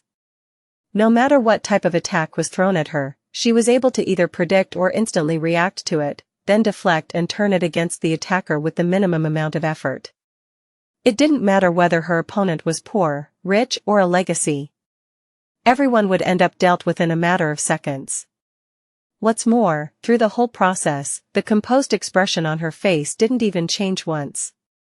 It was like Nephice was made out of metal. Is she even human? Sunny thought, suddenly apprehensive. What was he going to do if this changing star were to end up as his enemy? The best course of action would be to run away. Or better yet, try not to antagonize her, to begin with. After all, the sun was also a star, and shadows didn't mix well with sunlight. Finally, Castor was the last one remaining, once again. However, he didn't seem to be perturbed by the miserable failure of every other sleeper.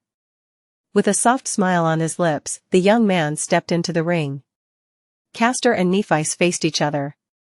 Their eyes locked for a few seconds, and then Castor slightly bowed. "Lady Nephice. Please excuse me in advance." "What is he going to?" A moment later, Sunny opened his eyes in shock. Chapter 27 Measure of Power.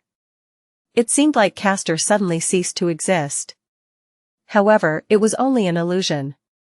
The truth was that he was just moving so fast that the human eye wasn't able to keep up with his movements. If it wasn't for the special properties of shadow sight, Sunny wouldn't have been able to perceive anything either. Even then, he only noticed a hazy blur streaking through the air. In a fraction of a second, Castor covered the distance between him and Nephice and delivered a devastating blow. However, despite his astonishing speed, she somehow managed to react in time, slightly turning her body to deflect the strike.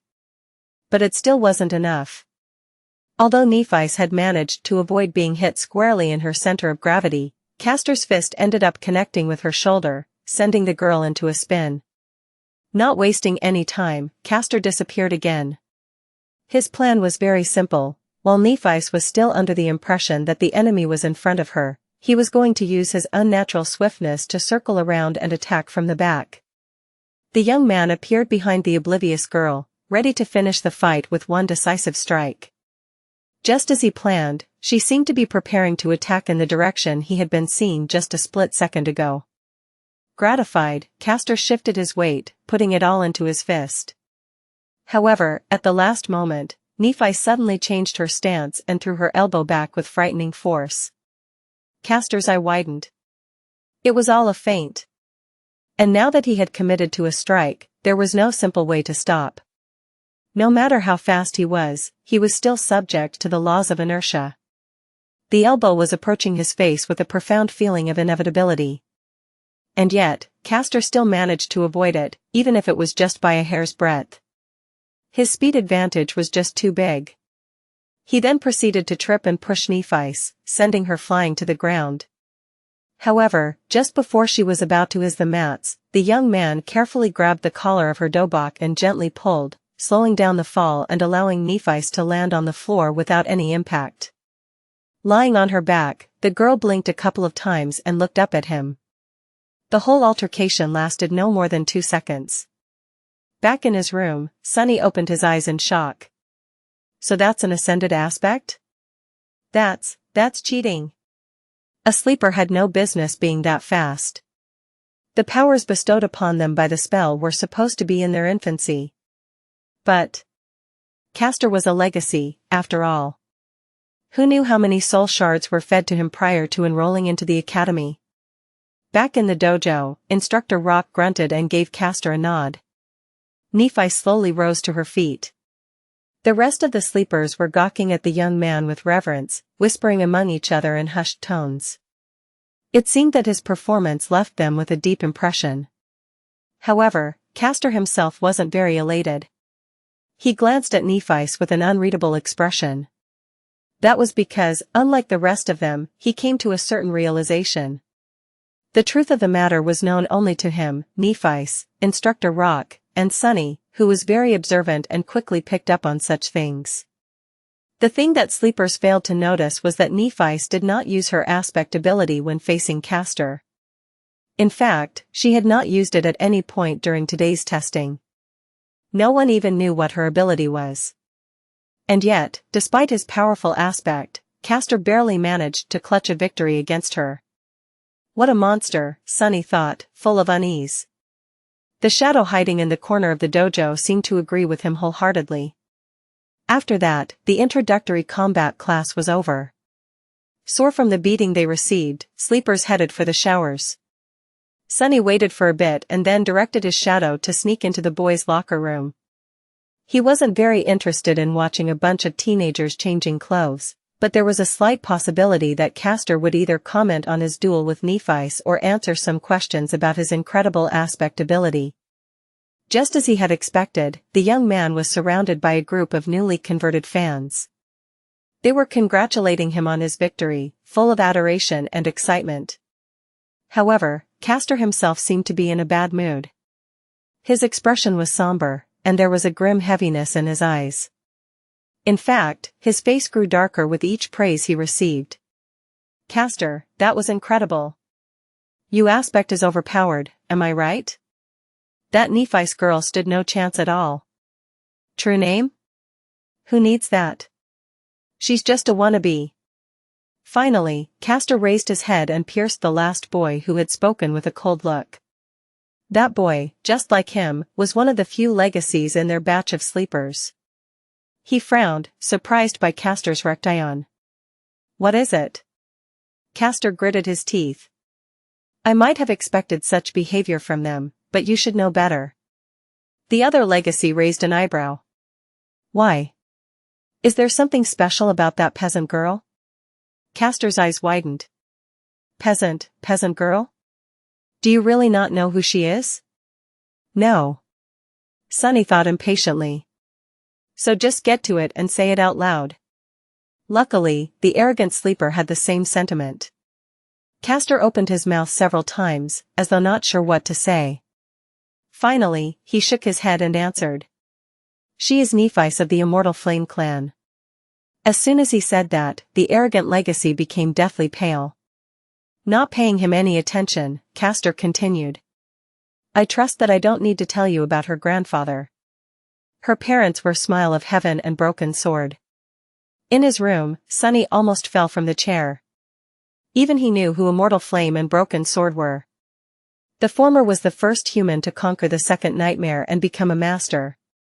The latter, the first one to conquer the third nightmare and become a saint.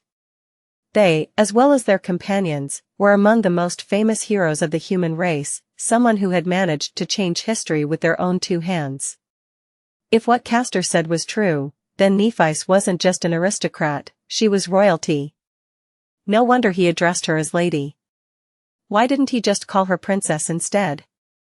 But that didn't make any sense. Echoing his thoughts, the pale-faced sleeper asked in trembling voice. "Then why is she so?" Castor sighed. "Because they're all dead. The Immortal Flame clan is long gone." For a few moments, the locker room was completely silent. Castor looked down. "She's the only one left." Late at night, when everyone was already asleep, Sunny furtively entered the dojo. Looking around, he made sure that no one was there and then curiously approached the ring where Nephis and others had been tested earlier. He stopped at the center of the ring and stood there for a while, remembering how she had dealt with dozens of sleepers of their batch before being defeated by Castor. "Monsters, both of them are monsters," he mumbled, bitter and disheartened. Shaking his head, Sunny left the ring and then he looked at his shadow. "Do you agree?" The shadow hesitated for a few seconds, then stuck out its chest and crossed its arms, trying to appear cocky, disdainful and unperturbed. However, its act wasn't very convincing. "Yeah, you're right." "Exactly. What's the big deal anyway?" Both Immortal Flame and Broken Sword, Nephis' father and grandfather, were as monstrous in terms of power as one can get. But they still failed to protect their family from being eviscerated. So, power wasn't that important in the end. Even royalty was not safe from the cruelty of the world. Sunny sighed and proceeded to the measuring machine. Making a fist, he swung it and delivered his best punch. The machine hummed for a few seconds and then displayed a single number. 9. "Oh, come on. I deserve a 10, at least." Feeling very indignant, he struck the plate again, almost hurting his fingers. However, the result was the same. Damn it. Sunny paced for a bit, trying to control his anger. It seems he was destined to be a weakling. After all, the force of the strike depended on mass and acceleration. Acceleration could be improved with technique and exercise, but mass was something he had little control of. He was already done growing, and his height was not going to drastically increase in the future. No matter how hard Sunny trained, he was always going to be a lightweight. How is this fair? Suddenly filled with resentment, he punched the plate again, putting all of his frustration into this one strike. At that moment, a strange instinct suddenly awakened in Sunny's mind. Following the command of this instinct, his shadow flowed up and wrapped itself around his hand, sticking to it like a black glove. In the next moment, the punch connected. The machine trembled from the force of the strike. Sunny yelped in pain and took a step back, cradling his bruised fist. After a while, the result was displayed. However, it wasn't a 9 anymore. It wasn't even a 10. It was 18. He looked at the displayed number for a long time, expressionless. Then, a wide grin slowly appeared on Sunny's face. I see. So that why? Of course. He clenched his fist again, looking down at the black, shadowy glove. Ah, what an invaluable helper indeed. Now we're talking. Chapter 28 Training Montage. Days flew by. Sunny only had 4 weeks to prepare himself for the journey into the dream realm, so there wasn't even a minute to spare. He was relentless, pushing his body and mind to the limits in an attempt to absorb as much knowledge and skills as possible in that short amount of time. In the day, he studied with teacher Julius, slowly learning how to survive and take care of himself in the absence of civilization. Their lessons ranged from comparatively simple, like various ways to produce fire, to much more obscure and esoteric, like celestial navigation. What was so hard about celestial navigation? Well, as it turned out, the dream realm was not consistent in terms of star geography. Different regions had different stars and constellations, as well as a different number of moons. While the sun seemed to be the same, its behavior was highly unpredictable. Still, with sufficient knowledge, one could find ways to study the skies and subsequently navigate themselves. Most of these lessons were, supposedly, already included in the various school curriculums and known to the majority of sleepers. However, learning something from a textbook and learning the same thing from an actual awakened were two completely different matters. Teacher Julius had a habit of going much more in depth when explaining his subject. Thanks to this time-consuming habit of his, Sunny not only learned about the what, but also often gained glimpses into the why. This nascent understanding of the underlying principles of the dream realm environments gave him the ability to face any situation with at least some measure of readiness. Even the lessons in dead languages, which Sunny had initially judged to be useless, turned out to be much more interesting than he could ever imagine. This was, in large part, because it concerned the spell itself. After all, the spell communicated with humans in one of those dead languages. By knowing the language, he was able to understand its various remarks and descriptions better. The simplest example of this was Nephi's and her true name, Changing Star. While technically correct, this translation failed to properly convey the exact meaning. By understanding the grammatical structure of the rune language, it was easy to extrapolate and see that the more correct translation would have been Star of Change. More than that, there were different runes for change, each with its own connotation. Depending on what exact rune was used to relay the meaning of the name, it could also mean ruinous star or star of misfortune. A small change in wording and connotation could mean a world of difference in real life. Sunny, who had never seriously studied before, found the process of acquiring vast amounts of theoretical knowledge strange, numbing, and exhausting. However, in a sense, it was also exhilarating. After all, knowledge was something that only the privileged had access to. It was also this authority over knowledge that kept them in the position of power, creating a vicious circle of inequality. The poor had no opportunity to study, and without the advantage of good education, they had no way to stop being poor. The weirdest part about all of this was that Sunny was now one of those privileged people. More than that, he was at the pinnacle of social hierarchy. Not only had he gained access to an unlimited amount of knowledge, but even his basic needs like food and shelter were also taken care of by the government, allowing him to fully focus on the single goal of developing himself as an awakened. This sudden transformation would have sent him into a whirlpool of philosophical reflection if he had any time to spare. But he didn't, because teacher Julius also insisted on holding practical lessons every other day. Even if some of them had to be done in virtual reality simulations, he insisted on using the full immersion stations with enhanced physical feedback. As a result, Sunny was bone-tired and utterly exhausted. The good thing was that with such amount of exercise, coupled with his newly reforged body, Sunny had never been in better shape. Even without combat training, he could feel his strength, stamina, and agility improving by leaps and bounds. Basically, the peculiar rebirth he had experienced after completing the first nightmare had enhanced the innate potential of his body, bringing it to the peak of the human condition. However, it was up to him to realize that potential with sweat, effort, and a lot of hard work. Practical application of wilderness survival techniques provided him with the opportunity to do so. And as though this wasn't enough, Sunny secretly collected information about other sleepers and practiced shadow control every night. His shadow was independent enough to be sent on scouting missions without his direct control.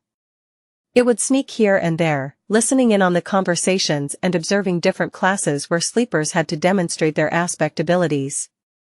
Then, after Sunny had finished his supper and returned to his room, it would come back and share everything it had heard and seen during the day.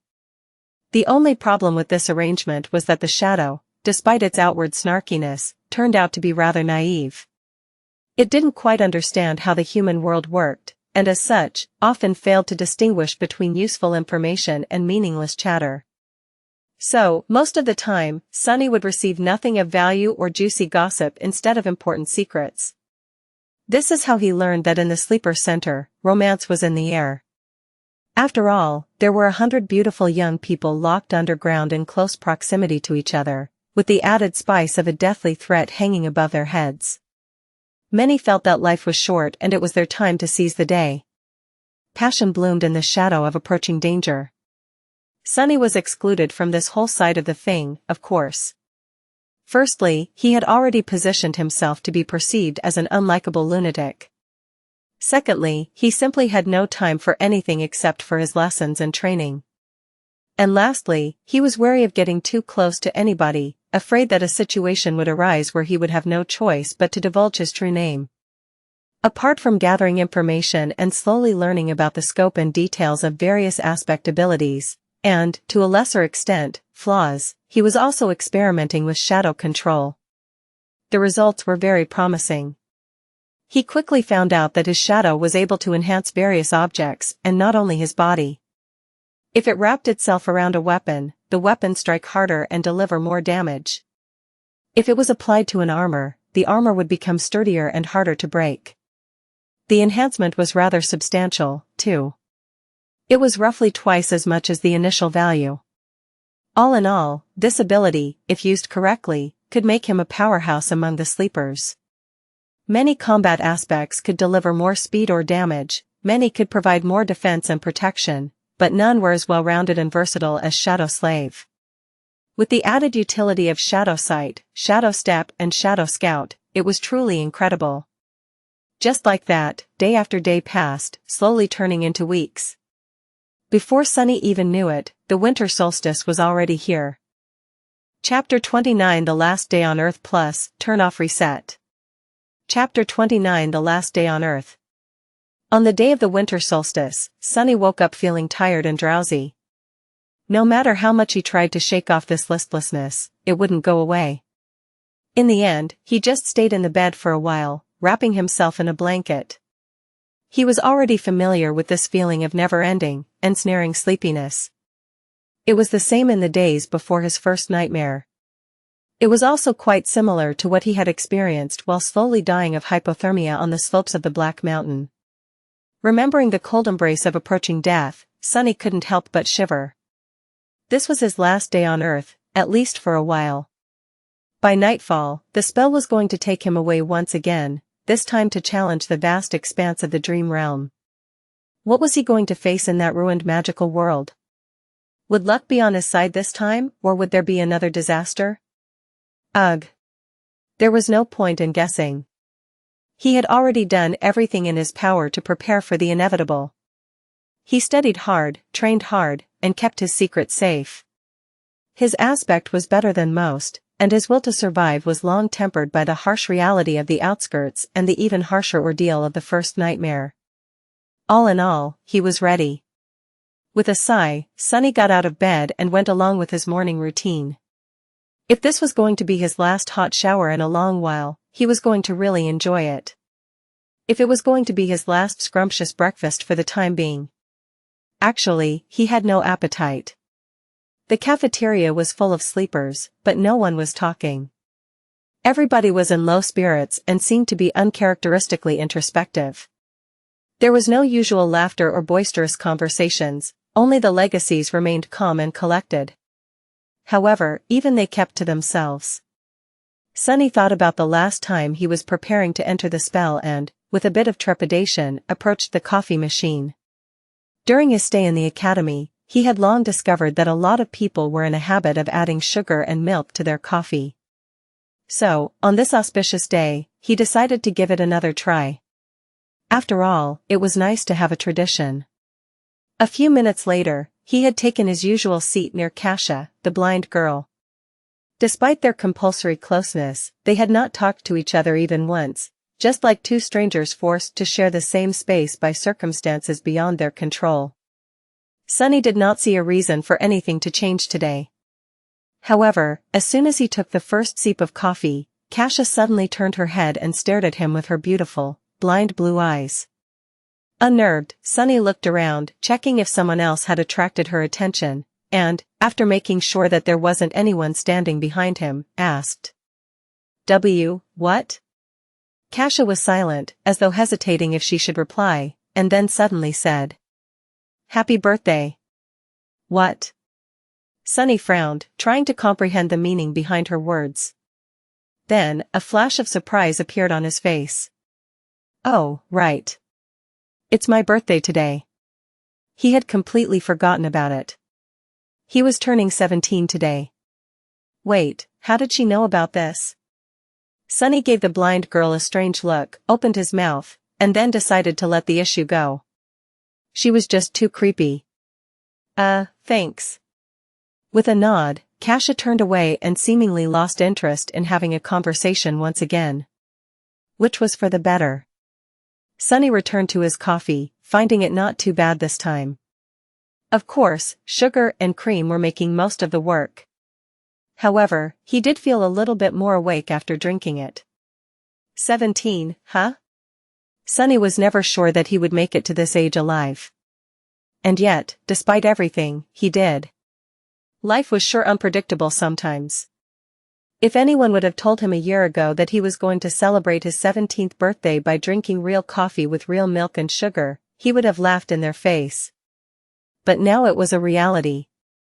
Unwillingly, Sunny remembered all the people who used to celebrate his birthdays with him, a long time ago. Before his mood turned sour, he decisively dispelled these thoughts and forced himself to smile. This is not bad. Let's do it again next year, when I'm already an awakened. Cheering himself up like that, he finished his coffee and left the cafeteria. There were no classes today, but he still visited the wilderness survival classroom and said his goodbyes to teacher Julius. The old man got pretty emotional when sending him off.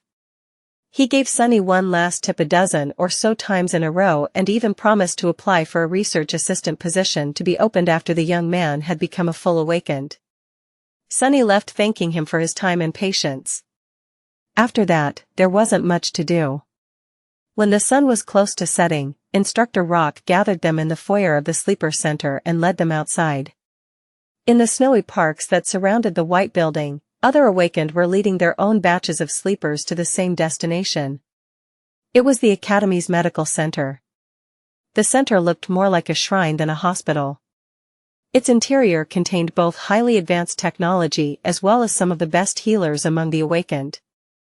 For the duration of their first journey into the dream realm, the bodies of sleepers would be kept safe in specially designed pods and sustained by the magical powers of those healers if anything unfortunate were to happen on the other side of the spell. Of course, whether or not they would wake up in the end wholly depended on the sleepers themselves.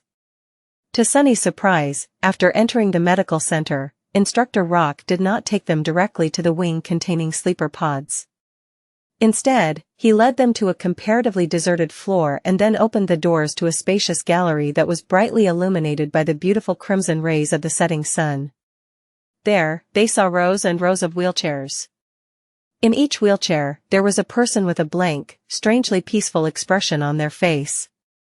All these people were completely silent, motionless, and still. They did not show any reaction to the appearance of guests. They all seemed to be empty. In the eerie silence, Sunny felt his hair standing up and a creeping terror sipping deep into his heart. Instructor Rock looked at the empty people with solemn eyes. "There is a reason I brought you all here.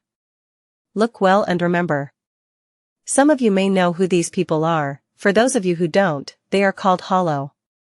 He gritted his teeth. Each one of them was once either a sleeper or an awakened. Some of them were weak, some of them were strong. Some were even incredibly powerful. All of them have perished in the dream realm. Their souls are gone, Sunny realized, horrified. If you're lucky, once your spirit is destroyed, your body dies with it. But if not, you'll become just like them. Hollow. Instructor Rock glanced in the direction where Castor and Nephi stood, and then added. So don't die out there. Half an hour later, sleepers had been led to their personal rooms and were preparing to enter the pods. In one of the rooms, the blind girl, Xianxia, was helplessly trying to orient herself in the unfamiliar space, touching the walls and strange pieces of machinery with her hands. Tears were streaming down her beautiful, doll-like face. In the other room, proud legacy Castor was staring listlessly at the floor. His lips were moving, repeating one strange phrase over and over again. He was trembling. Somewhere else, Changing Star Nephis, the last daughter of the immortal Flame clan, was looking down at her hands. Underneath her skin, soft white radiance was slowly growing brighter and brighter. Her face was contorted in a grimace of harrowing agony. And finally, there was a room where Shadow Slave Sunless, lost from light, turned away from the sleeping pod and glanced down at his shadow. Well? Are you ready? The shadow shrugged and didn't answer. Sunny sighed. Yeah, me too. With that, he stepped forward and climbed into the pod. In the vast echoing darkness, he heard. Welcome to the Dream Realm, Sunless. Chapter 30 Starless Void. Sunny was expecting to first look at the place where his arrival to the Dream Realm was going to take place from above, just like it had happened at the beginning of the first nightmare. Back then, time had magically moved in reverse, giving him an opportunity to see hints of what he was going to face. Instead, immediately after hearing the greetings of the spell, Sunny found himself blind and drowning. As he instinctively tried to open his mouth to scream, salty water rushed inside, making him choke and twitch. More than that, he couldn't see anything. No, it's not that he couldn't see, it's just there was no source of light around. Usually, darkness wasn't a problem for Sunny, but, for some reason, his sight wasn't working anymore. Maybe the seawater he was submerged in was blocking it. If it wasn't for the special space perception that the affinity to shadows gave him, he would have been completely disoriented. With its help, though, he barely managed to understand which side was down, and which side was up. Luckily, Teacher Julius's lessons had included swimming. Swearing to thank both the old man and Master Jet once he came back, Sunny forced himself to stay calm and began to swim upward. In a few long and tense seconds, his head broke through the surface of the water. Sunny was finally able to draw in a deep, hoarse breath. Breathe, breathe. You're still alive. After sucking in enough air to soothe his burning lungs and compose himself to a certain degree, Sunny carefully spun in the water, trying to take in his surroundings. What met him was an endless, jet-black expanse of undulating waves. Above them was an empty black sky. There was no moon, no stars, just a dark vastness of repressive nothingness. Sunny blinked a few times, cold dread taking hold of his heart. This is the sea? An ocean? Was I dropped in the middle of an ocean? No, it couldn't be. There had to be solid ground somewhere nearby. As he was gripped by a momentary panic, a remote sound suddenly drew his attention. Sunny turned around and saw a triangular dorsal fin moving in his direction. Luckily, it was still hundreds and hundreds of meters away. Wait, if it's so far away, then how come I can see it so clearly? Despite being submerged in water, Sunny still felt like there was suddenly cold sweat all over his body. By his estimation, that dorsal fin was at least 5 meters tall. It was rapidly approaching, growing visibly larger with each second. Damn you, spell. With eyes full of horror, Sunny spun again, desperately trying to find something, anything, to save him.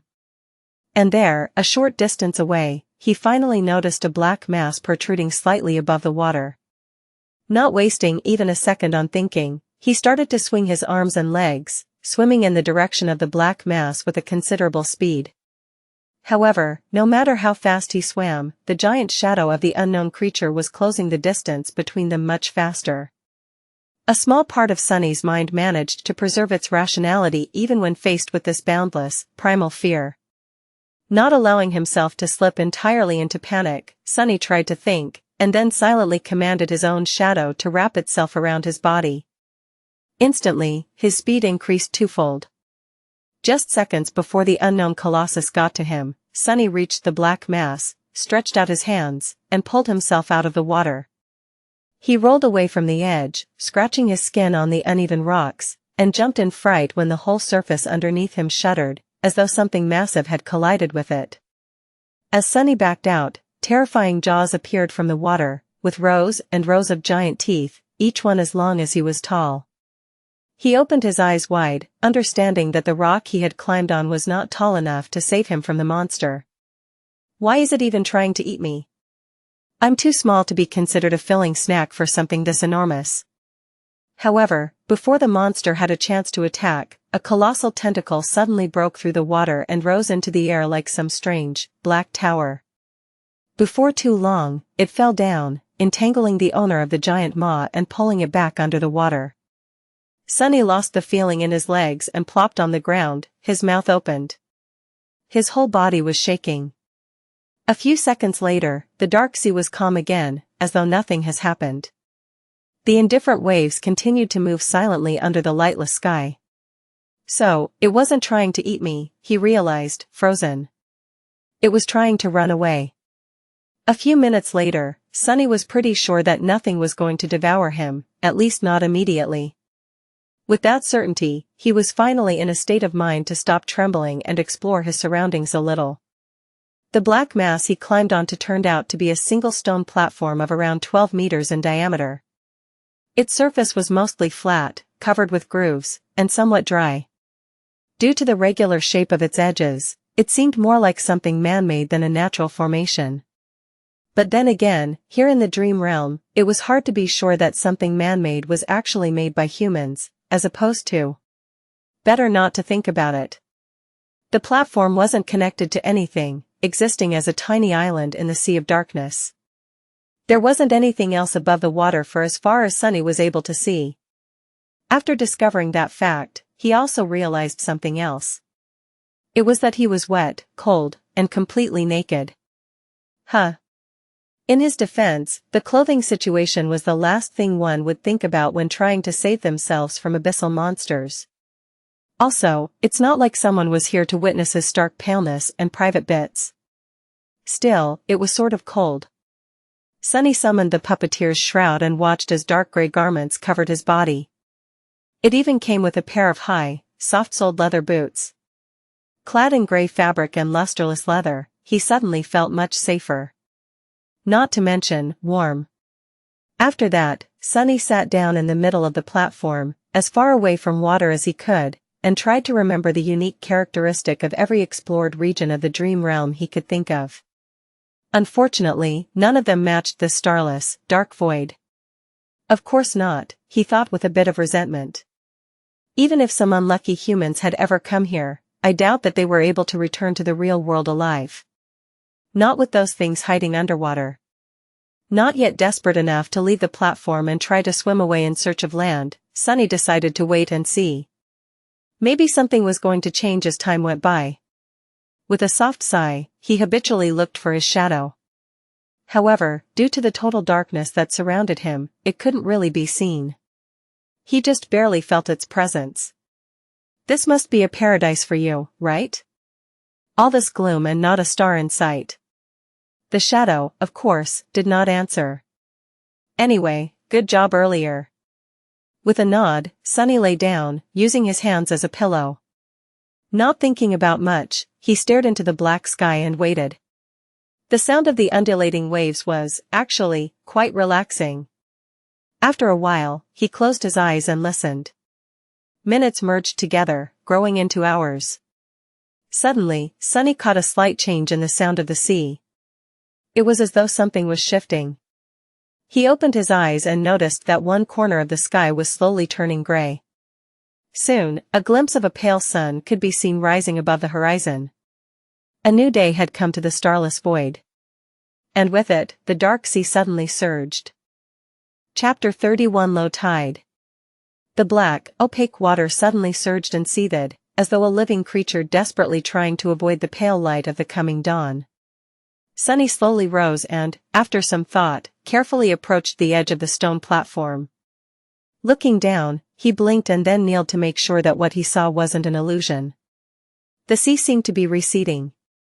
Slowly at first, and then faster and faster, the water level was dropping. The circular stone formation he had been taking shelter on used to barely protrude out of the waves, but now there were meters and meters of wet rock between him and the restless surface of the sea. As the sun climbed up, the monstrous ebb tide continued. Soon, Sunny found himself standing on the edge of a tall cliff, with a 100-meter drop separating him from the churning waters. Beneath him, the rock formation broadened and changed shape. However, from his vantage point, it was hard to determine what that shape was, exactly.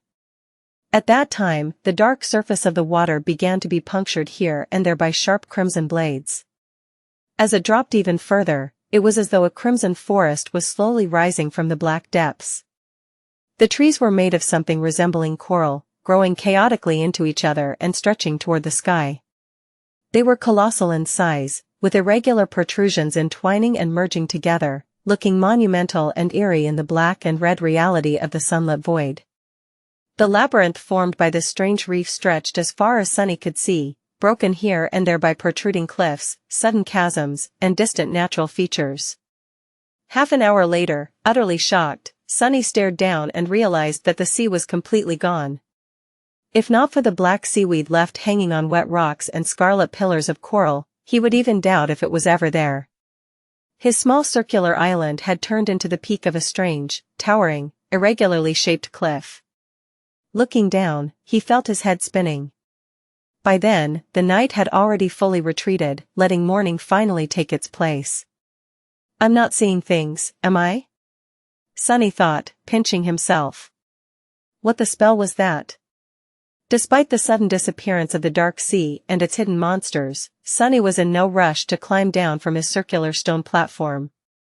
Firstly, he felt that if the sea was able to disappear, it was surely able to come back, perhaps at any moment. Secondly, he did not know what dangers the coral labyrinth was hiding. Perhaps there was something even scarier than the owner of the giant tentacle down there. But that did not mean that he wasn't going to explore. Coming back to his spot in the middle of the platform, Sunny sat down and commanded his shadow to separate itself from his body. Then, taking control of it, he approached the edge of the platform and nimbly slid down. Habitually moving from one shadow to another, he began the descent. At this moment, Sunny was glad that shadows had no weight and were not affected by gravity.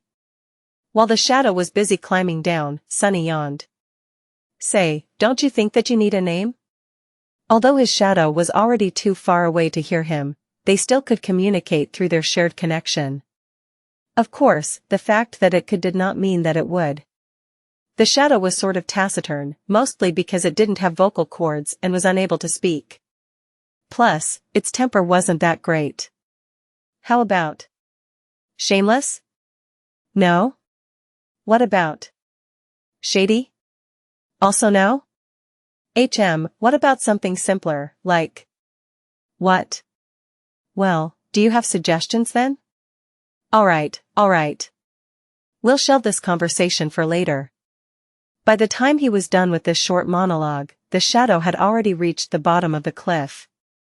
The range of shadow control was not limitless, but it was just barely enough to explore their nearest surroundings. Entering the labyrinth, Sunny found it to be extremely disorienting and convoluted. The paths between coral pillars were sometimes broad, sometimes narrow. They twisted and turned without any logic, often leading to dead ends or even back to where he started. More than that, some paths entered inside the coral mounds, turning into dark tunnels. The labyrinth was vast and multi-layered, making Sunny's head hurt after multiple fruitless attempts to memorize the layout of the nearest pathways.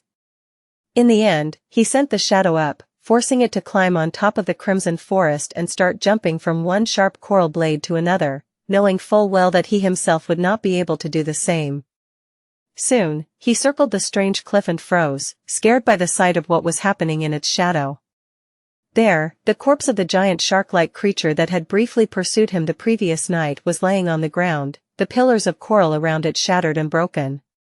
More precisely, half of it was there, with grotesque innards spilling out of the terrible wound and stretching far away into the distance. The other half was gone, as though it had never existed. Around the corpse, hundreds of smaller monsters were scurrying, tearing away and devouring its flesh bit by bit. Each of them was about 2.5 meters tall, looking like a weird mix of a demonic crab, a centaur, and a nightmare. They had 4 pairs of long, segmented legs that ended in scythe-like protrusions. At the front, a human-like torso was protruding from the carapace, also clad in thick chitinous armor. The head, if it was even the appropriate word, was situated directly on top of the torso, with no neck in between. It had 2 narrow eye slits and a viscous-looking mouth with several slimy mandibles. Instead of hands, the monsters had 2 enormous pincers. Currently, they were all using those pincers to tear off chunks of meat off the desiccated corpse and stuff them into their mouths. From time to time, a fight for an especially juicy piece of meat would break out, ending up in a few monsters being torn apart and quickly devoured by the victors. Sunny swallowed. Both because the sight of heavily armored, powerful monsters made him nervous and because looking at them feasting, he suddenly felt very hungry. Each of them seems like trouble. And there are hundreds of them. His luck, like always, was awful. At least I don't have to wonder why the labyrinth feels so empty.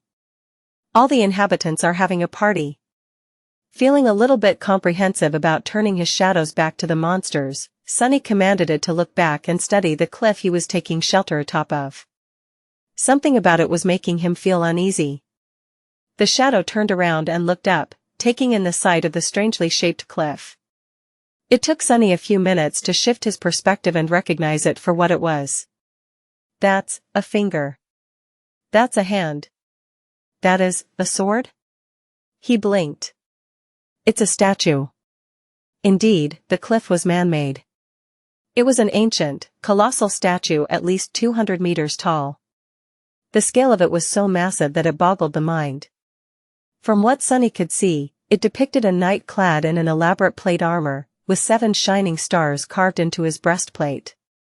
In his hands, he was holding a gargantuan sword, pointing it to the ground. However, the most striking thing about it was that the giant stone knight was missing his head. In fact, the roughly circular platform Sunny was standing on turned out to be the top of his neck. And by the looks of it, the head wasn't missing by design, it was as though something, or someone, had violently tore it off at some point in the distant past. Sunny walked around the platform, looking down from all sides, but didn't notice the head lying anywhere near. What on earth is this place? Without any hints to find the answer, he led his shadow back to the giant's neck and settled at the western edge of it, studying the feasting monsters.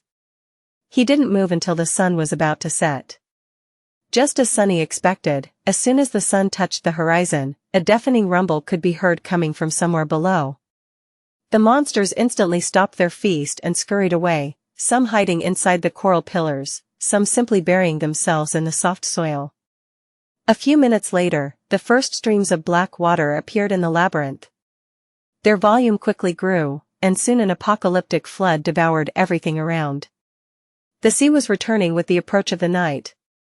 Sunny stared at this unimaginable process, thoughts churning in his head. In an hour, the circular platform was the only thing above the dark waters once again. Chapter 32 Making a Choice. With an empty stomach and a head full of thoughts, Sunny returned to the center of the platform and sat down. After a while, he beckoned to his shadow and said, "Wake me up if anything happens." Then, he closed his eyes and tried to fall asleep. His consciousness quickly slid into the sweet embrace of darkness, giving Sunny some well-needed rest. In the middle of the night, however, a sudden impulse stirred him awake. Sunny jumped to his feet, his groggy mind full of tense apprehension. He was afraid that the owner of the giant tentacle had come back to finish the job. Or maybe some other horror from the depths had sensed him and decided to snack on human meat. However, the sea was quiet and calm. He didn't hear any abnormalities around the knight's statue. "What is it?" Sunny whispered, addressing the shadow. The shadow silently pointed him in a particular direction. Turning his head, Sunny squinted. He quickly understood why it was a good idea to wake up. Otherwise, he wouldn't have been able to see. Out there in the distance, a few kilometers away, a small orange light was shimmering in the darkness. Its reflections were rising and falling with the movement of waves. It was too far away to make out any details, so Sunny just stared at it for a while. Pretty soon, the light disappeared. Other sleepers? Natural phenomenon?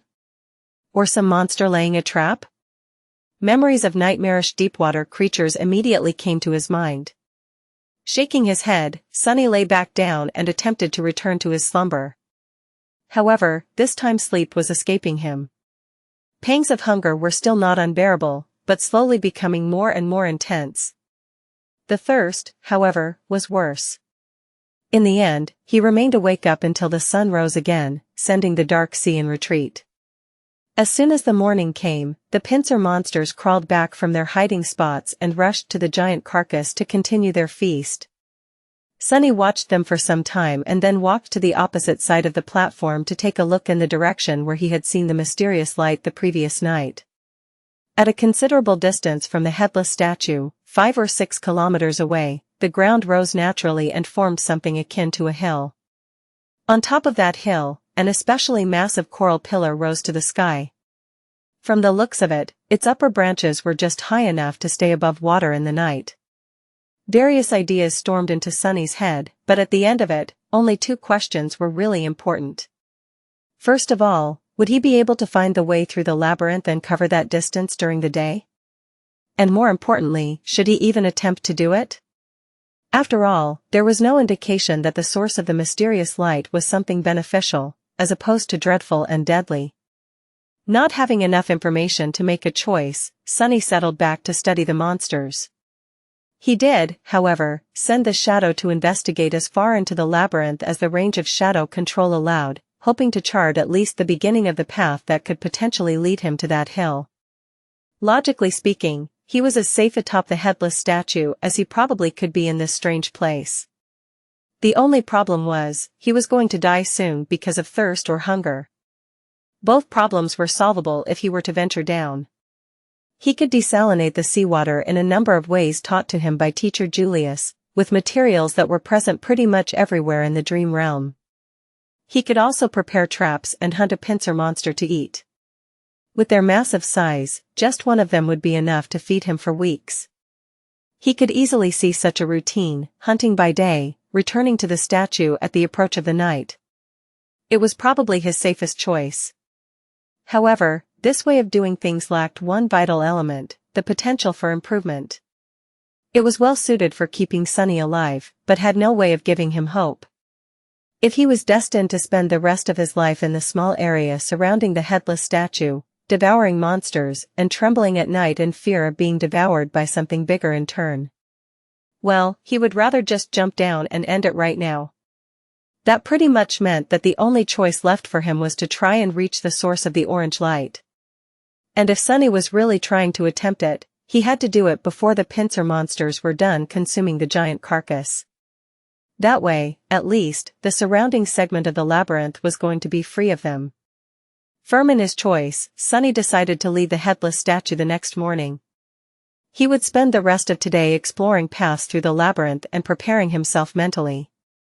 With that, he closed his eyes and concentrated his perception on the moving shadow. In the night, a sudden storm descended upon the dark sea. Sunny was stirred awake by the shadow in time to prepare himself for the crushing winds and the pelting rain. Usually, rain always put him in a bad mood.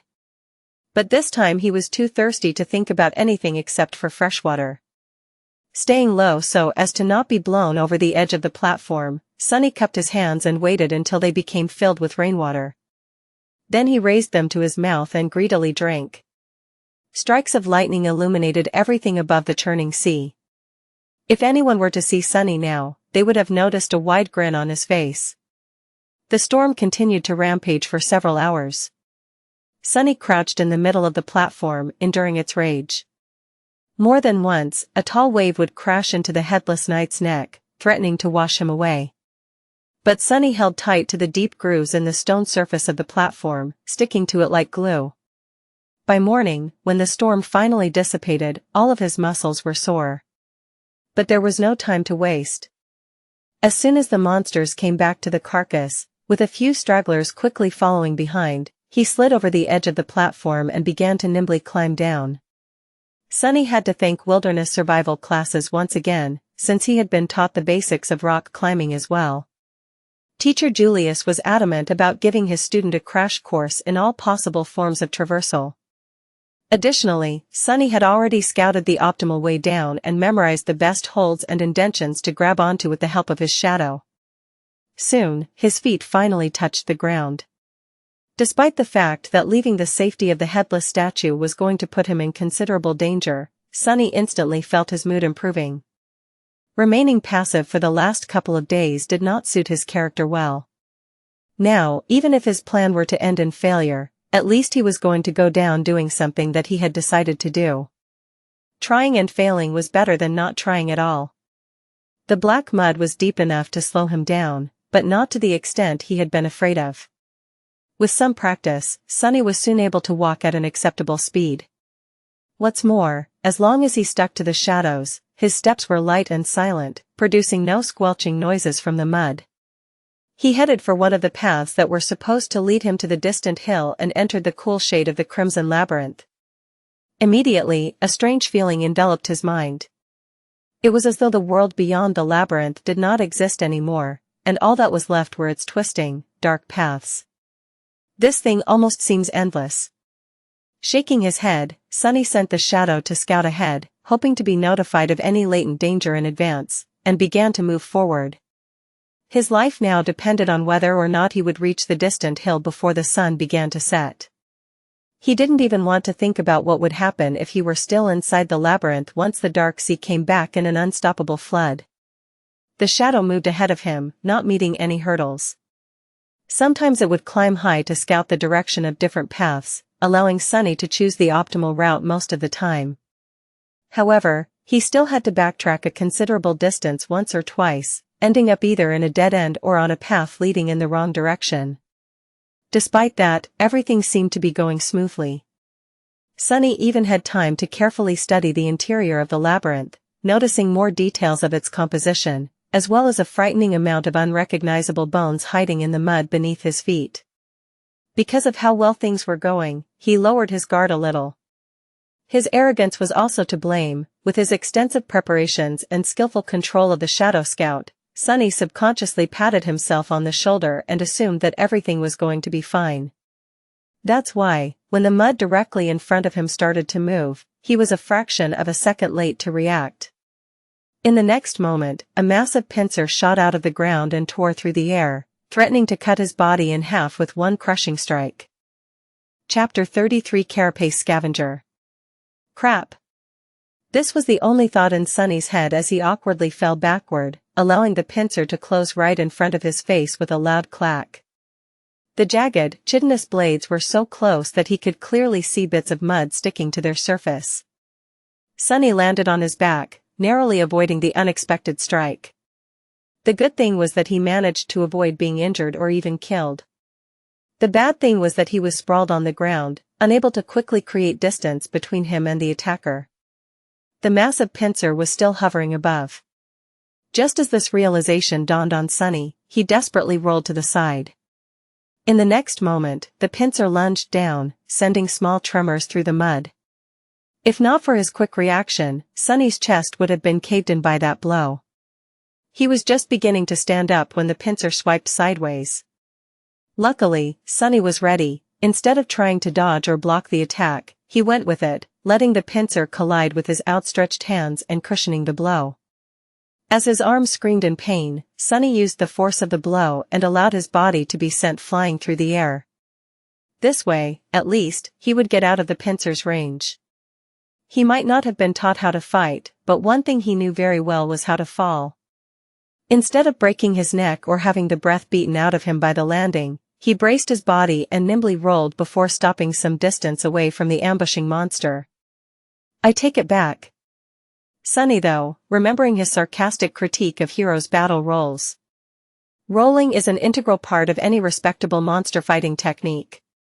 Then, he looked up, trying to ascertain the situation. In front of him, the attacker had finally shown itself. It burrowed from under the mud, casting a vast shadow over kneeling Sunny. Its tiny eyes were full of rage, hunger, and malice. It was one of the pincer monsters he had spent so much time observing. Towering over him at almost 3 meters in height, the bulky creature moved its mandibles and produced a jarring, piercing screech. "Why aren't you devouring the giant carcass with the rest of your buddies, you crab bastard?" However, the answer to Sunny's indignant plea was rather obvious. The monster seemed to be in a rather bad shape. Half of its 8 scythe-like legs were broken, and there were cracks in its thick carapace, each oozing with viscous azure blood.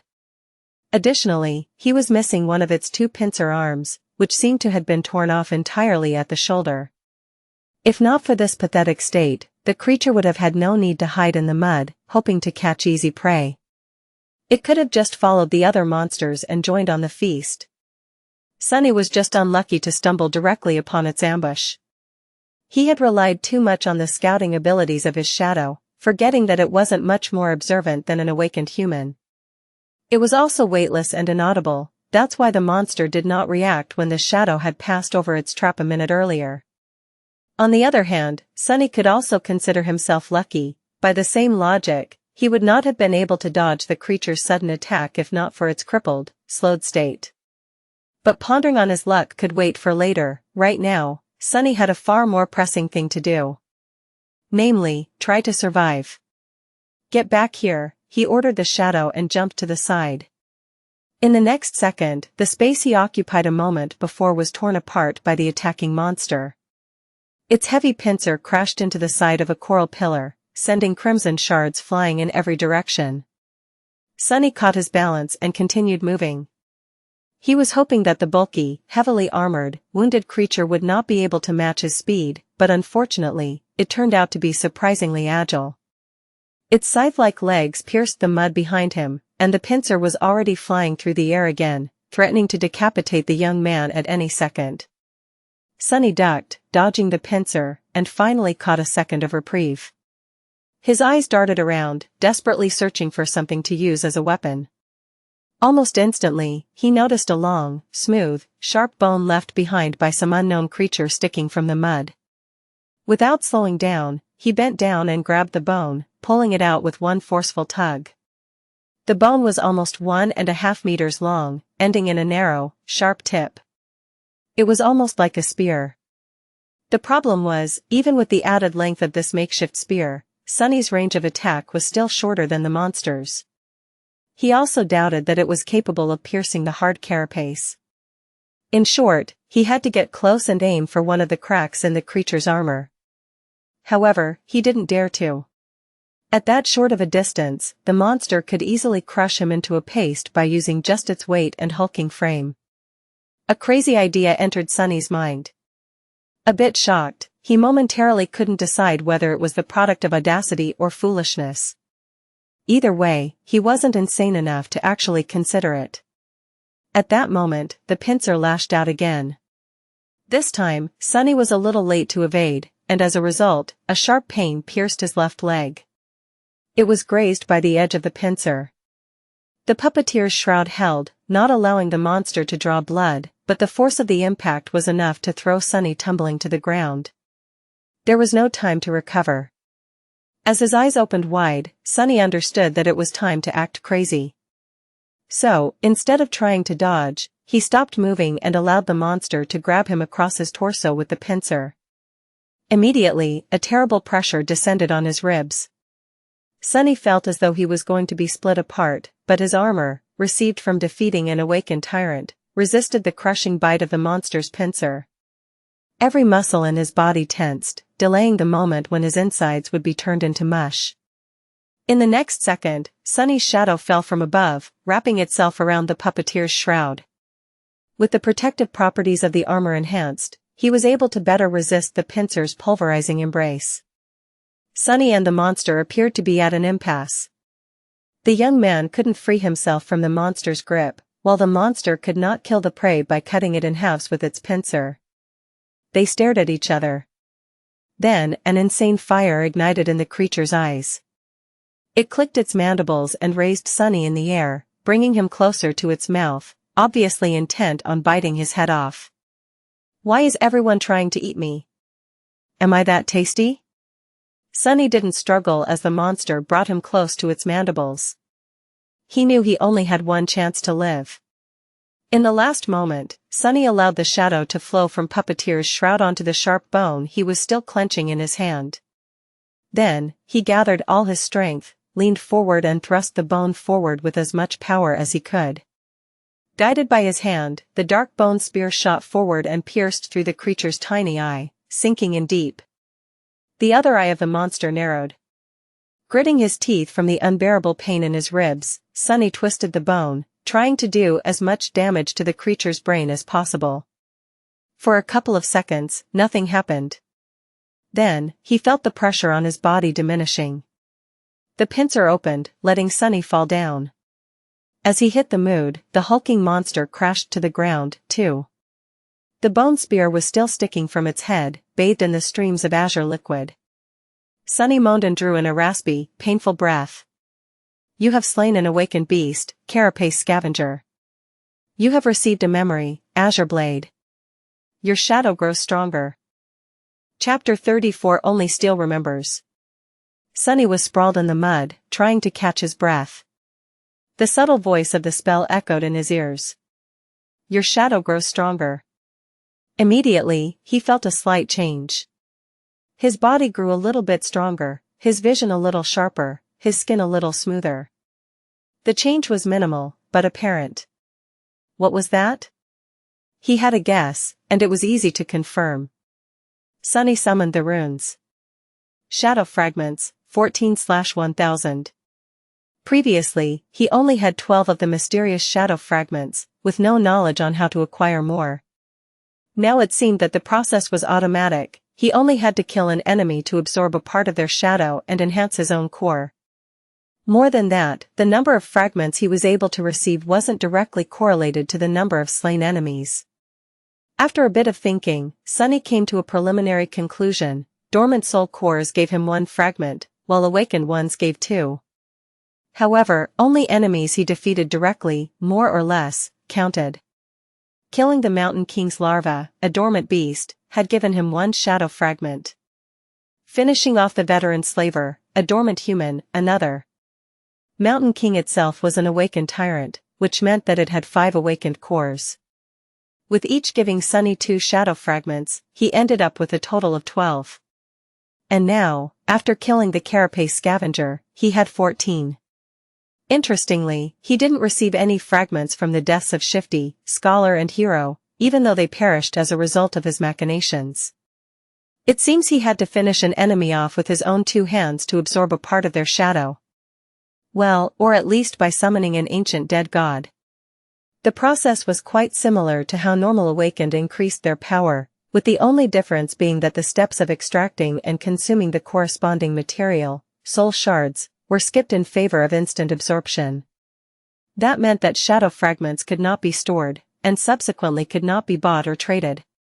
He won't have an opportunity to receive them as a reward for completing missions, providing services, or selling various spoils. If Sunny wanted to grow stronger, his only option was to fight and kill. No peaceful life for me, I guess.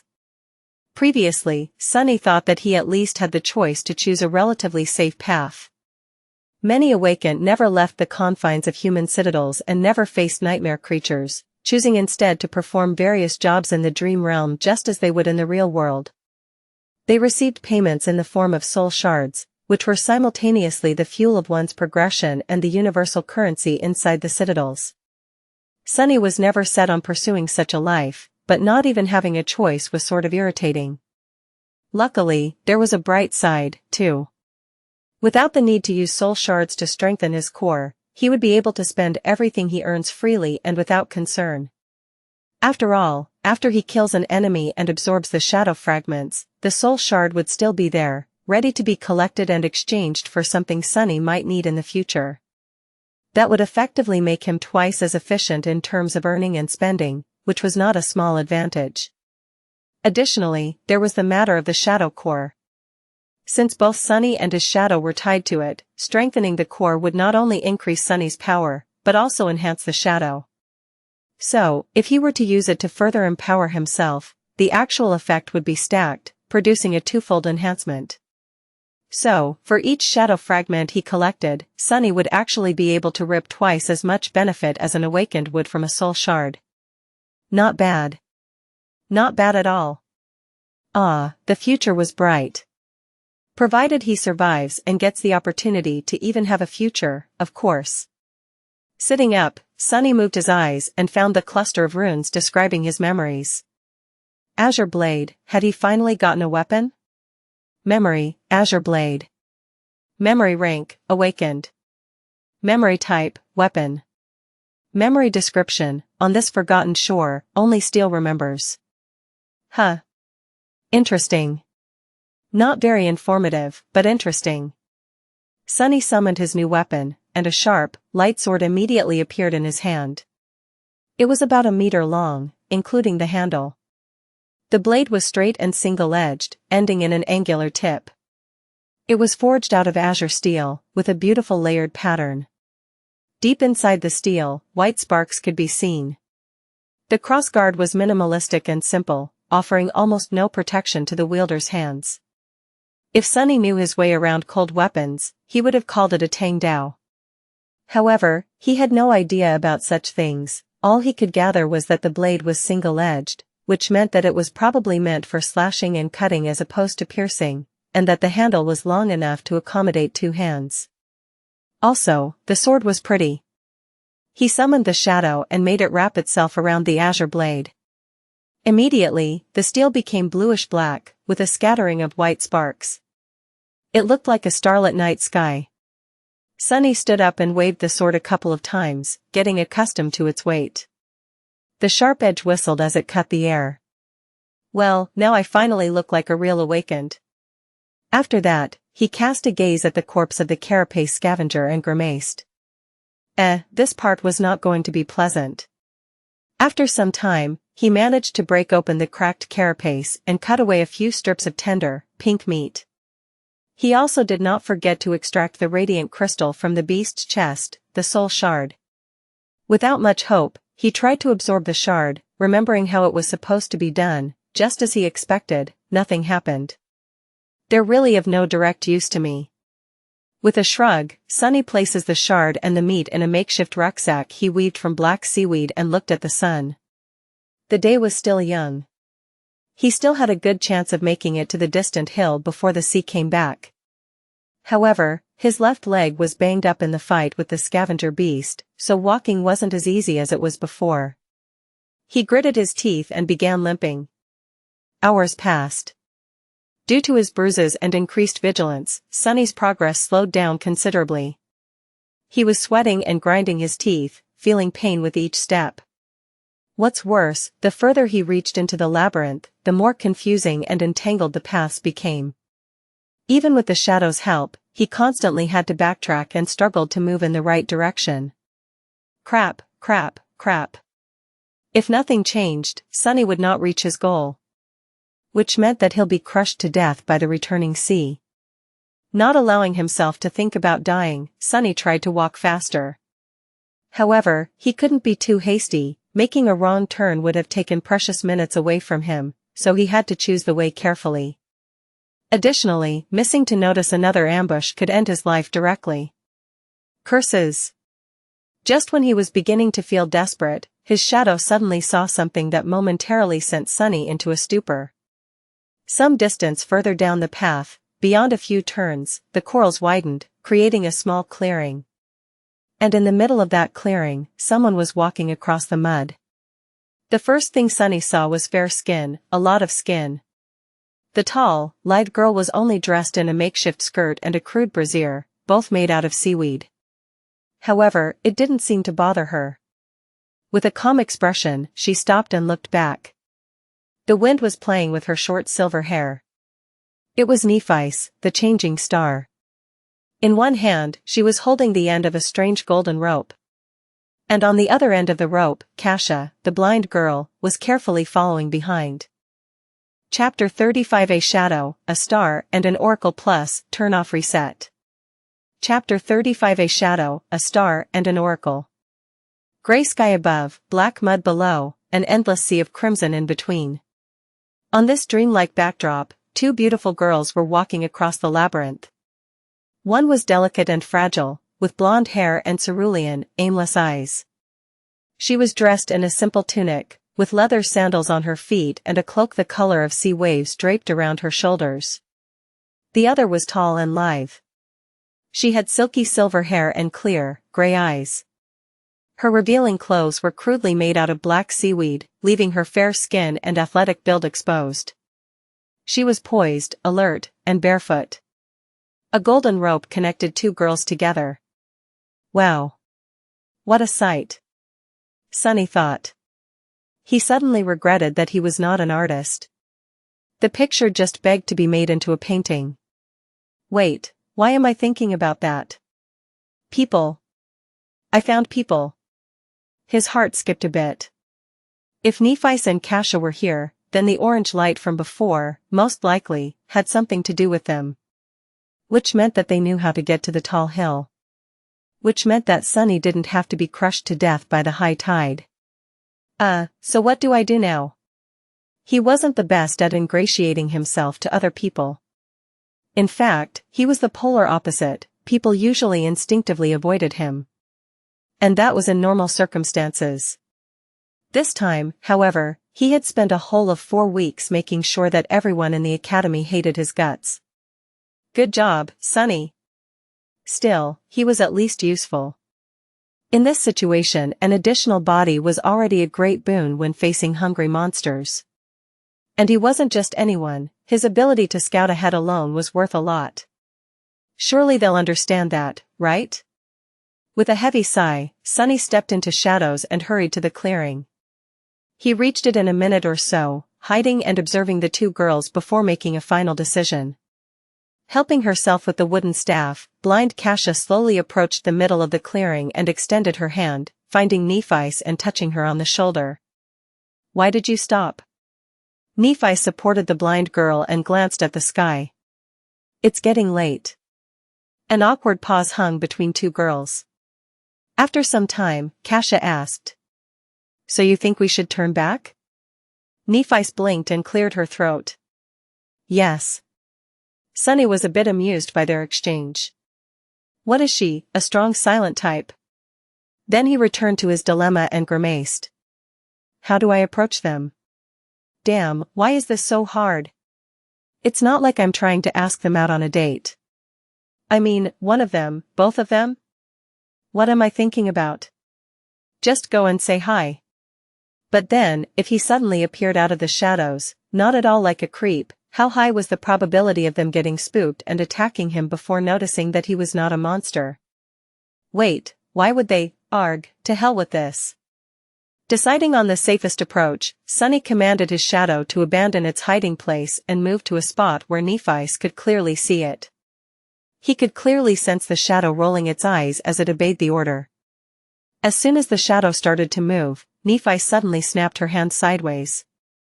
Immediately, a long sword appeared in it, cutting the air as it assumed a defensive position. Before the shadow could even take 2 steps out of its hiding spot, it was already pierced by Changing Star's gray eyes. The shadow froze. It seemed a bit startled. Xianxia took a step back. Neph? What is it? Nephi didn't answer immediately, carefully observing the shadow. Then she simply said, "There's a shadow." Cassia's doll-like face paled. "A shadow? Scavengers?" The tall girl tilted her head a little.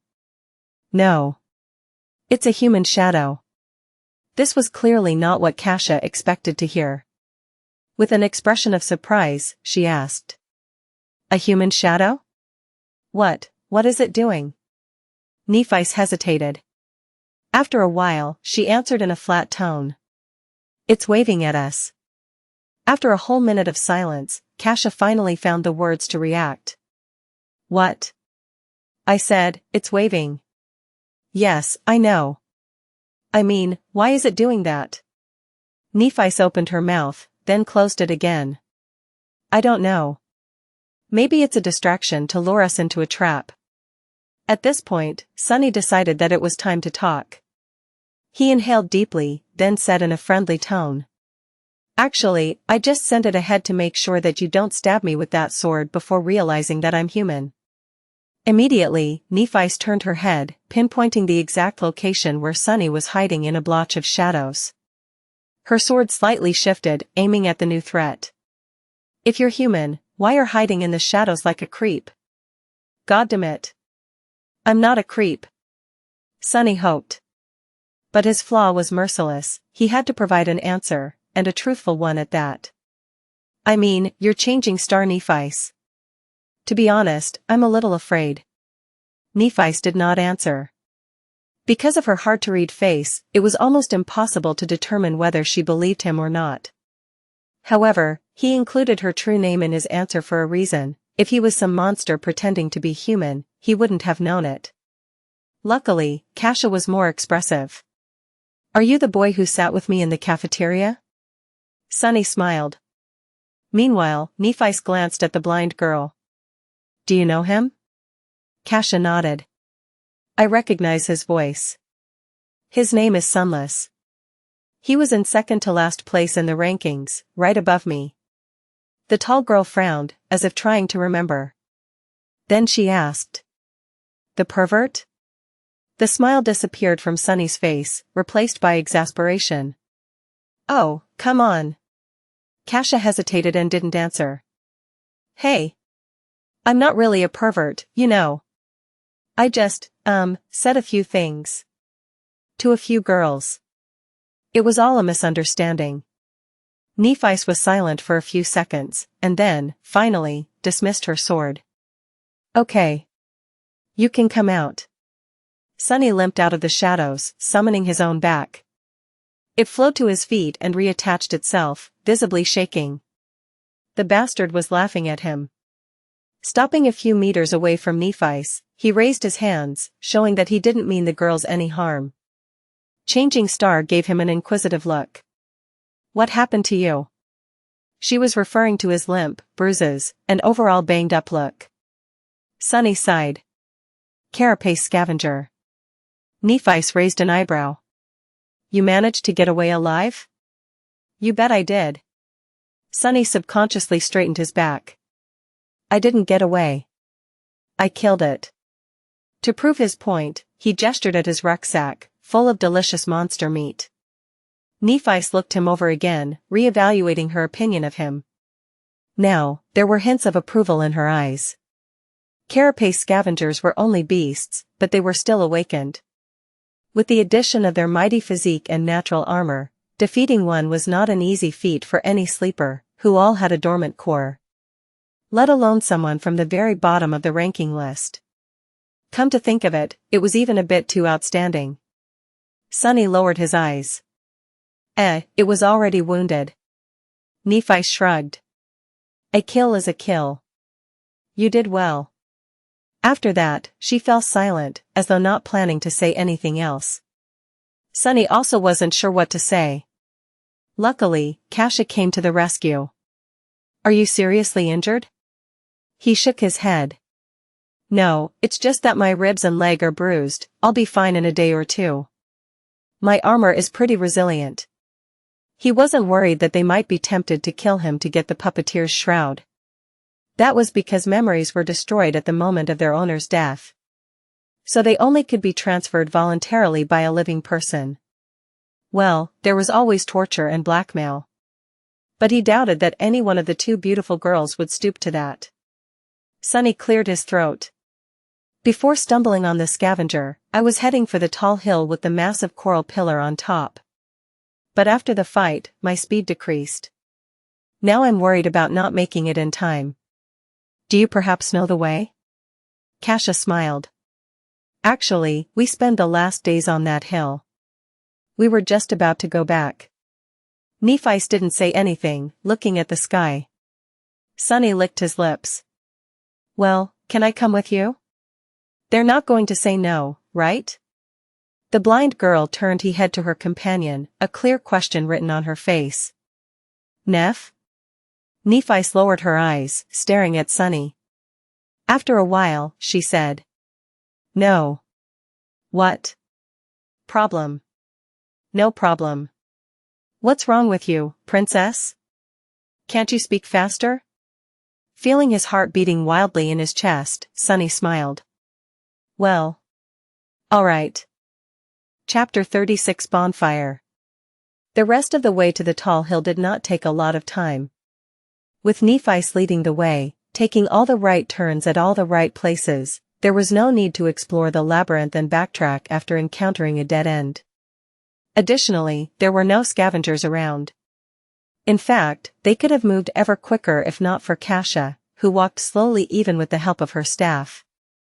Guided by the golden rope, she carefully explored the ground ahead before taking each step. The uneven paths of the Crimson Forest were not an ideal surface for a blind person to walk on. Sunny didn't say much, periodically casting an incredulous glance at the strange pair. No matter how he looked at it, Xianxia seemed to be dead weight.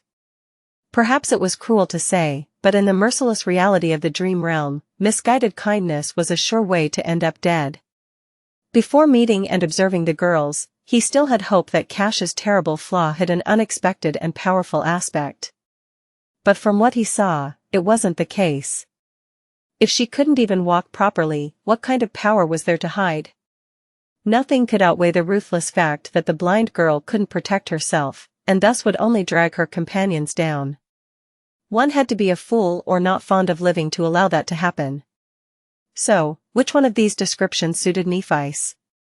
Somehow, he felt that neither did. The sunset was not far off when they reached the hill. After climbing it and approaching the massive growth of coral, Nephi dismissed the golden rope and immediately summoned it again. This way, it was untied and appeared in her hands in a neat bundle. Ah. So it's a memory. Sunny wondered what qualities the magical rope had. Soon, his curiosity was satisfied. Right in front of his surprised eyes, the length of the rope suddenly began to increase.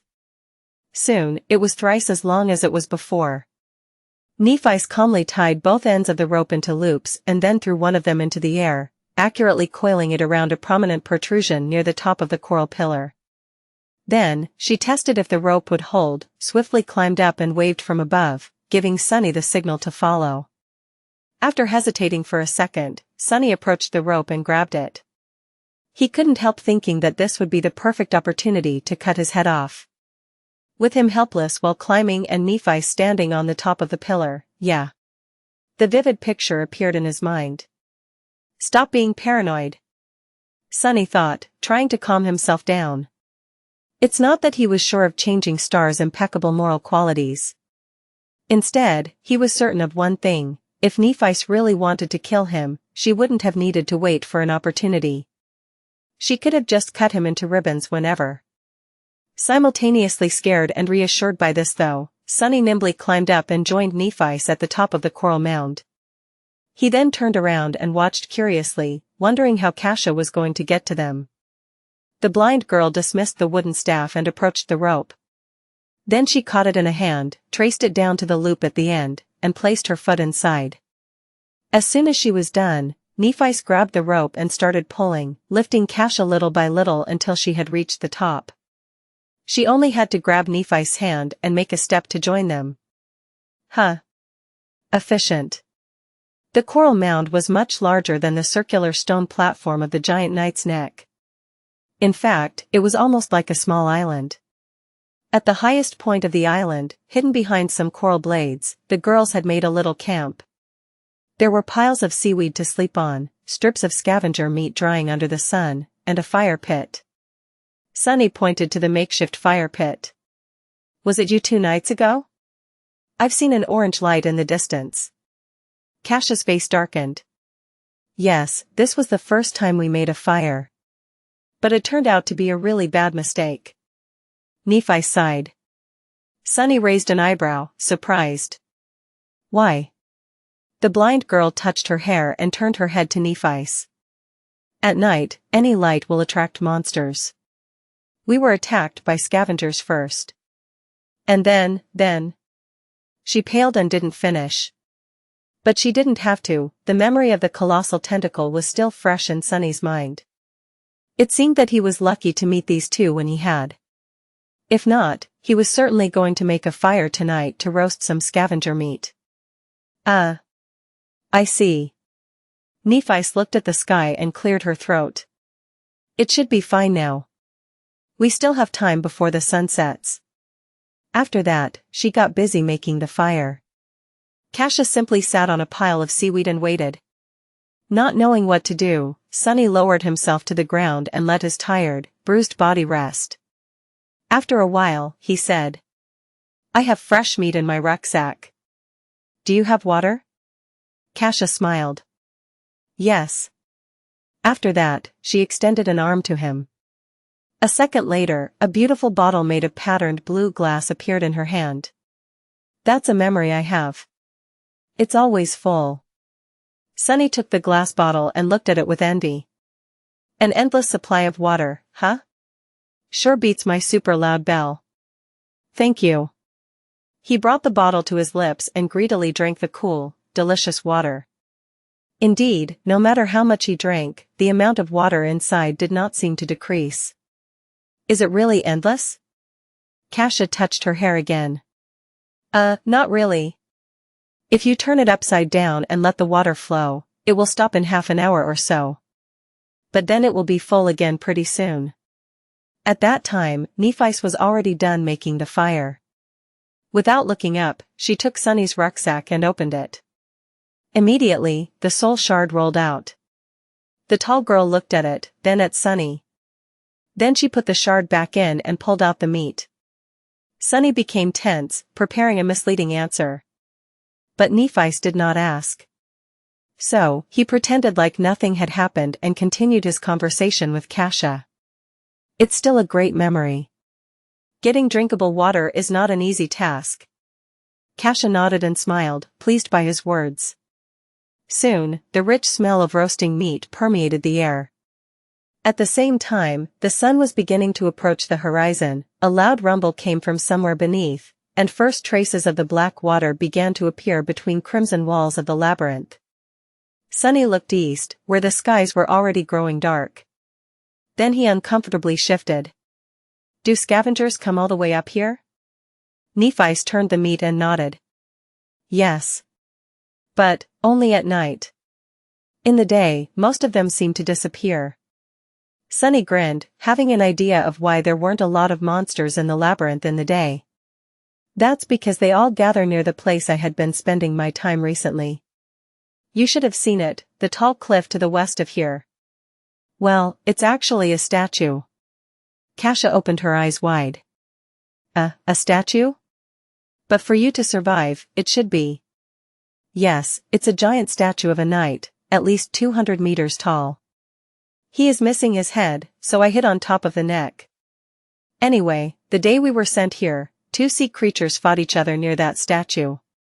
When the water receded, I saw an enormous carcass lying there, with hundreds of scavengers slowly tearing it apart."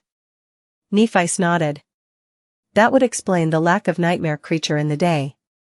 "How long?" Sunny blinked. "How long what?" Changing Star stared at him for a few seconds, making everyone feel uncomfortable. "How long, until they are done devouring the carcass?" "Oh. 1 day more, 2 at most." Nephi turned away, took the meat away from the fire, and then quickly extinguished it. There's definitely something wrong with that girl. The three of them ate in the dimming light of the twilight. The meat was juicy, tender and indescribably delicious. It was better than anything Sunny had ever tasted, even back in the Academy's cafeteria. Of course, his excruciating hunger played a part in that. From time to time, they would pass the glass bottle to each other. When they were finished with their meal, the dark sea was back, and the night was upon them. Everything was consumed by absolute darkness. Of course, Sunny could easily see both Nephice and Xianxia. Under the cover of the night, Changing Star remained pretty much the same. The blind girl, however, allowed her true emotions to show, thinking that no one would see. She seemed much more lost, lonely and frightened than she did in the day. As if trying to resist these feelings, Xianxia said in a bright voice. "How about we formally introduce ourselves? I'm Cassie." Nephice glanced in her direction and shrugged. Neph. Next, it was Sunny's turn. He exhaled, glad that they didn't ask his name directly. Most likely, he would still have been able to provide his human name, however, it also might have depended on the wording of the question. Relieved, he smiled and answered. "I'm Sunless. But you can call me Sunny." Chapter 37 Getting to Know Each Other Plus, Turn Off Reset. Chapter 37 Getting to Know Each Other. Sunny was slowly growing fond of having conversations in the dark. Without the burden of light, people were more relaxed and honest. It reminded him of the frequent blackouts that used to sweep through the city when he was a little kid. His family had no choice but to huddle together and spend a few hours doing nothing but talking to each other. Now, these dark hours had become some of his most precious memories. He was silent for a few moments and then said, "Since we're going to be depending on each other, should we share what abilities and memories we have at our disposal?" This was a logical suggestion. If they were going to fight side by side, knowing each other's strengths was more or less vital.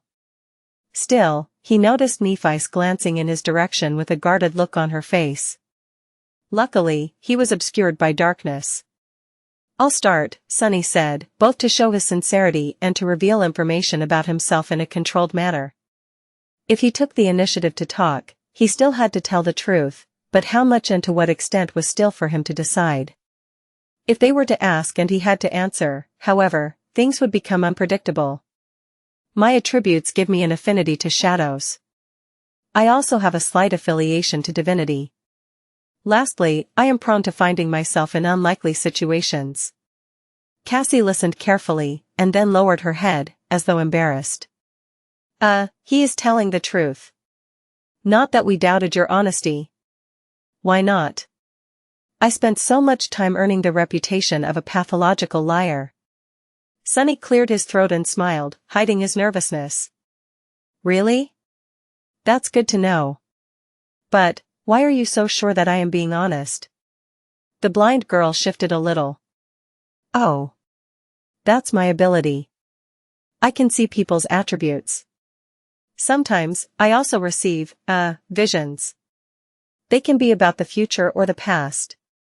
I mean, that's what I think, it only happened a couple of times." Sunny swallowed, but then relaxed. "So, she is an oracle of sorts. Luckily, her insight is limited to attributes, otherwise, I'd be in real trouble. Still, I'll have to be careful around her." He finally realized how the blind girl had known about his birthday. The question was whether she had seen it in a vision of the future or in a vision of the past. If it was the former, was it safe to assume that he would certainly be able to celebrate at least one more birthday? Or did knowing the future actually affect it and changed it? For example, after learning that he was definitely going to survive, Sunny might have naturally relaxed and lowered his guard. Then, he would die as the result of it. It surely seemed possible, right? That's assuming that the future could be changed. But maybe it wasn't? Then, feeling his head hurting, Sunny decided to avoid this line of thought for now. Instead, he hid his inner turmoil and said in a friendly tone, "That's a good ability. Speaking of abilities, you have already seen mine. My shadow can move independently and explore. It can't affect the material world, but we share sight and hearing. That way, I can spot danger before encountering it. The shadow is fast and stealthy, it can go anywhere and is almost impossible to notice. Oh, I can also see in the dark. He smiled, expecting the girls to understand and appreciate the utility of his shadow scout. Their reaction, however, was a bit strange. Nephi slowly turned her head in his direction, while Cassie became a bit pale and raised her hands to cover her chest. What? Nephi frowned and said in a flat tone. Have you ever used your ability in the academy? Sunny blinked. What a strange question. In the academy? Sure, of course. Why? Oh, right, they think that I'm a pervert. Crap. Before the girls could say anything, he hurriedly raised his hand and blurted. But I have never used it to do anything improper. You have to believe me. Fortunately, it was the honest truth. However, both Nephi and Cassie looked skeptical. Sunny gritted his teeth. I had more important things to do than whatever you're thinking about. I spent almost every waking hour learning how to survive. Nephi raised an eyebrow. I haven't seen you in class, even once. Sunny chuckled. Of course, you didn't. While you were busy wiping the floor with other sleepers, I was studying wilderness survival. It was Changing Star's turn to blink. Wilderness, what? There is such a course? Cassie seemed equally puzzled. Yes, there is. It might seem like an afterthought for most people, but for an outskirts kid like me, who never went to a fancy school or saw a private tutor, learning how to survive in the wilderness is the difference between life and death. Without it, I would have drowned the moment we were sent to the dream realm. On a rare occasion, Nephi looked completely bewildered. She rubbed her wrists and stared thoughtfully in his direction. I see. I didn't know. Sunny grimaced and struggled to keep the venom from sipping into his voice. When he finally spoke, his tone was light and amiable. That's okay. It's natural for someone of your status not to know. When he mentioned her status, a strange smile appeared on the Changing Star's face. But in the end, she didn't reply. Sunny continued. Anyway, that's my ability. As for memories, I have 3. One is an armor, one is a sword, and the last one is a really loud bell. Now it was their turn to share. After a short pause, Nephi spoke. My attributes give me an affinity to light and fire, as well as a strong affiliation to divinity. I have 2 memories, a rope. While she was speaking, Sunny was looking at Cassie, trying to read her expression. From what he saw, Nephi was telling the truth, but also, not the whole truth. And judging by how hard the blind girl was trying to hide her true feelings, the secret hiding among Changing Star's attributes was not at all trivial. Interesting. And a sword. The rope is very sturdy and can change its length. The sword is very sharp and can protect its wielder against soul's attacks, to a certain extent. My ability can be used to heal. Sunny didn't miss the wording of the last part. Can be used to heal. Does this mean that its main purpose was something else? He was pretty sure that Nephi would not reveal all of her cards, just like him. However, healing abilities were extremely rare. Having one that could heal, but was not limited to healing, that would be simply unheard of. But then again, she was Changing Star, one of the few people in history to receive a true name in the first nightmare. If Sunny were to consider his own aspect ability, nothing seemed impossible. I wonder what's her aspect rank is. Outwardly, he pretended to be excited. You're a healer? That's great. Having a healer among us is incredible luck. Cassie nodded and smiled. Neff is also an amazing fighter. You should have seen her dealing with those scavengers. Well, I also did not actually see it. But it sounded very scary. Sunny didn't need anyone to tell him how formidable of a warrior Nephi was. He had seen it with his own 2 eyes. Sort of. Actually, they were his shadow's eyes. Well, whatever it had instead of eyes. Meanwhile, Cassie sighed.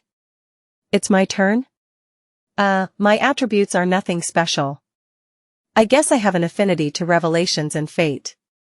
My ability is like I told you before. It's not very useful. About my memories, I have 3, the bottle, the wooden staff and this armor.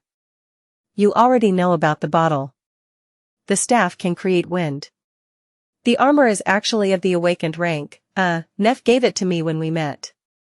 It has a very powerful protective charm. So, she's not only carrying Cassie on her back, she even gave away her only clothes? An awakened rank armor, at that? What is Nephi's thinking about? The blind girl turned away and added after a while. I used to be a pretty decent fencer, before. Now I can't really fight. The last 2 sentences were obviously related to her flaw. Sunny and Nephi, however, both chose to keep their secret. Despite the fact that knowing your companion's flaw was also important for cooperation and having each other's backs, sharing something like that demanded a very high level of trust. Right now, there was no trust between them. And even if there was, Sunny did not plan to ever share his flaw with anyone. Nephi, too, seemed to have a lot of secrets. After a while, he said. Good. That's good. I think we have enough tools to survive, provided we use them right. I guess it's time to sleep? In the darkness, Nephi tilted her head, listening to his words with a distant look. All right. I'll take watch first. Sunny decided to be helpful and said. Actually, my shadow doesn't sleep. It can wake us up if something happens. Changing Star slowly smiled.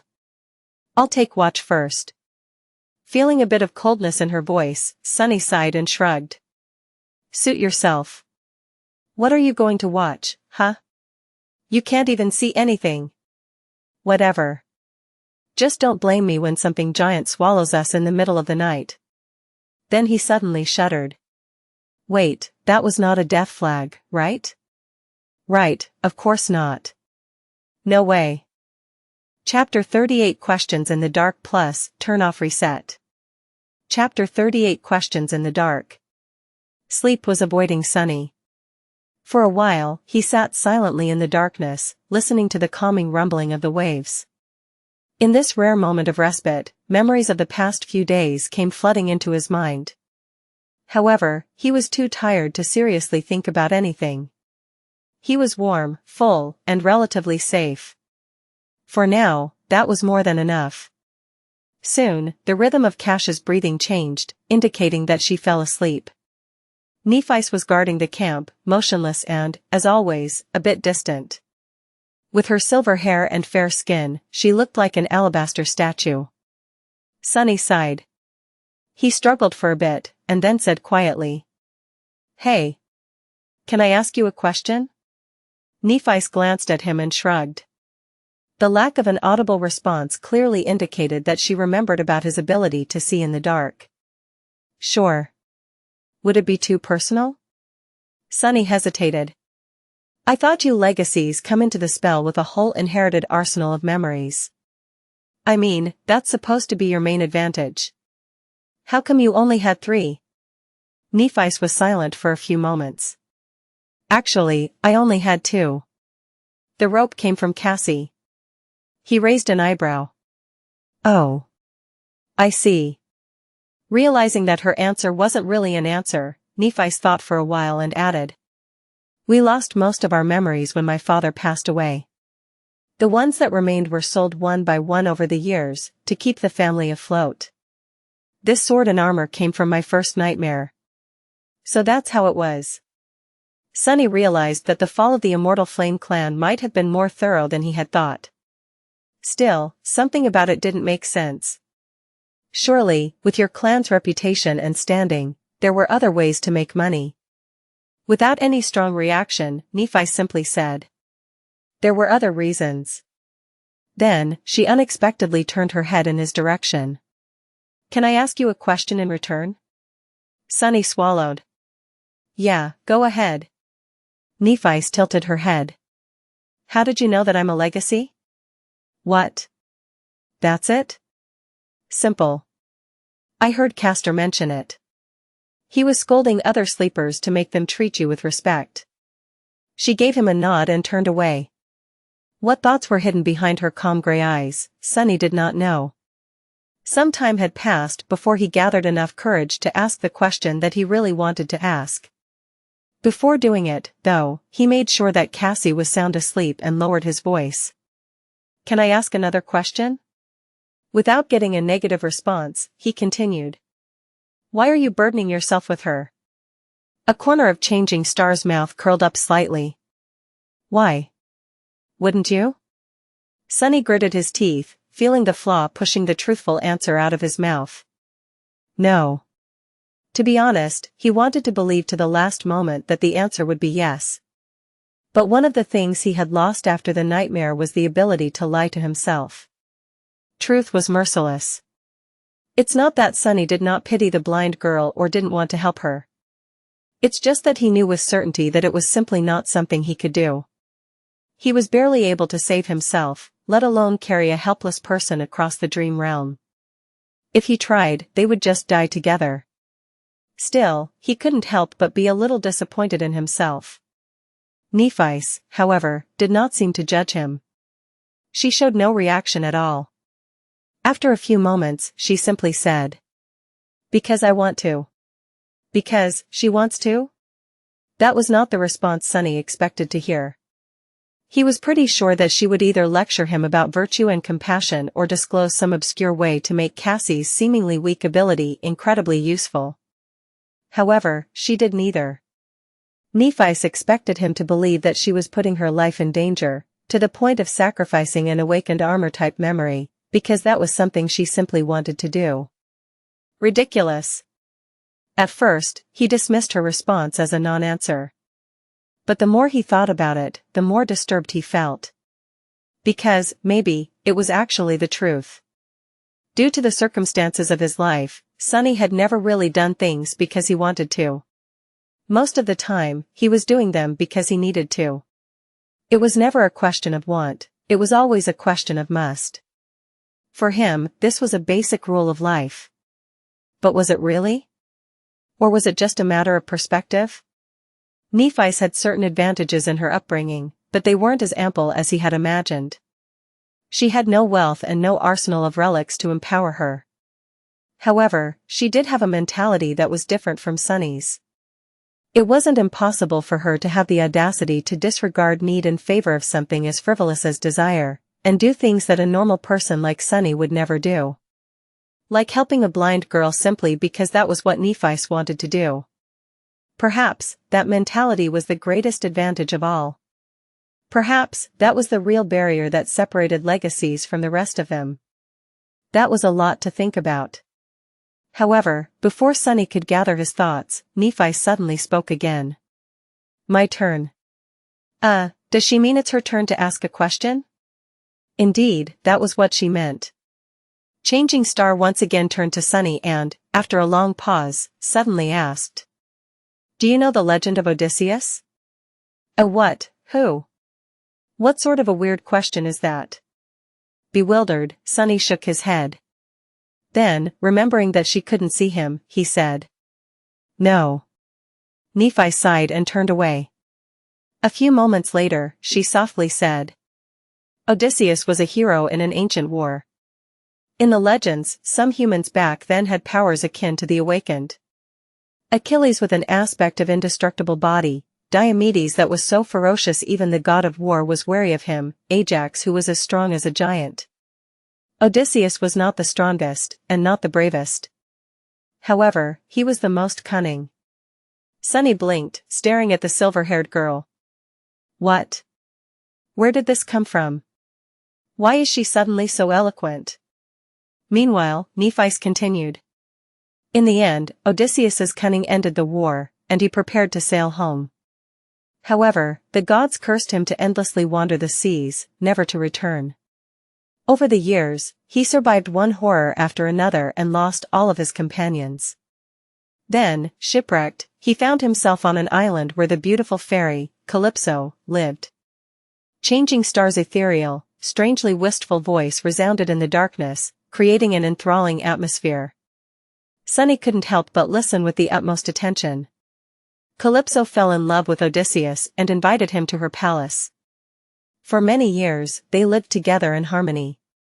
The island was like a paradise, filled with all kinds of wonders, delicacies, and delights. As long as loving Calypso was by his side, Odysseus was even immortal. But, the longer he stayed, the more time he spent sitting on the shore, looking at the sea with bleak eyes. Nephi smiled. In the end, Odysseus built a makeshift boat and abandoned the island, leaving all its delights, the beautiful fairy, and even his immortality behind. So, my question is, why did he leave? Sunny blinked. What? What kind of a mind game was that? He even considered that Nephi was mocking him, but it didn't seem to be the case. It looked like she was sincerely interested in the answer. Weirdo. He thought for a bit, and then said without too much conviction. Maybe it was because he was far away from home? A fleeting smile appeared on Nephi's face. Far away, from home. Alright. After that, she turned away and lowered her head, becoming like a statue again. It seemed like their conversation was over. Grumbling internally, Sunny lay down and tried to fall asleep. However, the image of bleak-eyed Odysseus kept appearing in his mind. After a while, he whispered. Well? Did he make it back home? Soon, Nephi replied.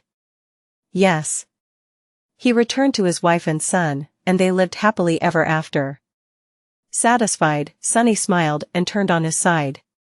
When he was already half asleep, he heard Changing Star's quiet voice once again.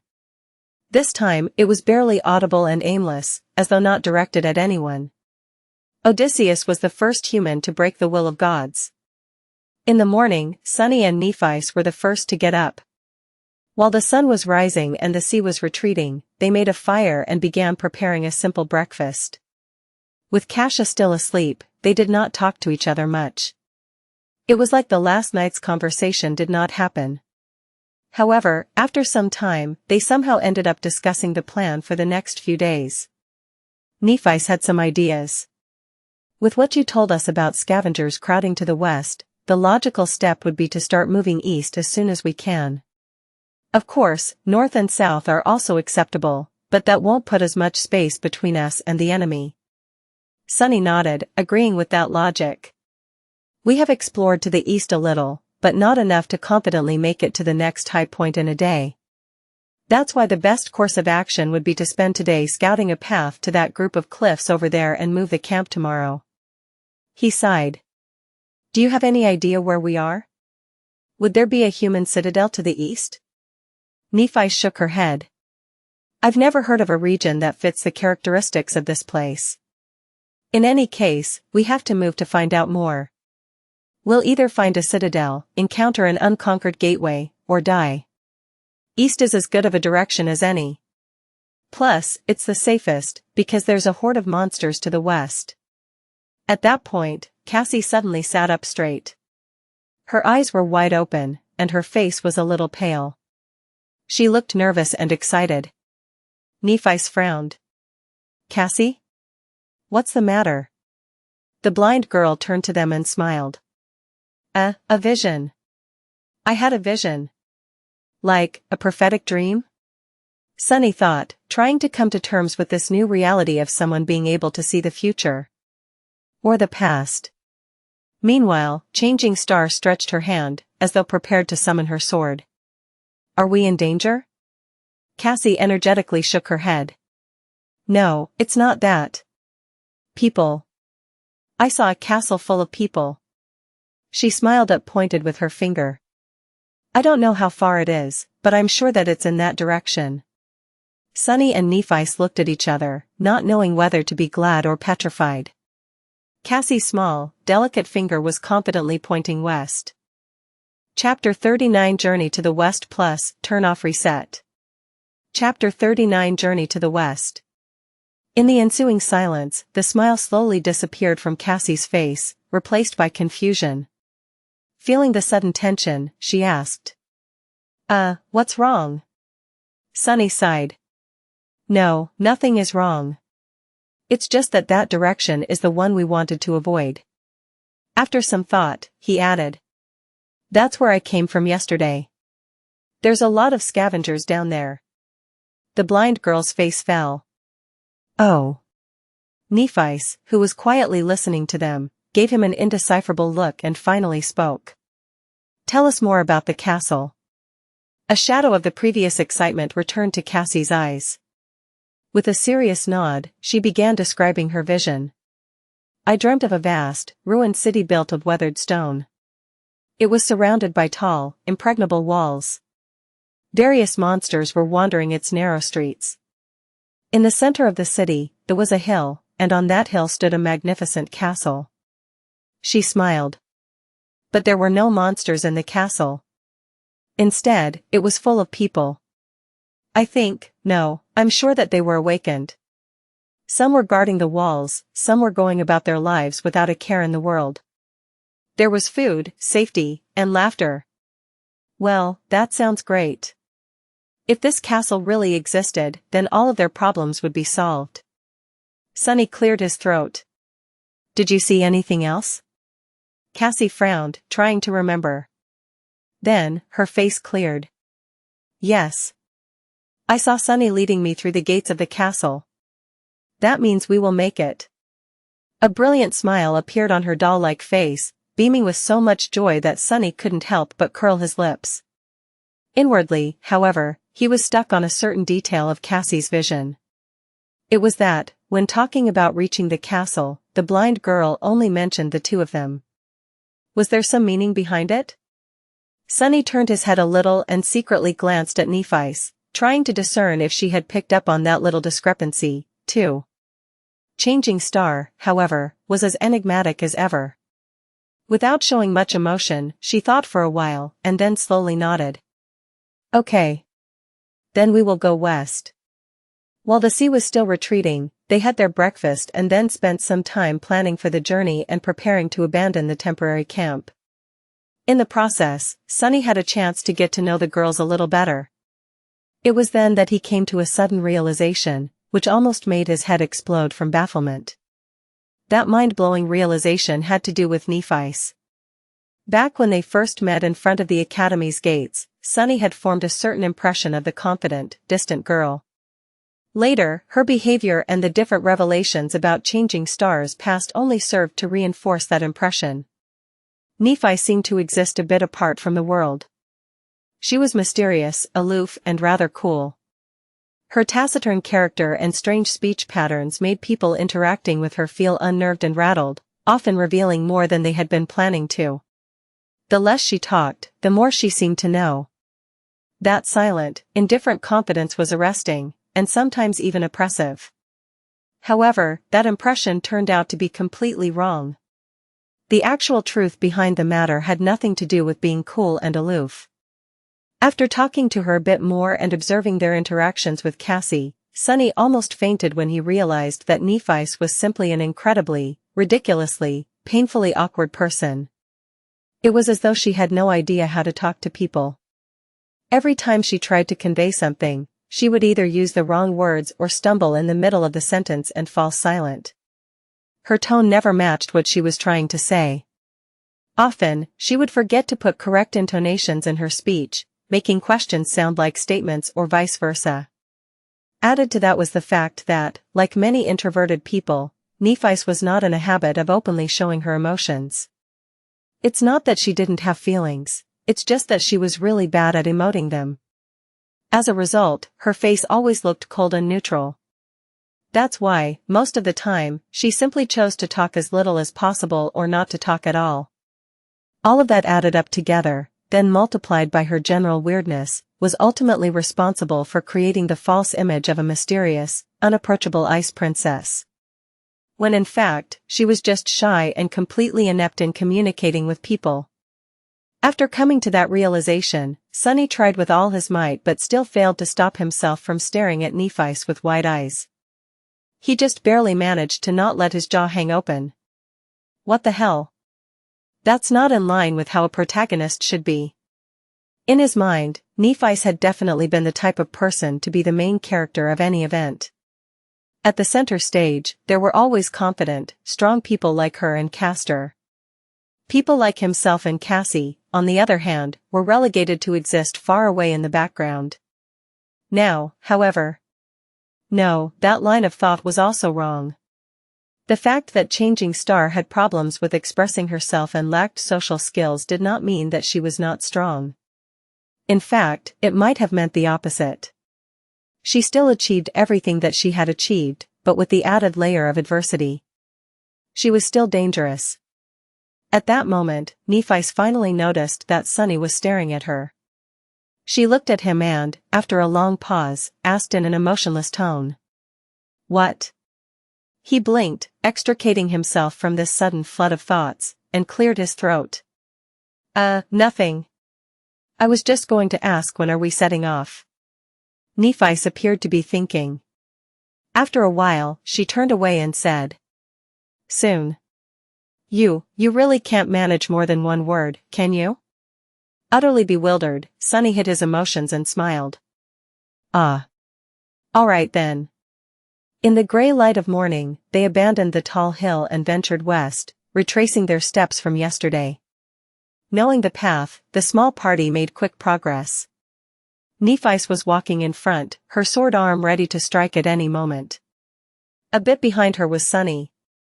This time, the responsibility of holding the golden rope and guiding Cassie along was entrusted to him. Of course, the actual creature leading them was his shadow. It scouted ahead, carefully observing the labyrinth for signs of danger. The labyrinth was just as it was before, confusing and seemingly endless. Crimson blades of coral protruded from the black mud, creating a vast, tangled forest. However, today something about it felt different. It wasn't long before the shadow stumbled onto a mass of hulking, hungry scavengers. Chapter 40 Weak Point. "Halt!" Sunny whispered, observing the group of scavengers through his shadow. As soon as the word left his lips, Nephi immediately summoned her sword. After studying the surroundings for a second, she turned her head and glanced at him with a question in her eyes. Xianxia, meanwhile, froze in place and hesitantly raised her staff. Sunny counted the monsters, 1, 2, 3, 5. Curses! The hulking beasts seemed like the losers of the pack, similar to the one he had killed. However, their wounds were not as pronounced and terrible.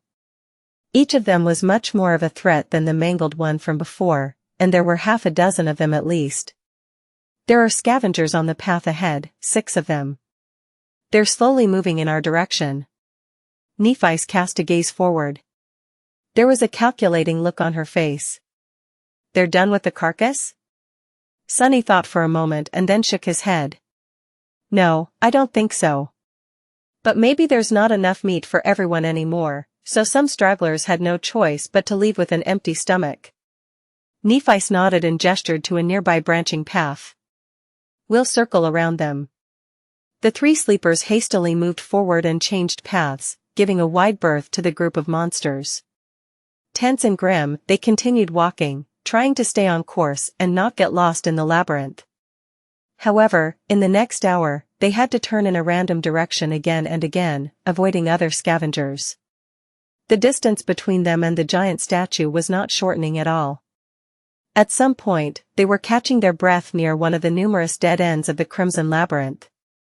They had no choice but to wait, since a large number of creatures was moving past their hiding spot, separated from them by a long length of a twisting coral passage. Sunny sighed and shook his head. "We can't go on like that. At this rate, we'll never make it to safety before sunset." Cassie was the first one to react. Maybe we should turn back?" That was a reasonable suggestion. However, Sunny felt reluctant to agree. Nephi shared his thoughts. With a blank expression, she said. "It will only get harder tomorrow." She was right. By tomorrow, there would be even more scavengers flooding the labyrinth. Then what should we do? Changing Star tilted her head, thinking. After a while, she turned to Sunny. Fight. Fight? Fight against dozens of those monstrosities? Was she crazy? Sunny tried to hide his derision as he spoke. I know that you are skilled with the sword, but have you forgotten that each of those things is a whole rank above us? We won't survive in a fight against many. Nephice nodded. We avoid large groups. Cut down smaller ones. After a moment, she added. If there's one or two of them, there's a chance. Sunny wanted to retort, but couldn't find a good reason. In the end, he gave up. Fine. Nephi stared at him for a while. Then, she suddenly asked. Have you studied the corpse of the scavenger you had killed? What was that supposed to mean? A bit surprised, Sunny shook his head. No.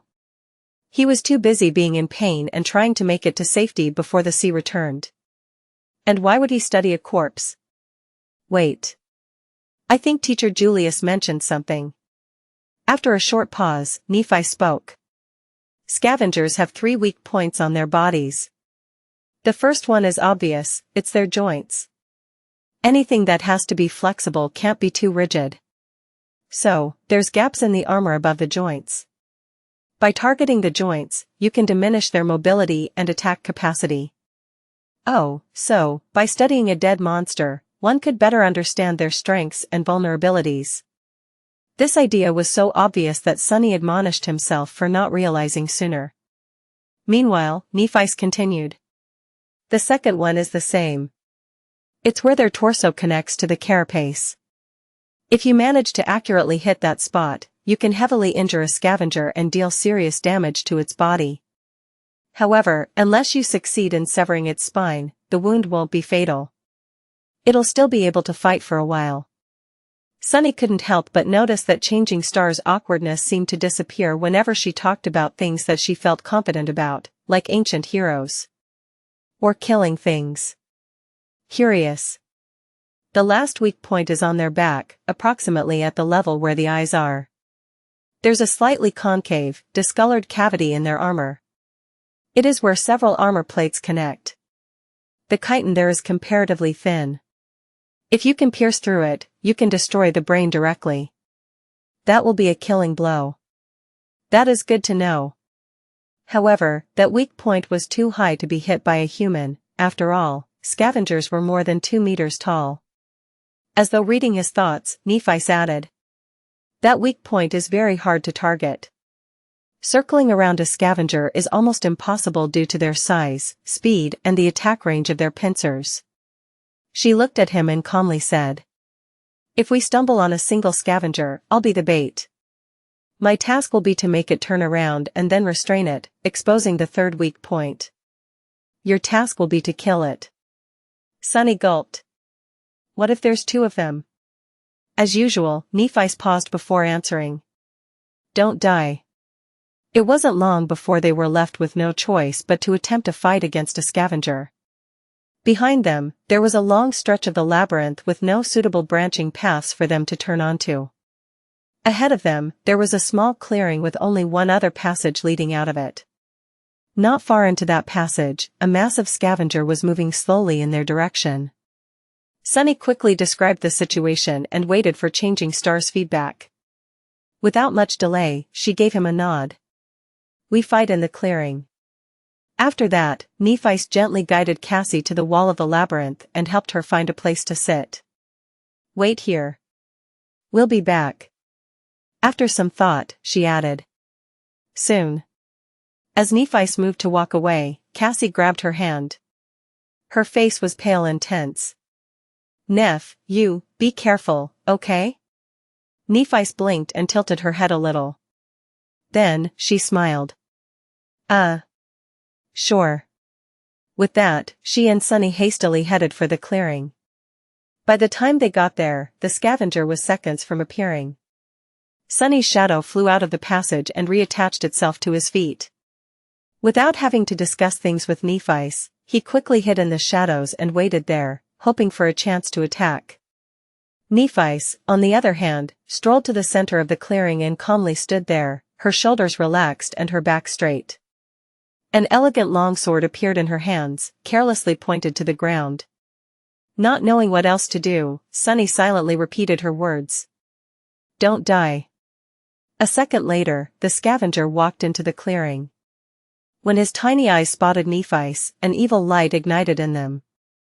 Without wasting even a second, the massive monster screeched and rushed forward to attack. Its huge pincer shot forward with terrifying speed, tearing the air in its path.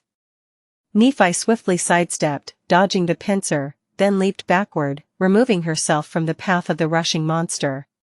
Simultaneously, her sword flashed in the air, cutting deep into the joint of one of the scavenger's front legs. Azure blood spattered on the ground. Of course, this small wound was too insignificant to slow the scavenger down. With surprising agility, it twisted and delivered a crushing sideways swipe. Nephi's, who just barely landed on her feet, had no choice but to deflect the blow with her sword. She managed to disperse most of the impact by holding the blade at the right angle, but the remaining force was still enough to throw her off balance. At that moment, the second pincer came down. Instead of trying to regain her equilibrium, Changing Star went with the fall and somersaulted over one hand, ending up distancing herself from the monster a bit. Her sword lashed out again.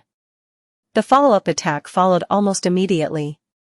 However, Sunny did not care about the details anymore.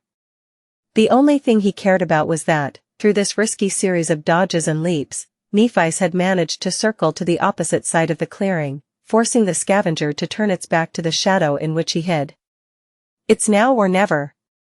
Gritting his teeth, Sunny lunged forward. Before Changing Star finished her last dodge. Before the scavenger's pincer crashed on her from above. Before Sunny had time to become scared.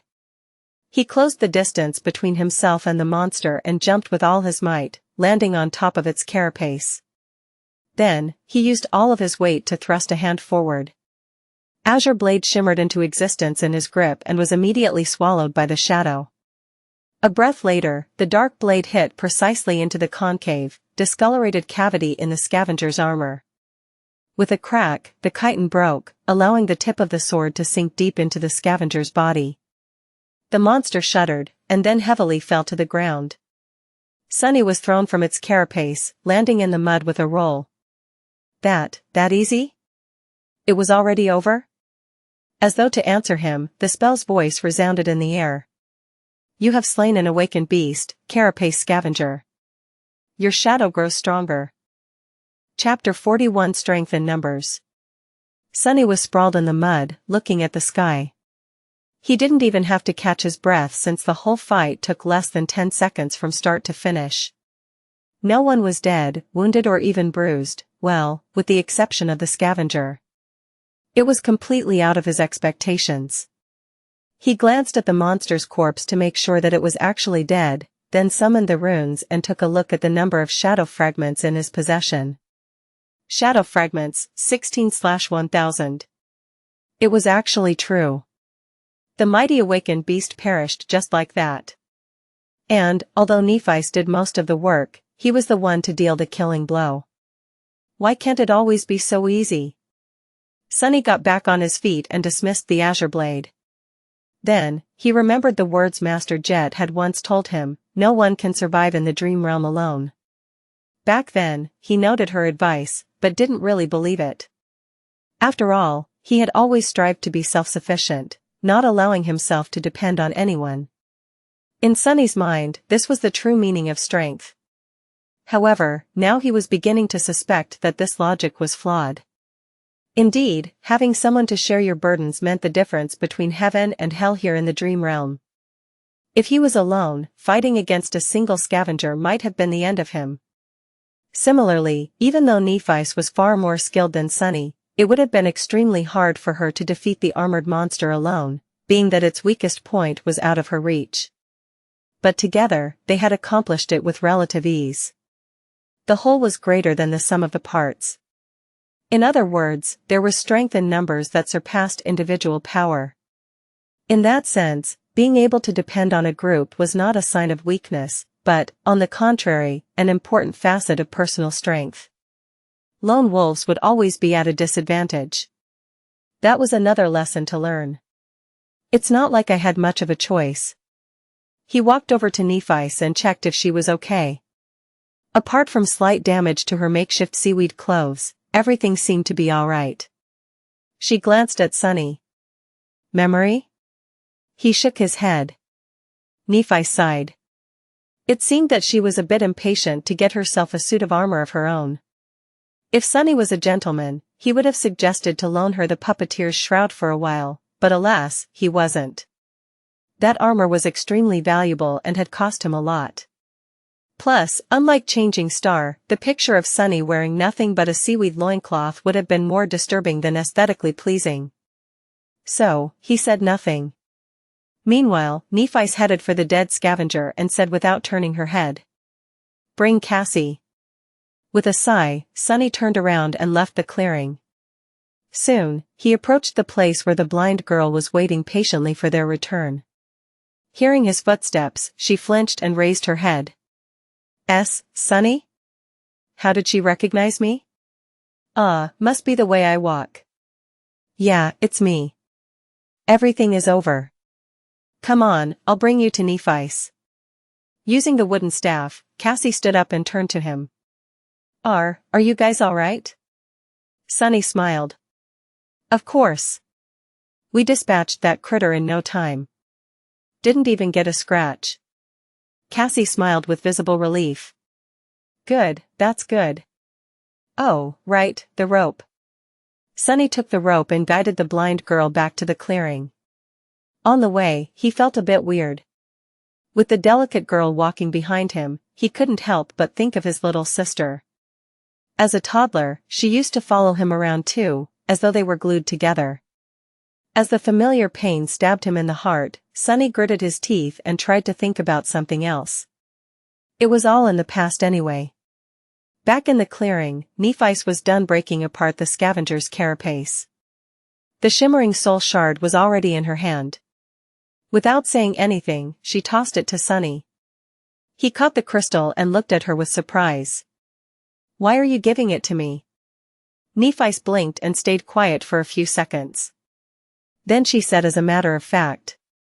I don't have pockets. Oh.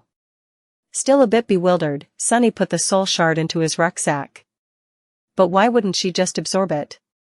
He opened his mouth to ask the question, but she seemed to realize something and added. We'll divide the spoils later. All right. Nephi, meanwhile, turned to Cassie and said after some deliberation. I was careful. Then, she smiled. Your shadow grows stronger. Your shadow grows stronger. Your shadow grows stronger.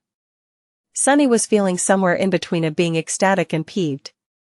Throughout the day, they managed to kill 3 more scavengers, each time with not much risk to anyone except for Nephi. The process was largely the same. After discovering the monster, he would hide in the shadows, while Nephi would act as bait. Then, when the time was right, Sunny would stealthily approach and finish the fight with a precise strike of the azure blade. He was wondering if that was what being in the main hero's party felt like. To anyone else, maybe with the exception of Castor, dancing around a deadly awakened beast would have been a tall task, most likely ending with the dancer's death. Nephi, however, had managed to do it over and over again seemingly without too much strain. What's more, her performance was based solely on skill, with no aspect ability involved. In that regard, even Castor couldn't have done better. She was swift, calm and precise. Every move she made was calculated and perfectly timed. She seemed to innately understand the flow and logic of combat, which gave her the ability to roughly predict what actions the mindless beasts would perform in the next seconds. Then it was just the question of physical prowess to evade and even manipulate them to a certain degree. Sunny had always known that skill and experience were more important than raw power, but by watching Nephi, he vividly understood just how vast the difference between them was. Even though his divine aspect allowed Sunny to exert more strength and speed than Changing Star, in an actual fight, he would never stand a chance. Of course, he was also an important part of every encounter. His role as the finisher was not trivial, and not just anybody would have been able to accomplish 4 kills with 4 strikes. Even though Sunny was not taught any elaborate techniques, he was still a somewhat experienced fighter.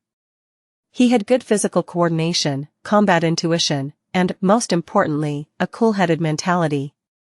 Not to mention the fact that they were only able to ambush the scavengers so effectively due to his shadow scouting them out in advance.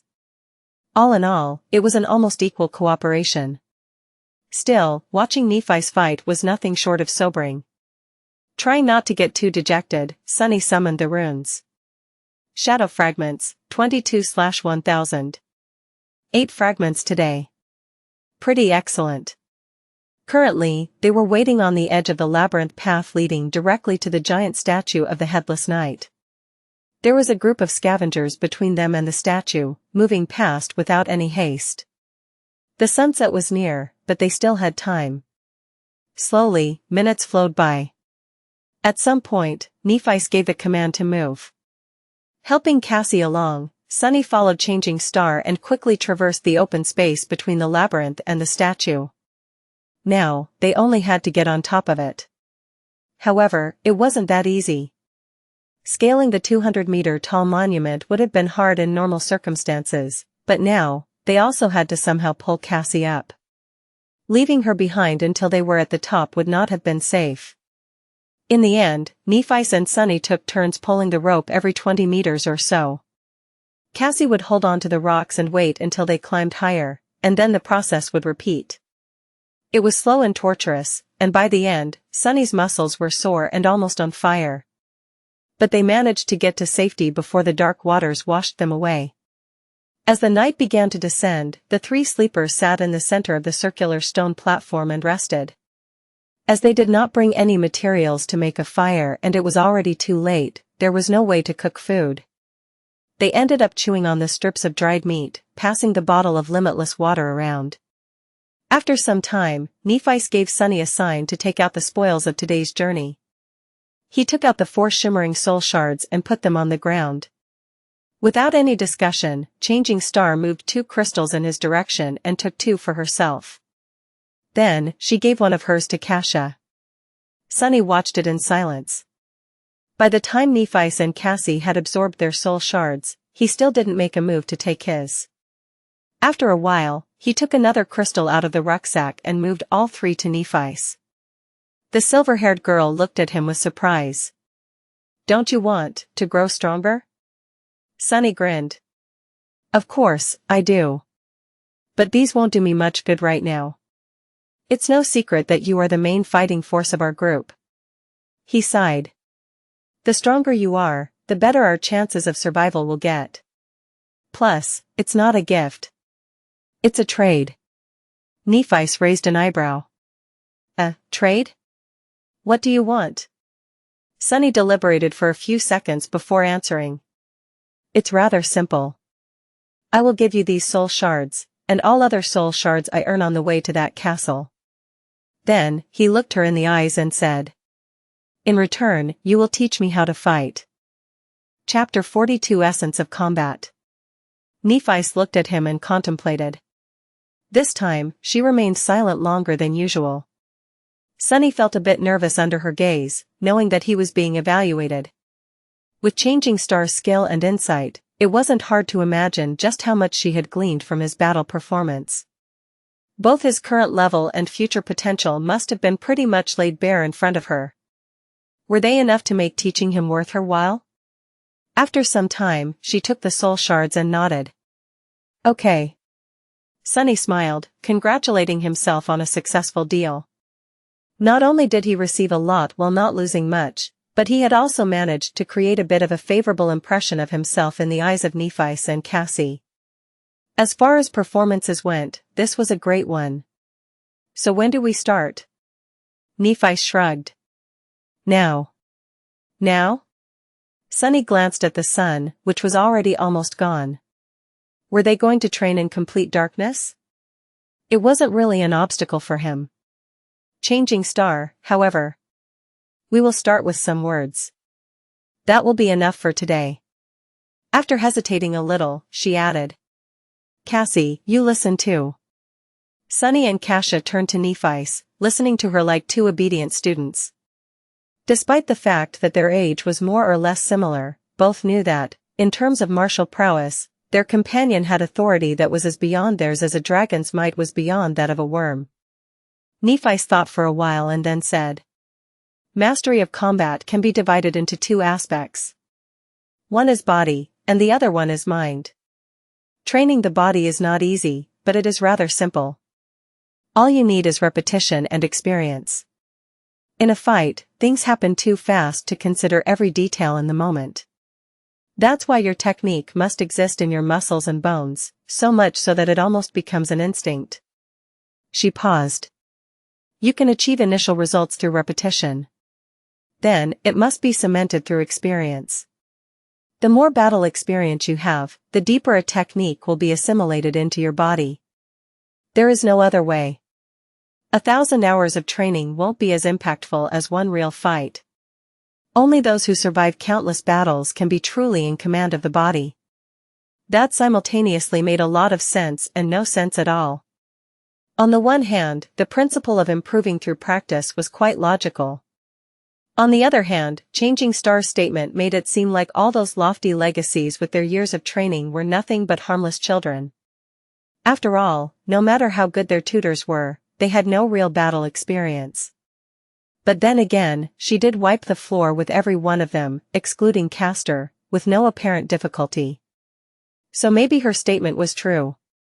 That, however, posed a question of its own. Just what kind of life had Nephi led to possess rich battle experience at the tender age of 18?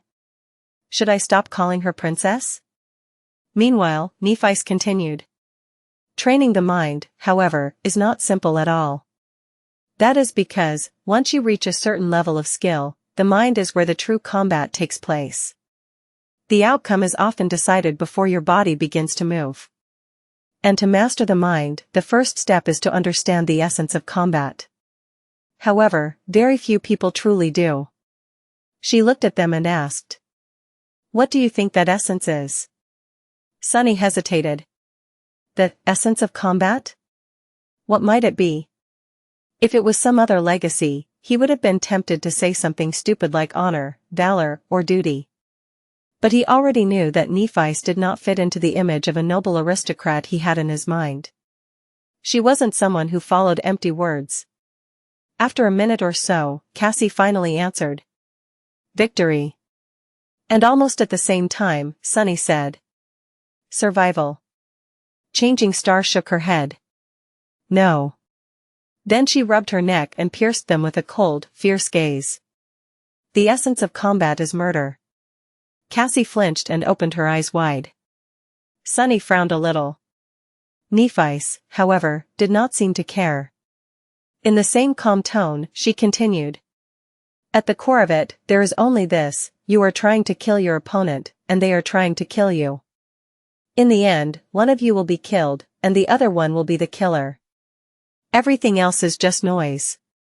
Her words sank deep into Sunny's heart and reverberated there, causing something inside of him to resonate and awaken. Style doesn't matter. Weapons don't matter. Reason and intent do not matter. The only thing that matters is to be the last one standing. In this way, anything you do in combat must be viewed as only serving one of two purposes, either to kill your enemy or to prevent the enemy from killing you. Nephi lowered her eyes. If you can understand that, you will have enough clarity to master the mind. After that, Sunny couldn't fall asleep for a long while. He lay on the cold stone, looking into the darkness and thinking about what Nephi had taught them. Repetition, experience, clarity. These were the three keys to becoming a fearsome warrior. All three were important, but the last one was the most vexing. Was it really how Changing Star had said? Was there nothing at the core of being a warrior than a cold will to kill? Intuitively, he felt that it was indeed so. This ruthless truth was, in a sense, an amalgamation of all his life experiences. After all, for someone like him, life was nothing but a constant battle for survival. Someone always won, and someone always lost. The former got to live for a few more days, the latter, no one cared what happened to them. Of course, life was life, and combat was combat. To most people, they weren't one and the same. But what about the awakened? The sole purpose of their existence was to fight against the nightmare creatures. Very few could escape that fate. After coming to the academy, Sunny allowed himself to think that he had escaped the fate of always having to struggle at the edge of survival. But now, it seemed like he had just exchanged one battle for another. This was an uncomfortable thought. However, if he looked at it from a different perspective, did it actually mean that he always had a crucial advantage? Most of those chosen by the spell were forced to somehow adjust to this merciless way of life. But he had always lived like this. Was he actually one of the few perfectly suited to be an awakened? With this thought, Sunny fell asleep. In the early morning, he was awakened by a piercing scream. Chapter 43 Repetition. Sunny was on his feet even before fully waking up. Somehow, Azure Blade was already in his hand. His shadow was hovering beside him, ready to either wrap itself around the sword in case he needed to attack or around his body, in case it was already too late for that. He tried to understand what was going on. Nephice was nearby, her longsword raised in a defensive stance. Cassie. Where's Cassie? Fearing what he might see, giant tentacles reaching for them from the darkness, he looked around. The eastern horizon was just beginning to show the first hints of dawn, adding a tiny shade of gray to the blackness of the world. In that blackness, there were no signs of danger. Finally, he saw Cassie.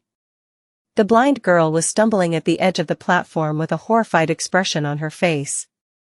With her blonde hair in a mess, she was stretching her hands out, clearly lost in space. Of course, there were no walls for her to find. The platform was open to the elements, and the only thing waiting for Cassie was a plunge into the dark, tumultuous waters. Before Sunny knew what he was doing, he was already running. That wasn't a very smart thing to do. After all, he did not know what had caused Cassia to scream and if there was some hidden danger nearby. Plus, it was still too dark for Nephice to see. His sudden lunge could have caused her to lash out with the sword before asking questions. All of these were good reasons to wait and observe first, but in an uncharacteristic and completely irrational manner, Sunny acted before thinking. He caught Cassie moments before she took a step off the platform and, holding her tightly in his arms, dragged the blind girl back. I got her! Sunny yelled, letting Changing Star know that there was no need to stab him with a sword. And then, in a quiet voice, he said to Cassie. I got you. It's all right. Everything is fine. Calm down. He felt the girl's body trembling and looked around again, trying to understand what had scared her so much. But there was nothing. Nephice was listening to the sea for the same reason. After a few seconds, she asked. Do you see anything? Sunny helplessly shook his head. No. He helped Cassie sit down in the center of the platform. While Nephice stood guard above them, he looked the blind girl over to make sure that there were no wounds on her body. Everything seemed to be fine. She's not hurt anywhere. Changing Star looked down. Although her face remained indifferent, he could tell that she was a bit flustered. After a second or two, she asked in something that might have been her version of a calming tone. It sounded pretty much exactly the same as usual. Cassie? What happened? Magically, that did seem to calm the blind girl down a little. At least enough for her to speak in a quivering voice. Cassie extended one hand and pointed down. The head. I saw, oh gods.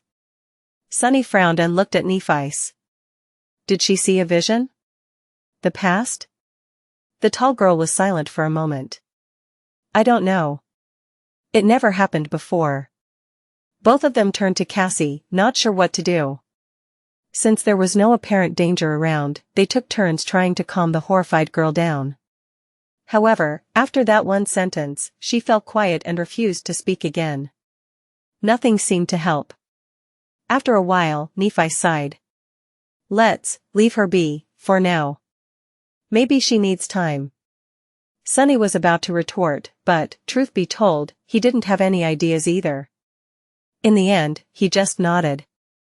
Okay. I'll keep an eye on her. Changing Star, however, had other ideas. As the sun was rising and the surging sea was receding, Nephice chose to give Cassie some space and led Sunny to the edge of the platform. However, she made sure to always have the blind girl in the periphery of her vision. Xianxia sat hugging her knees. Her eyes were closed, but small tremors that periodically ran through her body betrayed that she was awake. Sunny's eye twitched. "Are you sure it's okay to leave her like this?" Nephi's gave him a complicated look. "Yes." Then, after some thought, she added, "Cassie is strong." Sunny wasn't sure how to answer. If Changing Star considered someone to be strong, then they most likely were. However, strong was the last word that came to his mind when he thought about the delicate, beautiful, blind girl. Wasn't she someone who constantly needed their help? But then again, there were different kinds of strength. Xianxia was still alive and sane despite her debilitating flaw. How many people could have done the same? If you say so. Then, Nephi made him summon the azure blade. After studying it for a while, she nodded and took her long sword out of the air. Despite its size, it was an elegant weapon. The narrow, double-edged blade was much longer than that of the azure blade, with an incredibly sharp, symmetrical tip. The whole blade, as well as the simple cross-shaped guard and the pommel, seemed to be made out of silver and reflected the pale morning light. The handle was tightly wrapped in black leather. Putting the two swords side by side, Nephi spoke. "Your sword can be used with one hand, but its true potential can only be revealed when held in both. It is created primarily for cutting and severing, hence the higher center of gravity. However, it can thrust as well." Then she gestured to hers. "My sword is a bit more versatile. It is created for both cutting and thrusting, and it has a double edge. However, the principle of wielding these two swords is effectively the same." She took the sword in both hands, placing one near the guard and another near the pommel. Then, she performed a downward slash. They are both leverage-based weapons. When held with two hands, one hand pushes, she pushed the sword down with the hand near the guard, while the other hand pulls. The hand near the pommel simultaneously pulled the handle up, giving the blade a tremendous boost in speed. This is how you generate force and perform powerful strikes. Now, your turn. Sunny looked at his sword and gripped it with both hands, mimicking Nephi's pose. Then, he raised it and slashed down, making sure to enhance the force of the strike with his lower hand. Changing Star observed him. "You need to understand that a strike doesn't come from the hands. It comes from your whole body. Power comes from your feet, your hips, your core, your shoulders, and is only then transmitted to your hands. Like this." She demonstrated the downward slash again. This time, Sunny paid attention to the overall stance and movements of every part of Changing Star's body, as opposed to only the sword. He wasn't a novice to fighting. Instinctively, he already knew how to deliver a proper punch, even if, before, there wasn't a lot of strength in his body. The principles of striking with a sword were largely the same, so Sunny quickly understood the overall concept. He performed the simple downward slash a few more times. After each time, Nephi gave him pointers and corrected his mistakes. Some time later, she was finally satisfied with his form. "Good." Sunny smiled, proud of his achievements. Nephi looked at him thoughtfully and nodded. "Now, do it 1,000 more times." The smile froze on Sunny's face. 1,000? Did she say 1,000? He blinked. Sorry. How many times?" Changing Star tilted her head and thought for some time. "Well, we don't have much time today. So, yes. Only 1,000. Ha. Ha ha. Only 1,000, eh?" Sunny forced himself to sound polite. "I see. All right." As Nephi walked back to sit with Cassie, he turned to the sea and raised his sword. 1. The azure blade whistled as it cut the air. He raised it again. 2. Push and pull. This is how you generate force. 3. Strike with your whole body, not just your hands. 4. As Sunny raised his sword and slashed down, over and over again, only one thought eventually remained in his mind. Repetition, experience, clarity. Repetition. By the time he was done performing 1,000 strikes, Cassie was finally ready to speak. Chapter 44 Cassie's Dream. With pretty much every muscle in his body sore, Sonny walked over to the girls and fell on the ground. After catching his breath, he looked at Xianxia. "Cassie? Do you feel better?" Several seconds later, the blind girl slowly nodded.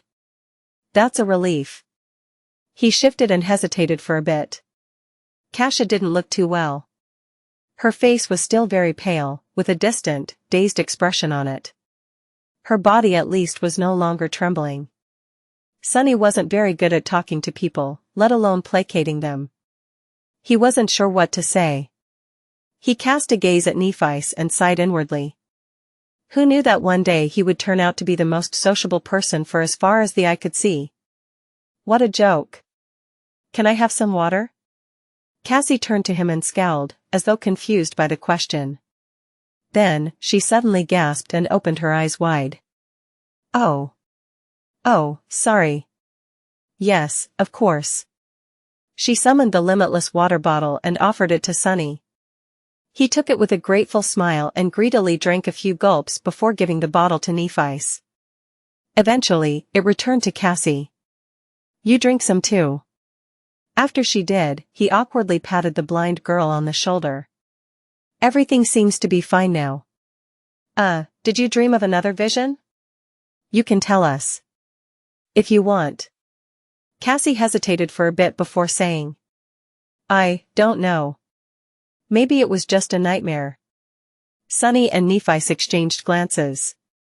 They both doubted that what Cassie saw was a simple nightmare. After all, people usually did not dream in the dream realm. The blind girl, meanwhile, continued. "I don't really remember. It's all in fragments." Sonny carefully considered his words, not wanting to pressure Cassie too much. "You can just tell us what you remember. Maybe we'll be able to make sense of it together." Xianxia sighed and tentatively nodded. After a long pause, she finally found the courage to speak. "At first, I saw a boundless darkness locked behind 7 seals. Something vast was churning in the darkness. I felt like if I directly saw it, I would lose my mind. As I watched, terrified, the seals broke one after another, until only one remained. And then that seal broke, too." She trembled a little. "After that? I don't know.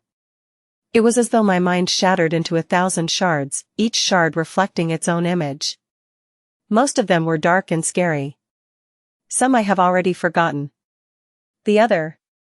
Cassie fell silent, remembering. "I saw the human castle again. Only this time it was at night. There was a lonely star burning in the black skies, and under its light, the castle was suddenly consumed by fire, with rivers of blood flowing down its halls. I saw a corpse in a golden armor sitting on a throne, a woman with a bronze spear drowning in a tide of monsters, an archer trying to pierce the falling sky with his arrows." Finally, she looked up, her face full of horror. "In the end, I saw a colossal, terrifying crimson spire. At its base, 7 severed heads were guarding 7 locks. And at the top, a dying angel was being consumed by hungry shadows. When I saw the angel bleed, I suddenly felt as though something so precious that it can't be described with words was taken from me." Her voice became quieter. "Then, I felt so much sorrow, pain and rage that what little remained of my sanity seemed to disappear. That was when I woke up. I think." Nephice and Sonny remained silent for a while, trying to make sense of what Cassie had told them. Even if Nephice had an idea, she didn't show it. Sonny, however, was totally lost. He couldn't even begin to decipher the hidden meaning behind the vision, if it even was one. Previously, Cassie's vision about the castle was pretty much straightforward. It showed her a human fortress and even the direction in which it was situated. This time, however, her dream was disjointed, full of weird symbolism and vague, uncertain images, much more like a charlatan's prophecy than a vision gained through an aspect ability. Finally, he sighed. "Maybe it actually was just a nightmare. Your previous visions weren't like this, right?" Cassie silently shook her head. Sunny scratched the back of his head. Well, people don't usually dream in the dream realm, but you do. Perhaps seeing a random nightmare once in a while is a side effect of your ability. The blind girl turned to him, a faint relief written on her face. You really think so? He hesitated, trying to find the right words. Why not? It's a possibility. Inwardly, however, he felt uneasy. A dying angel being consumed by shadows, why does it sound so ominous? I should try and stay away from angels in the future. Gee, what has become of my life? A sentence like that doesn't even sound insane anymore. With that, they were finally ready to welcome a new day. Some time later, they were sitting on the western edge of the stone platform, looking at the scavengers below. Sunny's shadow was busy scouting a path to the next high landmark. Were there always that many? Sunny glanced at Nephi's and shook his head. No, there were much more. They seem to be almost done with the carcass. I doubt it will last until nightfall. Which meant that, by tomorrow, all these beasts would be roaming the labyrinth, making it hard for the three sleepers to make any progress. It would be best to leave today and put some distance between themselves and the horde before the scavengers were done with their feast. However, without scouting a path in advance, there was a chance of not making it to safety in time. Both options were risky. Nephi frowned, seemingly thinking the same. After a while, she said, I don't want Cassie to spend another night near the statue. Let's leave now. Sunny thought for a while, then opened his mouth to offer his own opinion. However, a sudden commotion below prevented him from speaking. Down at the bottom of the disappearing sea, amidst mounds of broken coral, the carcass of the giant shark-like monster, the remaining half of it, to be precise, was almost stripped of meat. And between its white bones, something was shimmering in the mud. Two extremely large, luminescent crystals. Sunny's eyes widened. Are those? Yes. Shards of two transcendent soul cores. Transcendent, two of them. Suddenly, he was simultaneously filled with greed and fear. Greed because of how rare and precious transcendent soul shards were, fear because the giant shark turned to be a corrupted devil, at least. One corrupted devil, if not stopped by a saint or a large number of awakened, could potentially destroy an entire city. Sunny belatedly realized that he was much closer to death on that first night than he had previously thought. Should we wait and listen? He stared at Nephi's and then obediently listened to the distant, barely audible clamor of the scavengers. After a while, he noticed some disharmony in it. Nephi suddenly tensed up. There. She pointed in the direction of the labyrinth. After concentrating on it, Sunny was finally able to notice two massive shadows stepping out of a particularly wide passage. A second later, the creatures casting those shadows appeared in sight. Sunny gulped. Damn. The monsters looked like the scavengers, but not quite. To start with, they were much larger, towering above the surroundings at more than 3 meters of height. Their carapace seemed to be thicker. It was colored in deep black and scarlet, like an ancient armor drenched in blood. Here and there, vicious-looking spikes were growing out of the carapace, making their every move much more dangerous. Additionally, instead of heavy pincers, their upper arms ended with long, curved, terrifying bone scythes. Sunny felt cold sweat running down his spine. What the hell are those things? Nephi tilted her head. Monsters, I guess. Nightmare creatures with one soul core were called beasts. They were dangerous and strong, but mindless. If they were able to develop or were created with a second core, they became monsters. Monsters were much more devastating and possessed some rudimentary, warped form of intelligence. They were the next step in a nightmare beast's evolution. And these two seemed to be bigger, deadlier versions of Carapace scavengers. Sunny and Nephi watched as the two monsters approached the carcass. The scavengers were visibly afraid of them, rushing to get out of the way. Those who were too slow were mercilessly thrown to the side or cut apart by the bone scythes. Rivers of azure blood were flowing into the mud. What are they doing? Did they come to absorb the soul shards? Finally, the monsters reached the carcass. Each of them took one of the shards. However, instead of absorbing them, they simply turned around and carried the precious crystals away. The scavengers made way, following the shards with their little, hungry eyes. Sunny blinked and looked at Nephi's. "Do we still leave now?" Changing Star frowned and hesitated. A few moments later, she shook her head. "No. We'll go tomorrow." Then, she turned west and observed the retreating monsters. "Get your shadow to follow these two back." Chapter 45 Sound of Laughter. Because of the shadow fragments Sunny had absorbed in the last few days, the range of shadow control has increased a little. However, it was still far from being enough to explore deep into the labyrinth. He only got the general direction in which the two large monsters were moving. They were going west. After telling this to Nephi, there was pretty much nothing else for him to do. In the end, Sunny decided to simply rest. The next day was promising to be full of hardships and danger, so it was in his best interest to let his body recover as much as it could. Some time later, Sunny was lying on his back, staring at the gray sky. Cassie was sitting beside him, lost in her thoughts. Nephi was meditating. At least, that's what it looked like. She might as well had been asleep, for all Sunny knew. After a while, Cassie turned to him. "Sunny?" He tilted his head to look at her. "Yeah?" The blind girl hesitated. Do you think we'll be able to return home?" Sunny glanced at her and furrowed his brow. A few seconds later, he turned away and looked at the sky again. "Sure." Cassie smiled. "You really think so?" "Why? What's with all these questions?" He sighed and tried to find the right words. "Because of her." He pointed at Nephi, knowing that Cassie won't see it. There was no one else on the stone platform, though, so it was pretty obvious who he was referring to. "I'm also not someone to die easily. In fact, I'm willing to bet that you couldn't have found a better duo of sleepers to escort you across the dream realm. If anyone can survive this, it's us. So, yeah. I think that our chances of making it back are pretty high."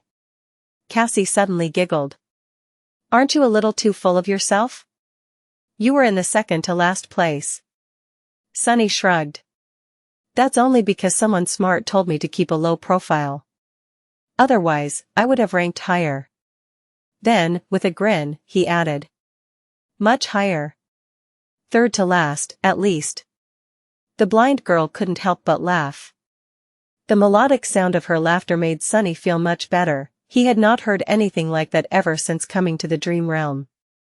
It was nice to see that people were still able to preserve a bit of mirth even in this hellish place. Come to think of it, this was the first time he heard Cassie laugh at all. Back in the academy, she was always dull and bleak. After this sudden outburst, Cassia's expression slowly turned wistful. A few seconds later, she asked, "What do you miss the most about home?" Sunny tried to think of something, but failed. He wasn't sure that he even had a home in the real world. The tiny room he had been renting previously was nothing but a temporary shelter from the rain. As for the real world as a whole, his life there wasn't that pleasant either. Finally, he said, "I don't particularly miss anything." Cassie was very surprised.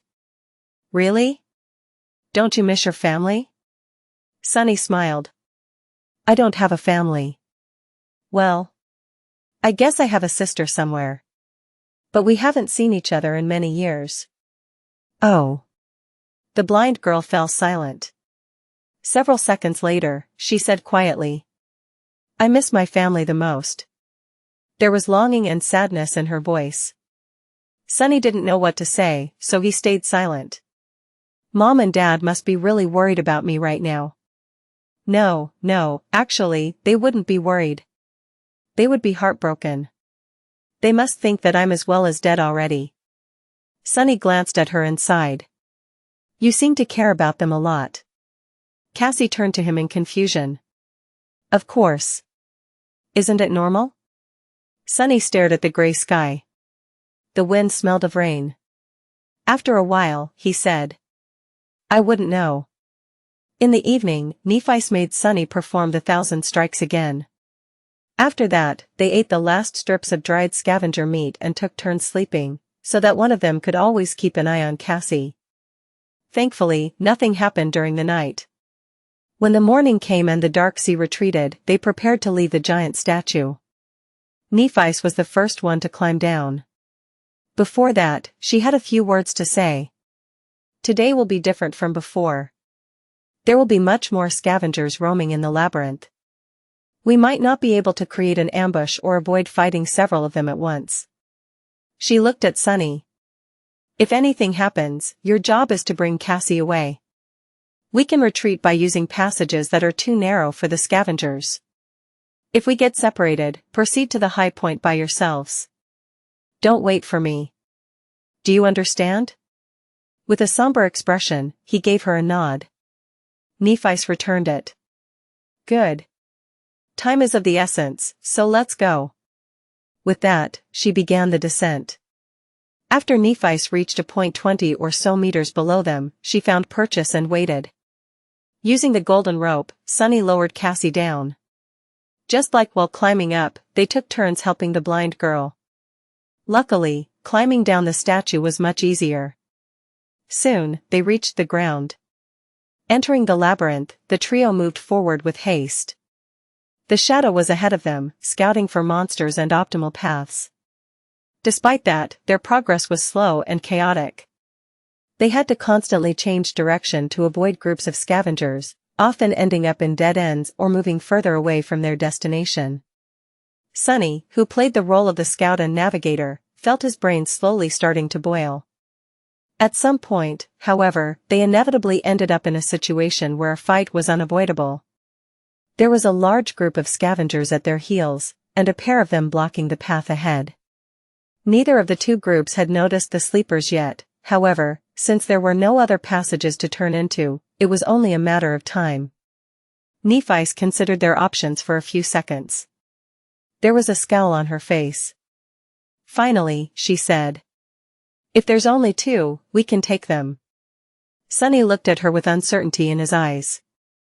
But there's no time to set up an ambush. He wasn't quite sure how they could fight two scavengers at once.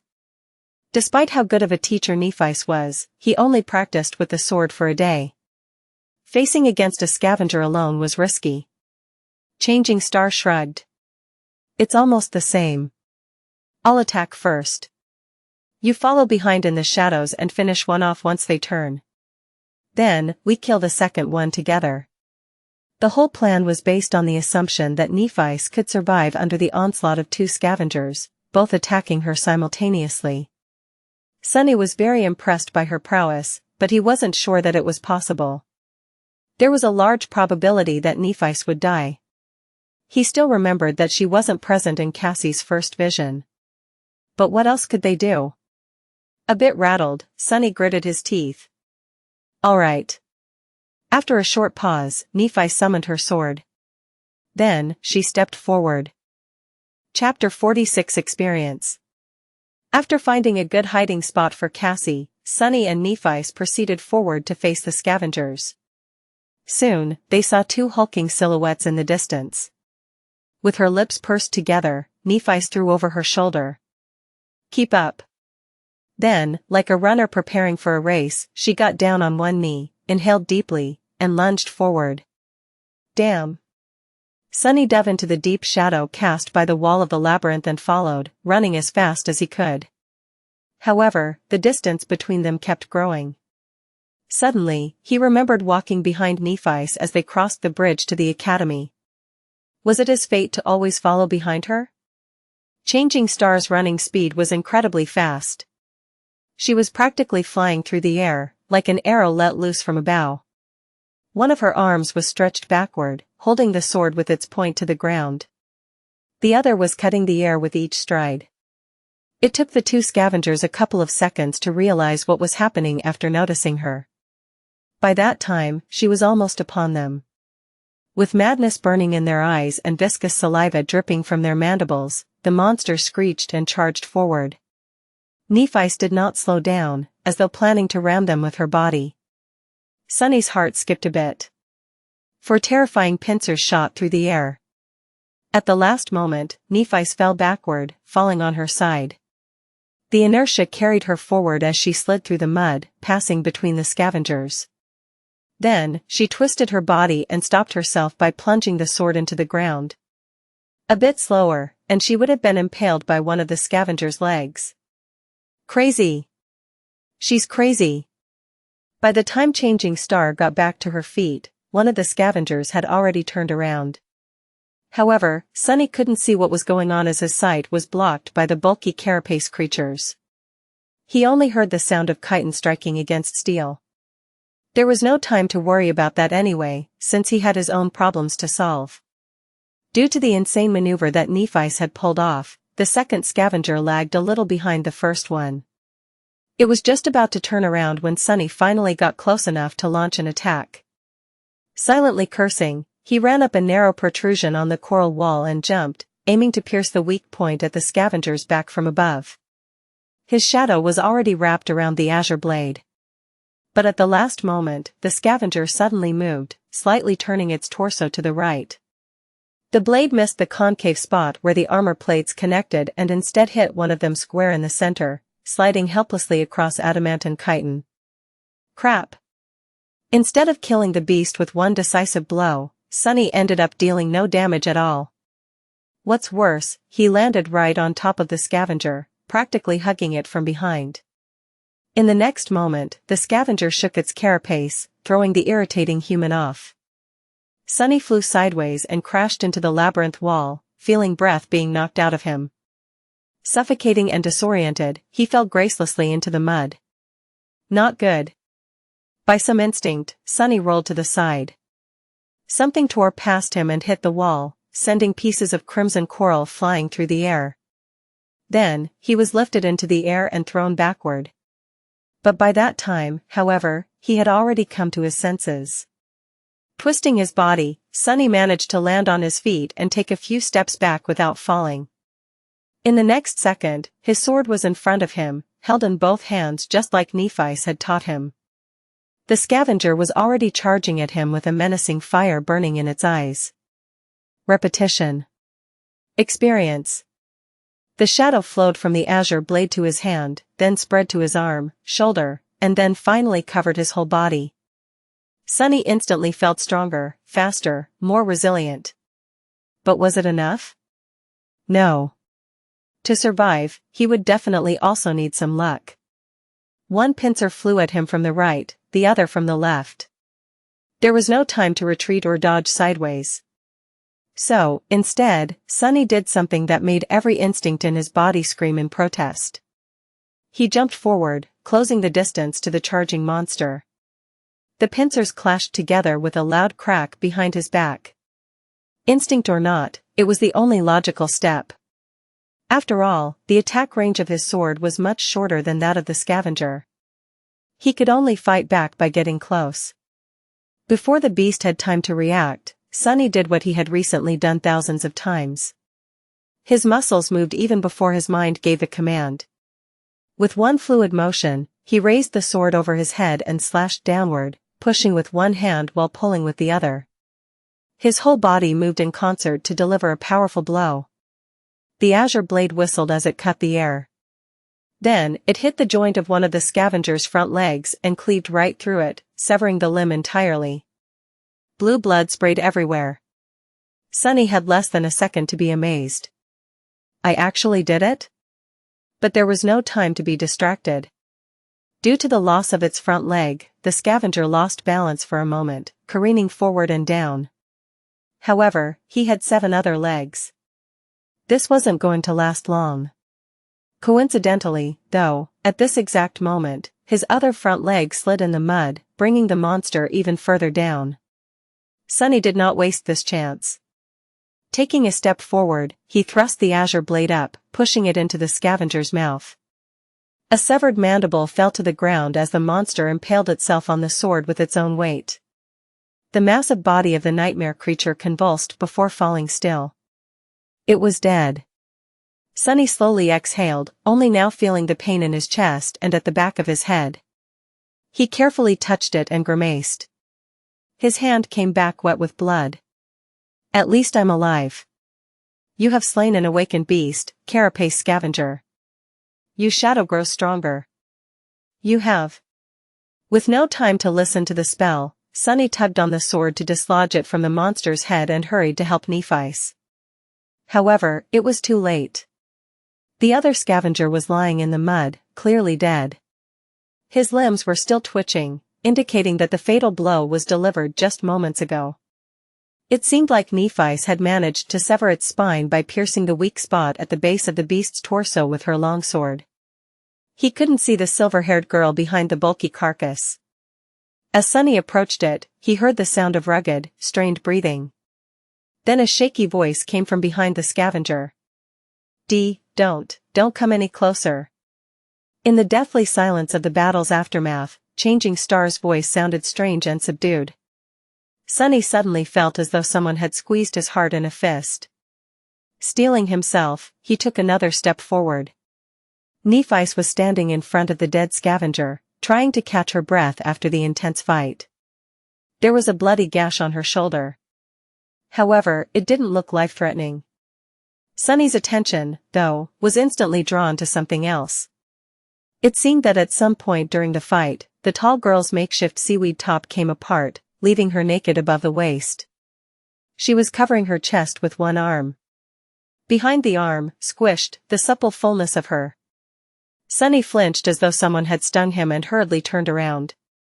His face was burning. Without thinking about it, he even made his shadow look away. An awkward silence followed. After some time, Sunny forced himself to speak. Are you all right? Nephice was slow to answer. Yes. Good. Good. I'll go fetch Cassie then. All right. Feeling as though an army of monsters was chasing him, he walked forward on stiff legs and then quickened his step, barely holding himself from running. Her fault. It's her fault. She should have communicated things clearer. Trying to get the vivid image out of his head, Sunny hurried to the place where Cassie was waiting for them. By the time they returned, Nephice had already fixed her top and was wearing it as though nothing had happened. However, Sunny couldn't help but feel that the look she gave him was somewhat weird. Forget it. After checking the wound on his head, Changing Star said. It's just a bleeder, nothing serious. Tell me if you feel dizzy and nauseous or have a strong headache, though. Since Sunny had none of these symptoms, he kept quiet. Nephice looked down at his clothes and sighed. Memory? He opened his mouth to say no, but then fell silent. Come to think of it, when he killed the scavenger, the spell did say something else after informing him about the absorbed shadow fragments. At the time, he was too busy to pay it any attention. Let me check. He summoned B runes and quickly found the cluster representing his memories. Memories, Silver Bell, Puppeteer's Shroud, Azure Blade. Nothing new. Then what was the spell talking about? Suddenly, he noticed a new set of runes in the neighboring cluster. His eyes widened. Echoes, Carapace Scavenger. Chapter 47 Echo. Echo, it's an echo. Sunny couldn't believe his eyes. Echoes were an extremely rare type of reward that Awakened could receive after slaying nightmare creatures. Chances of getting one were very low. In the real world, an echo could be sold for an unimaginable amount of money. That's because they were much more precious than memories. Without delaying it much further, he dove into his sea of soul. There, very few things had changed. A lonely black sun was still hanging above the calm, silent waters. It was orbited by spheres of light that represented his memories. This time, there were 3 of them. Just like before, Sunny couldn't get rid of the feeling that something was stealthily moving just beyond the periphery of his vision. However, this time, he didn't pay it any attention. He wanted to see his echo. It, too, was represented by a sphere of light. However, this sphere was much larger and hovered further away from the shadow core. With a thought, he commanded it to descend.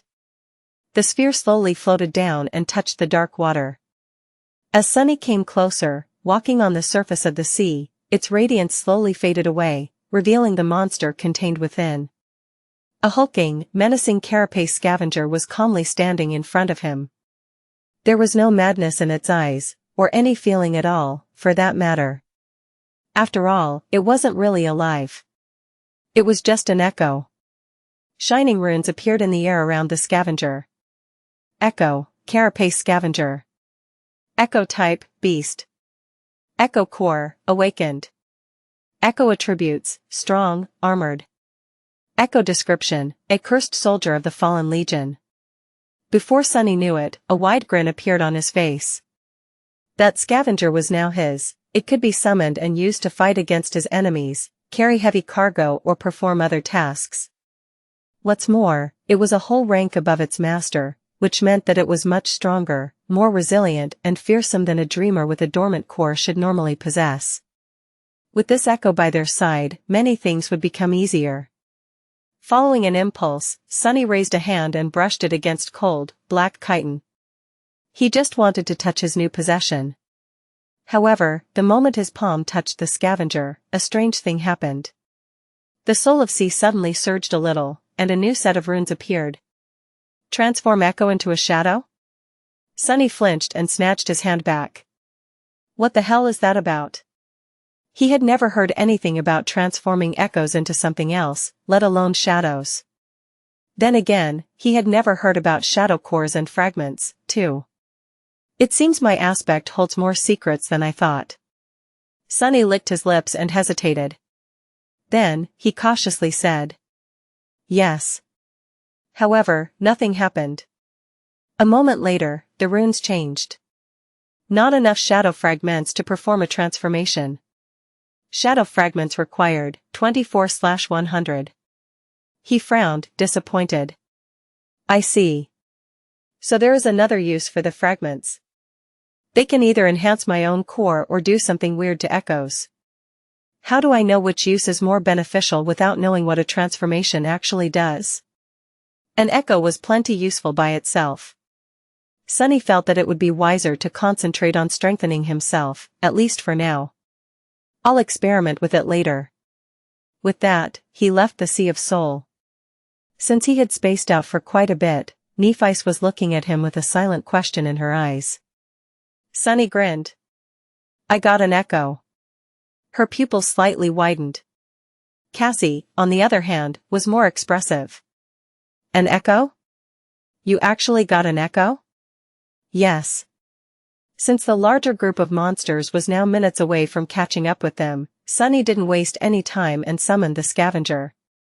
The hulking beast immediately appeared in front of him, seemingly sewn together from tiny sparks of light. Soon, its black chitin became fully corporeal. Following Sunny's command, it shifted a little and raised its mighty pincers. Nephice observed the echo with an unreadable expression. Then, a corner of her lip slightly curled up. Good. Sunny looked at her with a smile. I think we can task it with carrying Cassie. Outside of battle, it will help us the most. The blind girl's mouth fell open. Carry me? Like a mount? He chuckled and slapped the scavenger on its carapace. This bad boy can fit a petite girl like you with no problem at all. Trust me. I've been clambering these things a lot for the past few days. It's actually quite spacious on top of them. Especially if they're not trying to kill you. Cassie hesitated. Well, okay. If you think it's for the best. Sunny and Nephice helped the blind girl to climb on top of the echo. Then, they used the golden rope to create makeshift reins for Cassie to hold on to. After quickly retrieving soul shards from the dead scavengers, the sleepers hastily left the passage, narrowly avoiding another battle. With Cassie riding comfortably atop the scavenger, their overall speed dramatically increased. Sunny and Nephice were jogging in the front, hoping to recoup the time lost in the first half of the day and reach the high point with an hour or two to spare. From time to time, they had to take detours to avoid fighting groups of Carapace monsters. However, with a monster of their own by their side, the mood and mental state of the three sleepers were much better. For the first time since coming to this place, Sunny felt somewhat calm. Of course, this calmness didn't last long. At some point, he noticed that the wind had picked up a bit. Almost simultaneously, Cassie asked them to stop. Nephi and Sunny looked at her with deep frowns. It seemed that they both had a bad premonition. What is it? The blind girl let go of the reins. Do you hear anything? They looked at each other, then shook their heads. No. Why? Cassie scowled. Help me get off this thing. After they helped her, she stood motionless for a while, listening. Her scowl deepened. Then the blind girl cautiously kneeled and put her ear to the ground. What do you hear? Cassie licked her lips. It's murmuring. Suddenly, a drop of water fell on Sunny's face. He raised his head and looked at the sky. There, dark stormy clouds were gathering with unnatural speed. Pretty soon, they were bound to cover it completely. Including the sun.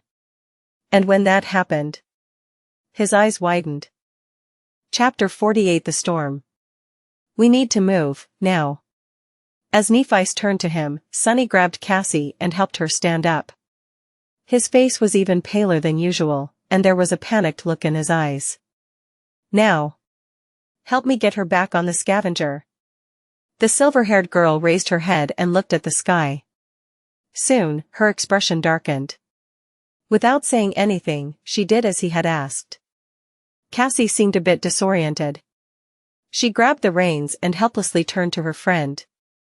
Neff? What is going on? Changing Star glanced at her. When she eventually spoke, her voice sounded heavy. A storm is coming. Meanwhile, Sunny sent his shadow to climb on top of a tall pillar of coral and looked ahead, trying to understand how far the cliffs they were aiming for were. From the look of it, there was still a considerable distance to go.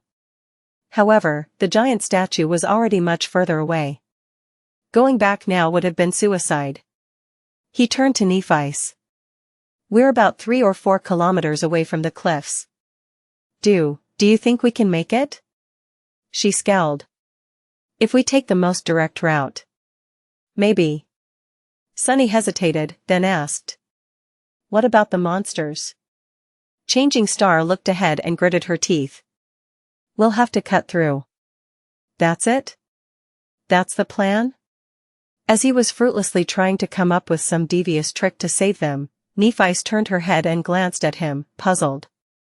What are you waiting for? Run. As they darted forward, heavy drops of rain were starting to fall on the ground.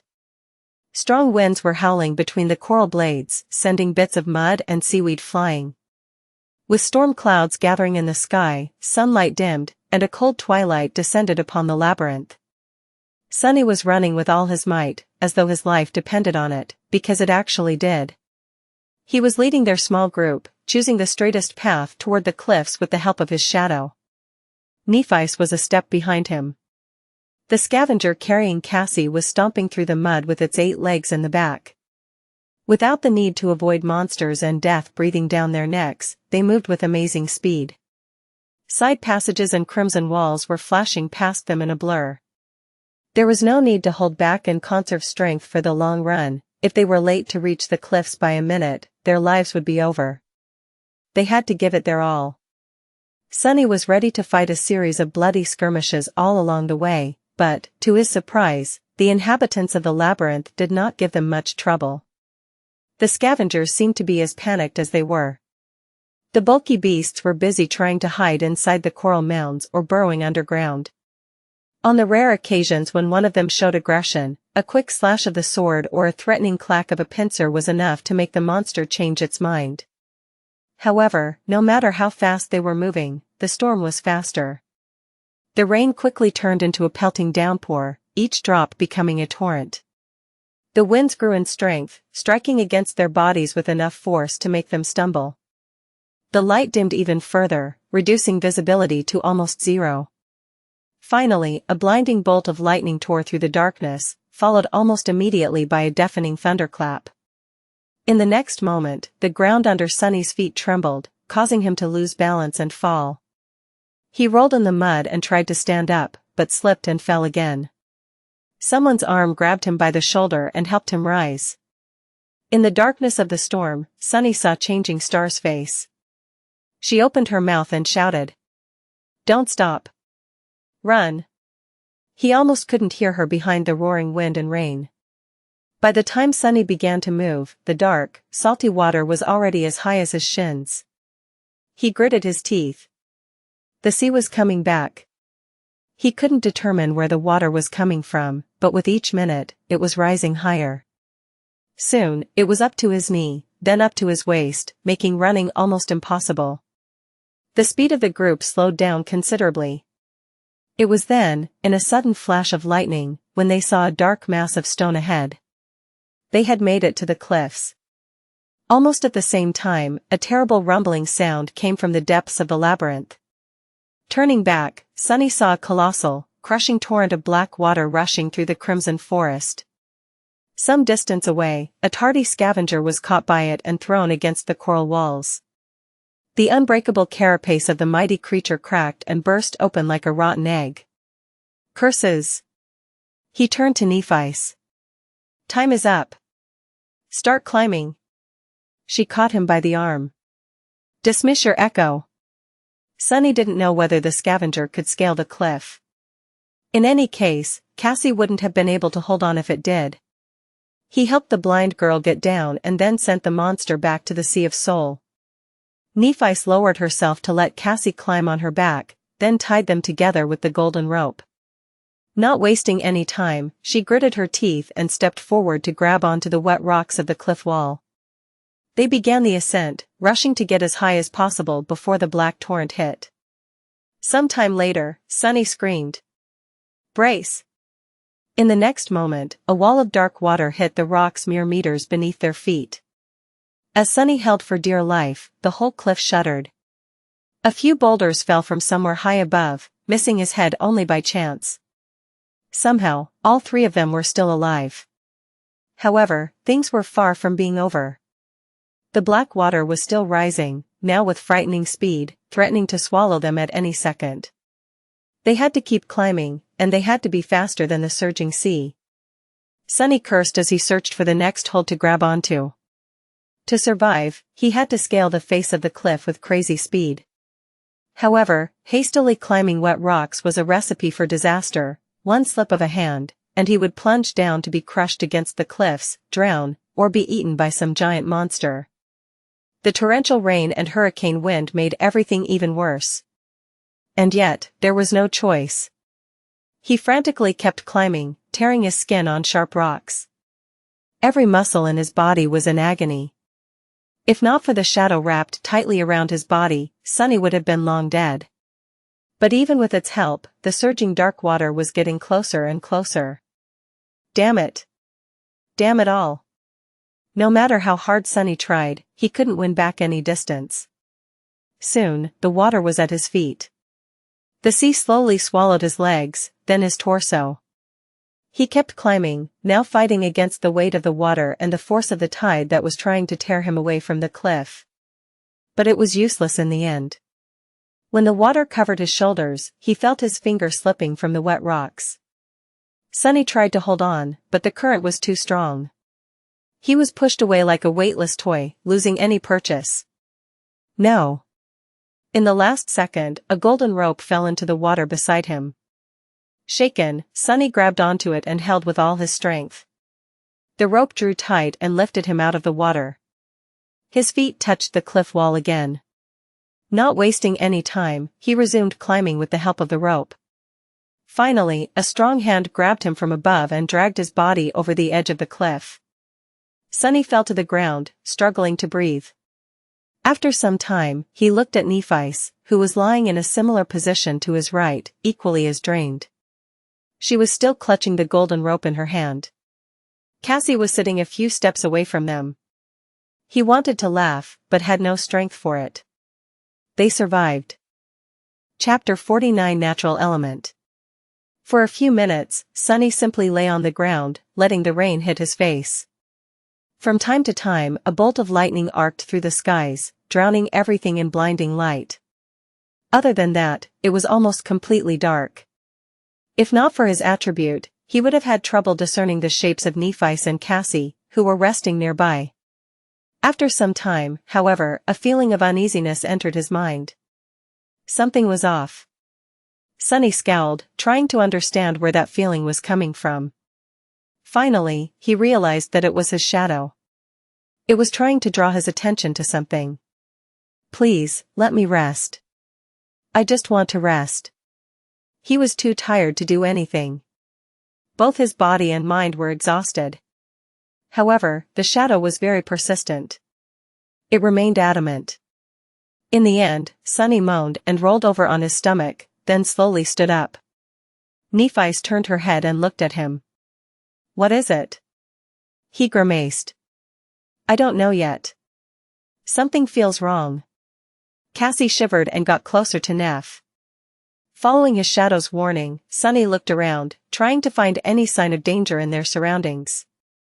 Even with his vision, he couldn't see anything out of place. The upper part of the cliffs was well above the stormy sea, forming a small island. Its surface was rugged and uneven, with several protruding ridges breaking the line of sight.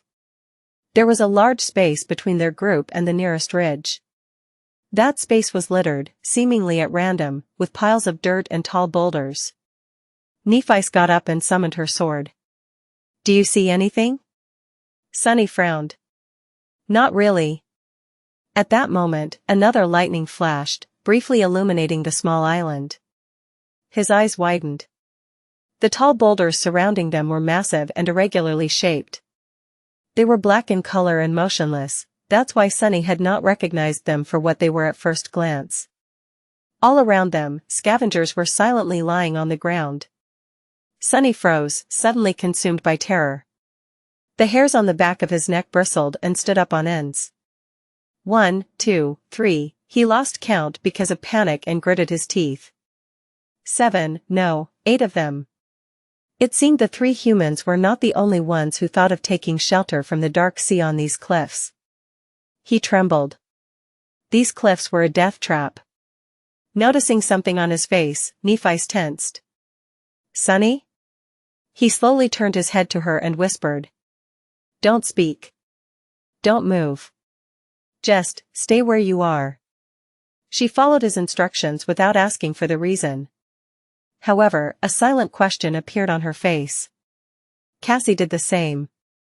Sunny closed his eyes and breathed in, trying to calm his panicking mind down. There were no hopeless situations. Every problem had a solution. He just had to think of one. The scavengers did not attack yet. Maybe they were asleep or patiently waiting out the storm, trying not to move in fear of attracting more terrifying monsters. Maybe they simply did not notice the humans. After all, it was unknown how well these creatures could see. Were they able to see in the dark? Probably not, or at least not as well as he could. There was still hope. Sunny opened his eyes and looked at the small island again. But this time, his perspective was different. He saw the deep darkness, the clamor of the storm that drowned out most of the sounds, the large distance between the scavenger. This was his territory. It was perfectly suited for a murderous shadow. Didn't he dream of becoming a silent assassin? Well, here was his chance. He just had to execute each step perfectly, crawl through the darkness, strike without alerting the enemy, kill each of them with one precise blow. Rinse and repeat. He already knew their strengths and weaknesses, all that was left was to put that knowledge to practice. And even if he makes a mistake, there were other means to fall back onto. Echo and Nephice could do their part if he were to land himself in danger. Yes, that could work. It had to. Sunny looked at Changing Star and Cassie. "I'll take care of this." Before they could react, he seemed to dissolve into the shadows. Under the cover of darkness, Sunny sneaked forward. His steps were soft and measured, his breathing controlled. He quickly determined the optimal order of attack to minimize the chance of being discovered and proceeded to the first target, a hulking scavenger that was the furthest away from the pack. Hidden in the shadows, Sunny suddenly felt calm and focused. He felt as though he was finally in his natural element. As the looming silhouette of the scavenger approached, he slowed down and circled around his target. The monster did not move, oblivious to the lurking threat that was drawing closer with each second. Sunny held his breath and prepared to attack. He only had one chance. Do it right. With that thought, he silently lunged forward. One step, two. Sunny jumped and easily landed on the monster's carapace. The azure blade was already in his hand, its steel dark. A moment later, it plunged into the weak point on the scavenger's back, piercing the chitin and destroying its brain. The quiet crack of the breaking carapace was quickly washed away by the rain. It was done. Sunny felt a sense of triumph appear in his heart and quickly suppressed it. This wasn't the right time to celebrate, 7 targets were still waiting for him in the darkness. He retrieved his sword and jumped down from the scavenger's corpse. Then, Sunny frowned. Why was the spell silent? It didn't announce his kill, nor the absorption of the shadow fragments. Feeling his skin crawl, Sunny turned around and looked at the scavenger. At first, he was afraid that the beast was still alive, but that wasn't the case. It was as dead as could be. However, on closer inspection, Sunny noticed something that he had missed before. And when he did, his face paled. Chapter 50 Death Trap. The scavenger was dead. However, it wasn't Sunny's blade that killed it. While circling the target, he was focused on staying unnoticed and not alerting the enemy to his presence before reaching the optimal position for an attack. After that, he only saw the monster's back. That's why he didn't notice the terrible wound that ran from the top of the creature's torso to its segmented legs, obscured by the rain. The unbreakable carapace was cut open like a tin can. The scavenger's flesh and mangled organs could be easily seen through the large gap, oozing azure blood. It streamed down only to be washed away by the storm. Sunny gulped. He might have felt awkward about performing a perfect ambush on a long-dead monster if not for the fear of whatever had killed it in the first place. Looking around, he hesitated and summoned the azure blade back, then wrapped himself in the shadow.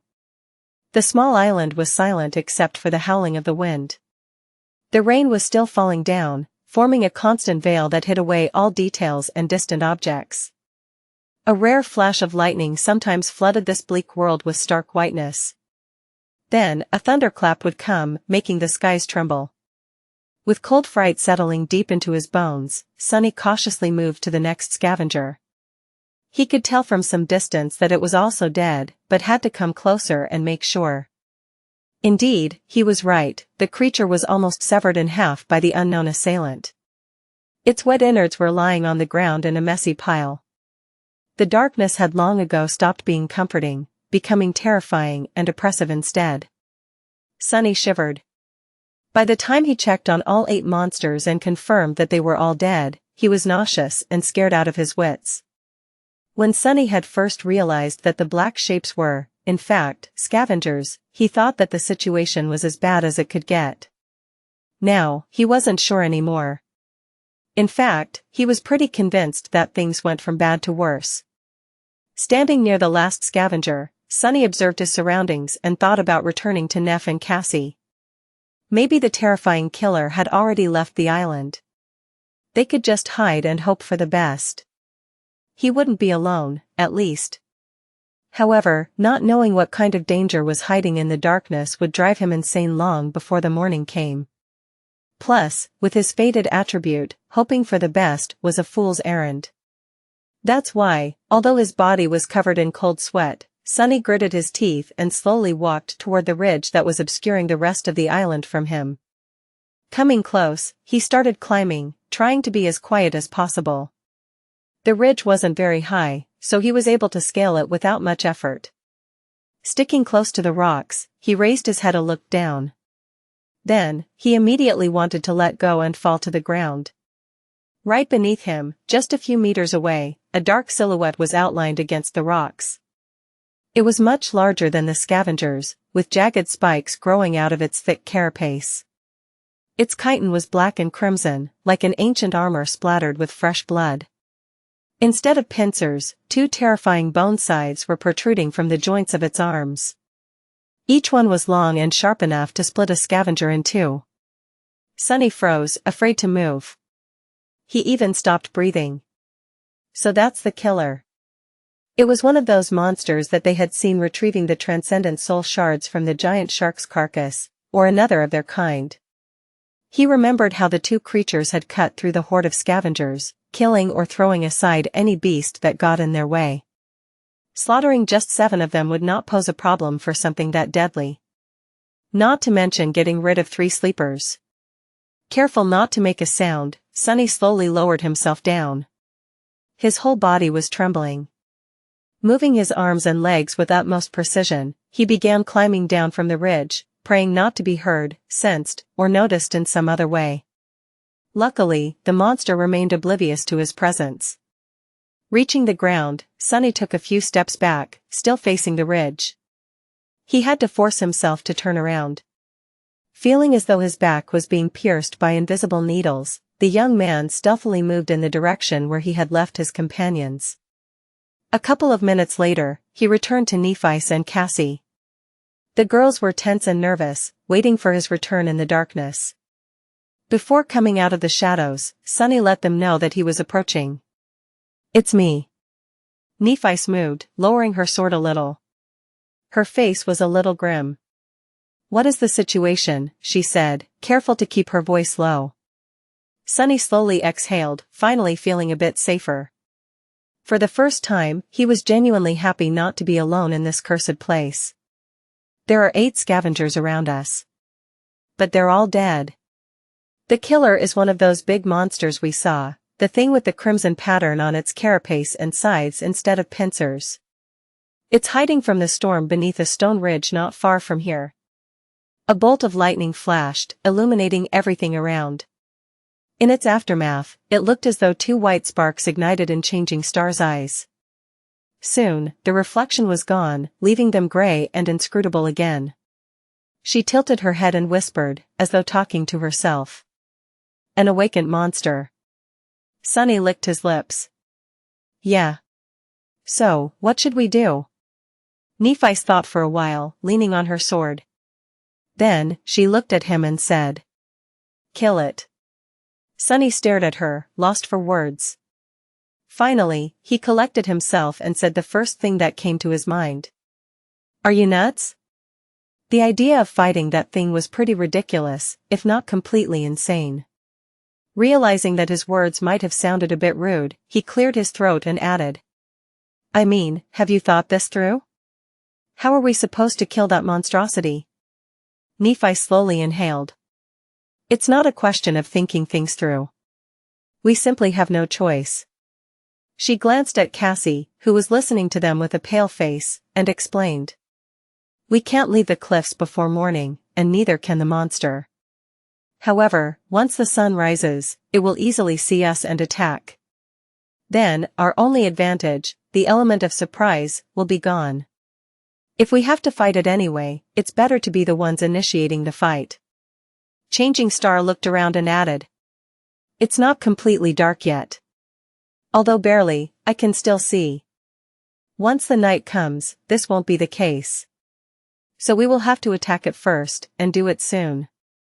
Sunny shook his head. "This still doesn't explain how we are going to kill it. That thing just dispatched 8 scavengers like it was nothing. We are not its opponents. We don't even know its weaknesses." Nephi frowned. After a short pause, she said, "It's just an awakened monster." Sunny couldn't help but stare at her in disbelief. "What do you mean, just an awakened monster? Have you forgotten that all 3 of us are only sleepers? Dormant humans are not supposed to be able to deal with awakened beasts, let alone monsters. The fact that we can reliably kill scavengers is already abnormal." She looked back at him, undisturbed, and simply answered, "But we are abnormal." Sunny stood there with his mouth open, not knowing what to say. Nephi sighed. "You and I both are not exactly ordinary sleepers. Aren't we? Don't try and deny it. Someone ordinary simply would not have survived in this place." He frowned, not happy about her line of thought. Meanwhile, Changing Star continued. You, me, plus the awakened beast you have as an echo, plus the advantage of a surprise attack. I'm not saying that it will be easy. We might die. But there's a good chance that we won't. She looked down at the silvery blade of her sword, and added after a couple of seconds. In any case, as I have already said, we don't have a choice. Sunny gritted his teeth, trying to find a logical retort. However, her reasoning seemed unassailable. He just had a really bad feeling about fighting that monster. In the ensued silence, Cassie, who had been quiet all this time, suddenly spoke. You are forgetting about the main advantage we have over that thing. Both of them looked at her, surprised. The blind girl turned to face them and slightly lifted her head. We are intelligent, and the monster is not. Her words echoed in the darkness. Sunny sighed. It seemed that a fight with the bone scythe monster was inevitable. Some time later, he was standing in the darkness, looking at the terrifying creature in front of him. His expression was grim and somber. Tightly gripping the azure blade, Sunny slowly inhaled. The ominous feeling he had before was still there, now stronger than ever. I don't like this. With this thought, he exhaled and raised his hand,